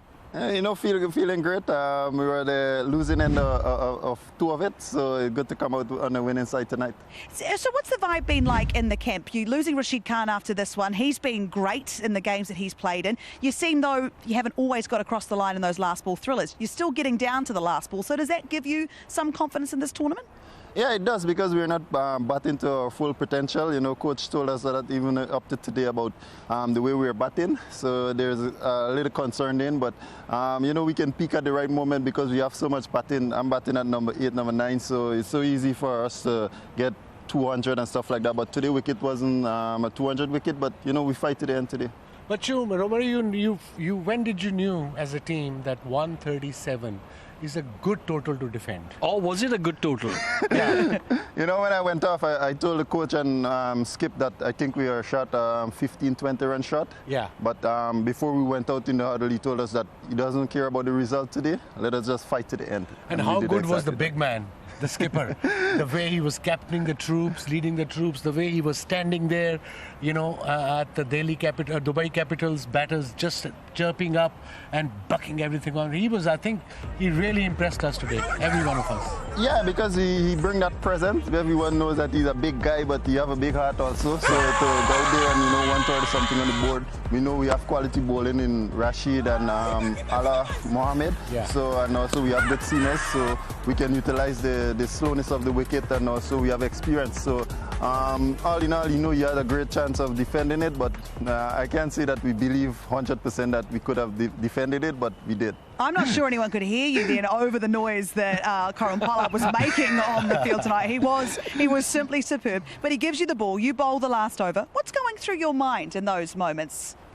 Well, at the time, I know it's down to execution. I know my plan is simple. Let him hit me where I want to be hit, and that's to the big side. So I try and keep it simple as possible, because you don't want to complicate things too much in the back end, because it's so hard already to execute, and then if you're thinking 2-3 things going through your mind running up, you're going to end up not executing. So I keep it simple and try and keep one thing in my mind and just focus on myself, take the batsman out of the equation, and I know as long as I execute, it's difficult to hit. And how important it is to be calm, and especially if you're bowling the last over, although you were kind of defending 16, 17 runs. For any youngster bowling the last over, that keep it simple. How important it is? Yeah, because then you're not, like I said before, you're not running in with 2-3 things in your mind. Yeah. So you know what you train, you know what your strengths are, and I know my strength is try and hit the wide line as much as possible, with the slow one as the change up. So tonight, especially the slow one was very difficult for me to hit. So I know if it's difficult for me to hit, it's going to be difficult for any other batter. So that's some of the stuff I take information, especially when I bat first, what is hard to hit on this wicket, and try and execute that whenever I'm bowling. We saw a big celebration from the skipper and Rashid Khan when Rovman Powell got out. Was that because it was a plan that came together? I think it was a plan came together, and also we know at that stage of the game, if we can get a rough man out, that was the margin between us winning and losing, because he's one of the guys who can hit those slow balls very far. So actually, Rashid bowled a ball from way behind the stump, so when he was celebrating. There he goes again. He's so loud. Yeah, so exactly. So I think that was the game-changing moment in this game. There was a few game-changing moments, and if we look at the way the Capitals fielded, respectfully, they did drop a few catches, but my Emirates, you certainly showed how to take catches at this ground, especially Naveen Al-Haq's catch. That was simply superb. Wasim was phenomenal. He was unreal. Tell us about that and what that was like out there in the middle. You know, that was something that mentioned when we were working out. He told us that they dropped 7 catches. If we take all of our chances, we're going to win the game. So that's something that he mentioned to us before we went out. So when Naveen took this catch, it was a game-changing moment, because had that ball gone for 4, you know, it would have been a difficult task to try and defend 12 with 5 balls to go. So, you know, well done to Naveen, and also Wasim on the boundary taking those 2 catches in his over. That was very cool. So, Wasim, when we look at the Capitals in those 7 drop catches, is it like sort of getting it cold? Once you drop one, then the next person goes in, then the third person's out there thinking, please don't let this ball come anywhere near me. Like, what happens out there? Look, once you drop catches as a team, that thing has been done. And when they came out to bat, chasing one, winning for 138, they just had to bat 20 overs. They started off well. It's all 51 for 1 in 6 overs, and 15 overs to go, say 14 overs to go with 9 wickets in hand. Just had to bat. Joe 5 and over. 4 and over, 5 and over, maybe a boundary after 2-3 overs. And if you had a partnership going, the other team, the team who's kind of defending, they probably would have been under pressure. They probably lost hope, but they were just throwing away wickets, run-outs. I mean, I'm not taking the credit for it from the bowlers. The spinners bowled beautifully, but I think Dubai Capitals had to blame themselves losing that particular game. At one stage, they were just kind of cruising when they were chasing. So, Romario, you guys must be feeling really good after this win. You're halfway through the tournament. What's the vibe like in the My Emirates changing room at the moment?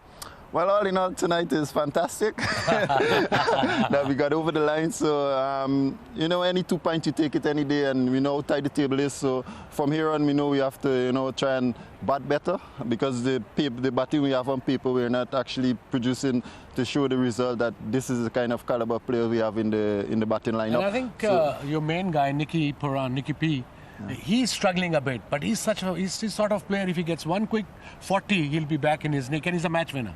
Yeah, exactly. So, all in all, when you can get points with a quality player like Nicky struggling, it just shows the strength of the team. So, all in all, I hope that, you know, next game he can come good for us, and we know how dangerous he can be. He can win a game by himself. So, absolutely. Hopefully. Well, Romario, it turns out you can too, actually, to be perfectly honest with you. But thank you so much for coming and chatting to us after the game. We really appreciate it. Go and enjoy the celebrations tonight. We'll see you at the next game. Thank you. Thank you. Thank you very much. Thank you. What a legend. He's such a lovely, lovely man. So, Ro, I want to talk to you about these drop catches. What's going on there? If we have a look at them, there were 7, so don't go anywhere. There's a few to go through here. But it went sort of from bad to worse. Yeah, and honestly, when you have a look at most of these catches, these are schoolboy errors. This was slightly tough. This should have been taken comfortably. This again, right in the pouch and out. There were a couple of them which were slightly tough, but look, all in all, you've got to be thinking it's butterfingers today. Again, maybe the difference between winning and losing. Having said that. Well, see, now you missed that, but you had no issues that. You took that with one hand. Ruji's throwing catches from behind that. Look at this. Now that's one hand. Look, I'll hold your mic. You show us how we should be doing it. What's a good technique? I'm the last person who'll be explaining how to do catches. That was actually a bit safe. But I suppose, I mean, T20 format is a fast-paced game. It's difficult. I mean, what's his name? Nabi. The high catch is probably difficult because of this ring of fire. But the idea of a high catch is, first of all, you come under the ball, set yourself, and then try to catch it. You can't just go like this. You stand under the ball, focus, balance, deep breath, and then, of course, you take the catch. A wee prayer as it comes down as well. Yeah, prayer as well, obviously, with it. But eyes on the ball, eyes on the ball. Some catches were difficult, but over and all, this can happen to anyone. Nabi is one of the top fielders, safe fielders. Duplay as well, as I said. They're all good fielders, actually. Yeah. They drop catches, so it can happen to anyone. It does. It happens. We know that happens in cricket. But let's talk about My Emirates a little more. The winning side. There were so many positives to look at. When you see Rashid Khan, who admittedly took a bit of tap in his first couple Yeah. of games, actually. Quite unusual for Rashid Khan. He's sort of come into his own now. This is his last game tonight. He heads off to South Africa. How big a hole does he now leave for my Emirates? Certainly after you see tonight's player of the match performance. And I think they will play Shakib, am I right? They'll play Shakib. Look, it's what Romario Shepherd said. He said, look, Nicky P hasn't been in form. Along with that, you got to say Rashid hasn't been in form as well, but they've managed to churn out a few results. I think, look, every time a player like Rashid leaves a side, whether it's my Emirates, it could be any team in the world. Those are big shoes to fill. Only because he's got the ability to pick crucial wickets. And on one thing I picked up today in his bowling, he was bowling a lot more googlies than leg breaks, am I right? Yes, Yeah. yes. Well, look, again, he's one of those who knows if you're defending a score of 120, 130, 140, a low score, and if you've got a bowler of Rashid's quality and ability in your side, you still think you've got a chance. Yeah. You think that, okay, if Rashid can bring his A game to the table, he'll pick up 2 or 3 wickets and we're in the hunt. So that's what he brings to the table. Absolutely. Doubt in the batsman's mind. That was his 45th player of the match performance tonight, which is, well, it's not too shabby, really, if you think about it. 45th. Oh, my God. Oh, exactly right. Yeah. Naveen Al-Haq was superb with the ball and in the field. Very in the impressive. penultimate over, he was huge in that. What did you like about it? I just liked him, the way he bowls the slow balls. He read the wicket very well. He knew there's no point bowling pace up if you're going to bowl slow ball into the pitch, and he's got a couple of wickets. And this was the first one, slow ball. Went straight to the fielder, cool and calm. Here we go. And then, of course, that for the second one, another slow ball. But he just varies his pace and bowls good lengths. And he's coming out of injury, big shoulder injury. So well done to him, and he took a superb catch as well. Kind of a match-winning catch that. Even Romario just said if that would have gone for 4, it would have been a different ball game altogether. Absolutely it would. And of course, it was a low-scoring affair here, but they still got runs on the board. And without Johnny Bairstow, who was also getting ready to depart my Emirates, I'm not sure what total they would have got to. Tonight, Johnny Bairstow again put runs on the board. What is working so well for him at the moment, would you say, Ro? Well, skills. Clearly, he's a high-quality player. His skill set is high. He's adapted to the conditions here in the UAE. He's bringing his experience to the fore. Again, if you have a look at his innings, it's the way he's paced it. Like, we've got to say, in a low-scoring game, 138 was what my Emirates got. For a player to get nearly more than 50% off that score is an outstanding effort. I'm pretty sure he would have been a contender for player of the match as well, because you've got 138, which is low score, and the other team hasn't got there. So it's obviously a tough pitch to bat on, and he's got to about 67, 68. I thought that was a good innings, important innings, that they get to 137. Who picked man of the match, by the way? Not me. Well, pretend it was me, but it wasn't. Did you pick it? No, I did not. I want to know. Ruji, it was Ruji. It was Ruji. So, Come on. so maybe take that up with her. Pardon? Getting 60 plus. Ruji, there's some complaints about who you've picked for player of the match. I'll take that up with her in a minute because we're going to see her very shortly on the show. Right, let's see some of our competition winners. We've got the bumper prize first.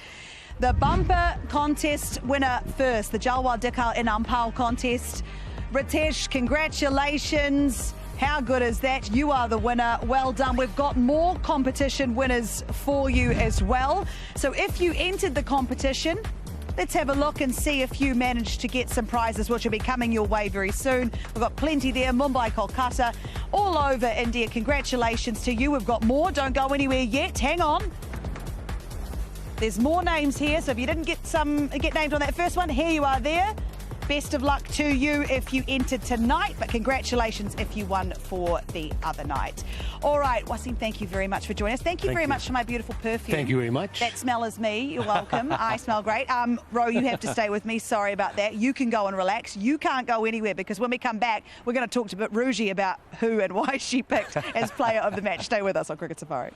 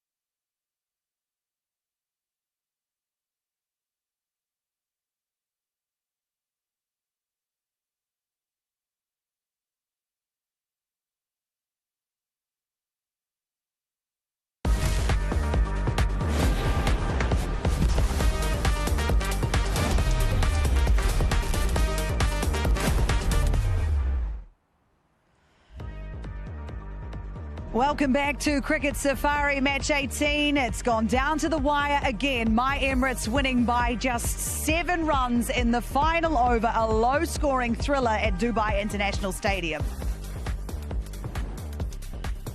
Uruj Mumtaz Khan joins Ro and myself on the boundary, and Ruji, she's bought her own tennis ball. She's into it today, but we're going to get into you now, because tell us why you picked Rashid Khan. Well, seems very upset, and Ro's not too happy about it either. Talk us through your decision. Hold on a second. I have a feeling I'm going to get some heat right now, and I have no idea why. What's it gone? What's it gone? It's the hold on a second, and then the slow turn around. Listen. Just because I was standing there and I didn't have the mic, you threw me under the bus. Tell them exactly what happened. I absolutely did not. All right, tell them what happened. Guys, don't let me stand between you. Wasim Bhai started asking her, and I was just like, I'm not interrupting him. That's all I'm saying. Course. And that's your savior, right then. All right. But what did happen was, Ruji and myself, we did ask, why not Johnny Bairstow because he scored runs? We did ask. Well, wait, that's true. That's true. See, I mean, in a low-scoring thriller, 137, it was a 60-odd from Bairstow that got the runs on the board. However, I still feel, till Rovman Powell was out there, was a Capitals game, and it was a wicket from Rashid Khan. You and I were on comms, and it was the plan, yes, you put everything into place, but the execution had to be there, and that's why the magic from Rush, I'd give it to him again. Is that one wicket which changed the game on its head? Okay, so when we look at the game, on the whole. I mean, how are the Capitals feeling right now? Because even their captain said that they lost that game. I didn't necessarily win it, but they gave up wickets too easy. I mean, dropping 7 catches. You're not going to win a lot of games. I wouldn't have thought if you dropped 7 catches. Well, they're feeling like Santa Claus. Sorry, I took this away because they've just given gifts away to my Emirates. Points, catches, everything. They're feeling like Santa at the moment. Well, they're not been good, so Santa hasn't given them any presents. Either or, right? But but Dasun was sort of obviously very honest and transparent, brutally transparent in the sense that I asked him, is it the lights? What was it? And he said, absolutely not. Those catches should have been taken, and we gave away the match. So there was fair reflection of it, but it's a tough loss because they ought to have won it. Even up until the end, me and Ro were in fact sitting at the back of the box when we turned around to each other and said, it's still Capitals' game to lose. And that's exactly what it was. But credit to Rash, the way he bowled, but also Karen Pollard. I mean, the mind games. And that's, I mean, you can't even see me in the post-match presentation because it's just me, and then there's just him. We so should I don't even really know get what you a box. saw. We should. Should have got me a box, fluffed me up, all of that. But imagine him. He was towering over Powell. That's how big he is. And he's right up there off the cut strip. Now, there's no way the best in the business, even at a runner ball, you got to be put off by what he's doing. I just love him. He's 38 years old. He's got a helmet on. He's down in front. He is the noisiest thing on that field, and that's off-putting. It really is. He's a big unit, and if he's right there, as Rudy said, in front of you, when the pressure's on, making noise, transferring that pressure onto you, his enthusiasm for the game. As you said, 38, to come, captain, lead the side, bring that energy, lead from the front. It's magnificent. But there's one thing we've spoken about a few times in this tournament is, did the team win or did the other team lose the game? I think today Dubai Capitals lost the game more than my Emirates actually winning the game. Yeah, I think you might be right. When the Capitals sit in that changing room, though, and they're looking for positives, who are they looking at, would you say? Well, I mean, there were plenty of positives. I think, like you said, we summed up the catching ability, the lack of it that actually gave the game away. And in spite of that, my Emirates still only got 137. Now, they could have plugged them back for even lesser runs and not having to chase too many. So, yes, they've got the bowling options in Fist picking up 3 wickets, and they had others who chipped around him as well. Heather was very good. Waqar Salam Khail right up there in the wicket. So, they've got those match winners. I just felt, because of the poor catching, and then it's difficult because all that experience, and you got the game in your hand. You even had Mohammad Nabi there, you had Jordan Cox, they were all in good form. It was just a reading of the game, understanding that 5s and 6s will win us the game. We didn't need to do anything dramatic, and yet they chose to be dramatic, and then the couple of overs in that period just took the run rate from 8 to 12, and there was no coming back from there. Look, at times you've got to play sensible cricket. You've just got to say, okay, listen, I'm going to rein my ego in a little bit. You've got to be thinking, what is the opposition trying to do over here? In that shot that Rovman Powell played, he'll be sitting in the dressing room thinking, yeah, it's not the cleverest shot I've played in my career. Because everyone here knew what the plan was, is get him out. There are 2 deliveries left in Rashid's spell. You get the fielder up in the circle because you want him to play a big shot, try and make a mistake. At that point, even if Rovman Powell had hit a 6, it was making no difference to the game in terms of where the Capitals were. The only thing that would have made a difference was him getting out. And that's exactly what happened. And that's why we saw the big celebration from Kieron Pollard, because as Romario Shepherd said, it was the turning point of the game. Correct. So look, I know it's a T20 game and we talk about tactics and, you know, how to play in, say, the longer version, in the test cricket. But even in this format, you've got to read the situation, and sometimes you've just got to rein yourself in and play according to the needs of the team and the situation of the game. Absolutely. Let's talk about Fizz that you just mentioned there with his 3 wickets. Let's have a look at them and how crucial he's going to be if the Capitals are to bounce back from tonight and what happened. What did you like about the way he went when you said that Mai could have probably gone out for a little bit less? Yeah, he was fizzing in all at the right time, right? And the other thing that he bowls at Muralidharan slow ball in a quick left arm action. Yes, Lewis deployed, took a blinder of a catch in the slips, but it was his over, a couple of wickets in that over. His changes of pace, firstly the left arm angle anyways, he gets the ball to largely shape away, but then he's got that Murli action with the slow one that is so difficult to pick up. But more of that is the control that he gets it to land. So the slow deception gets him wickets, and towards the death also he's very, very good, but wasn't fizzing just enough. Oh, we love anytime we can do that. Right, tomorrow we have got another big matchup, match 19 of the DP World ILT20. It is ADKR taking on the Golf Giants. Now, the Golf Giants are looking to bounce back from a similar game we saw here tonight. Ro, who are you backing? 7? 6, I'm not 7. sure. 6, 7. 6, 7. Skippity, I'm come not on, sure. man. Come on. I'm not sure. But ADK are at the bottom of the table, so maybe the Giants. Maybe the Giants. And, I mean, look, the Giants have been playing good cricket in parts. Have ADKR, have they got enough to get your vote for tomorrow, would you say, Ruji? Oof, just no. No. I'm sorry, but no. They I mean, not that it matters. I've during been the last horrible. game. You were there. Yeah, I mean, but I'm not playing the game. I'm bad at predictions, but I just feel Gulf Giants are a better knit side. ADKR just need to got massive names in the columns, but they just haven't churned out enough winning moments. Tomorrow's do or die for them. What, I mean, ADKR, they're the only ones to beat the Vipers, so that must give them some sort of confidence going forward, bro. It should, but again, like I said, it just overall, over the last 4 seasons, they haven't been good enough, so I'm still going to go with the Giants. Okay, well, I think... Who are you going to get the giggles down. I'm going for ADKR. Go on, then. Thank you so much for joining us. Thank you, guys. You're fabulous. Stay with us. This tournament is still going. We'll be back tomorrow. Thanks for joining us tonight. We'll see you soon.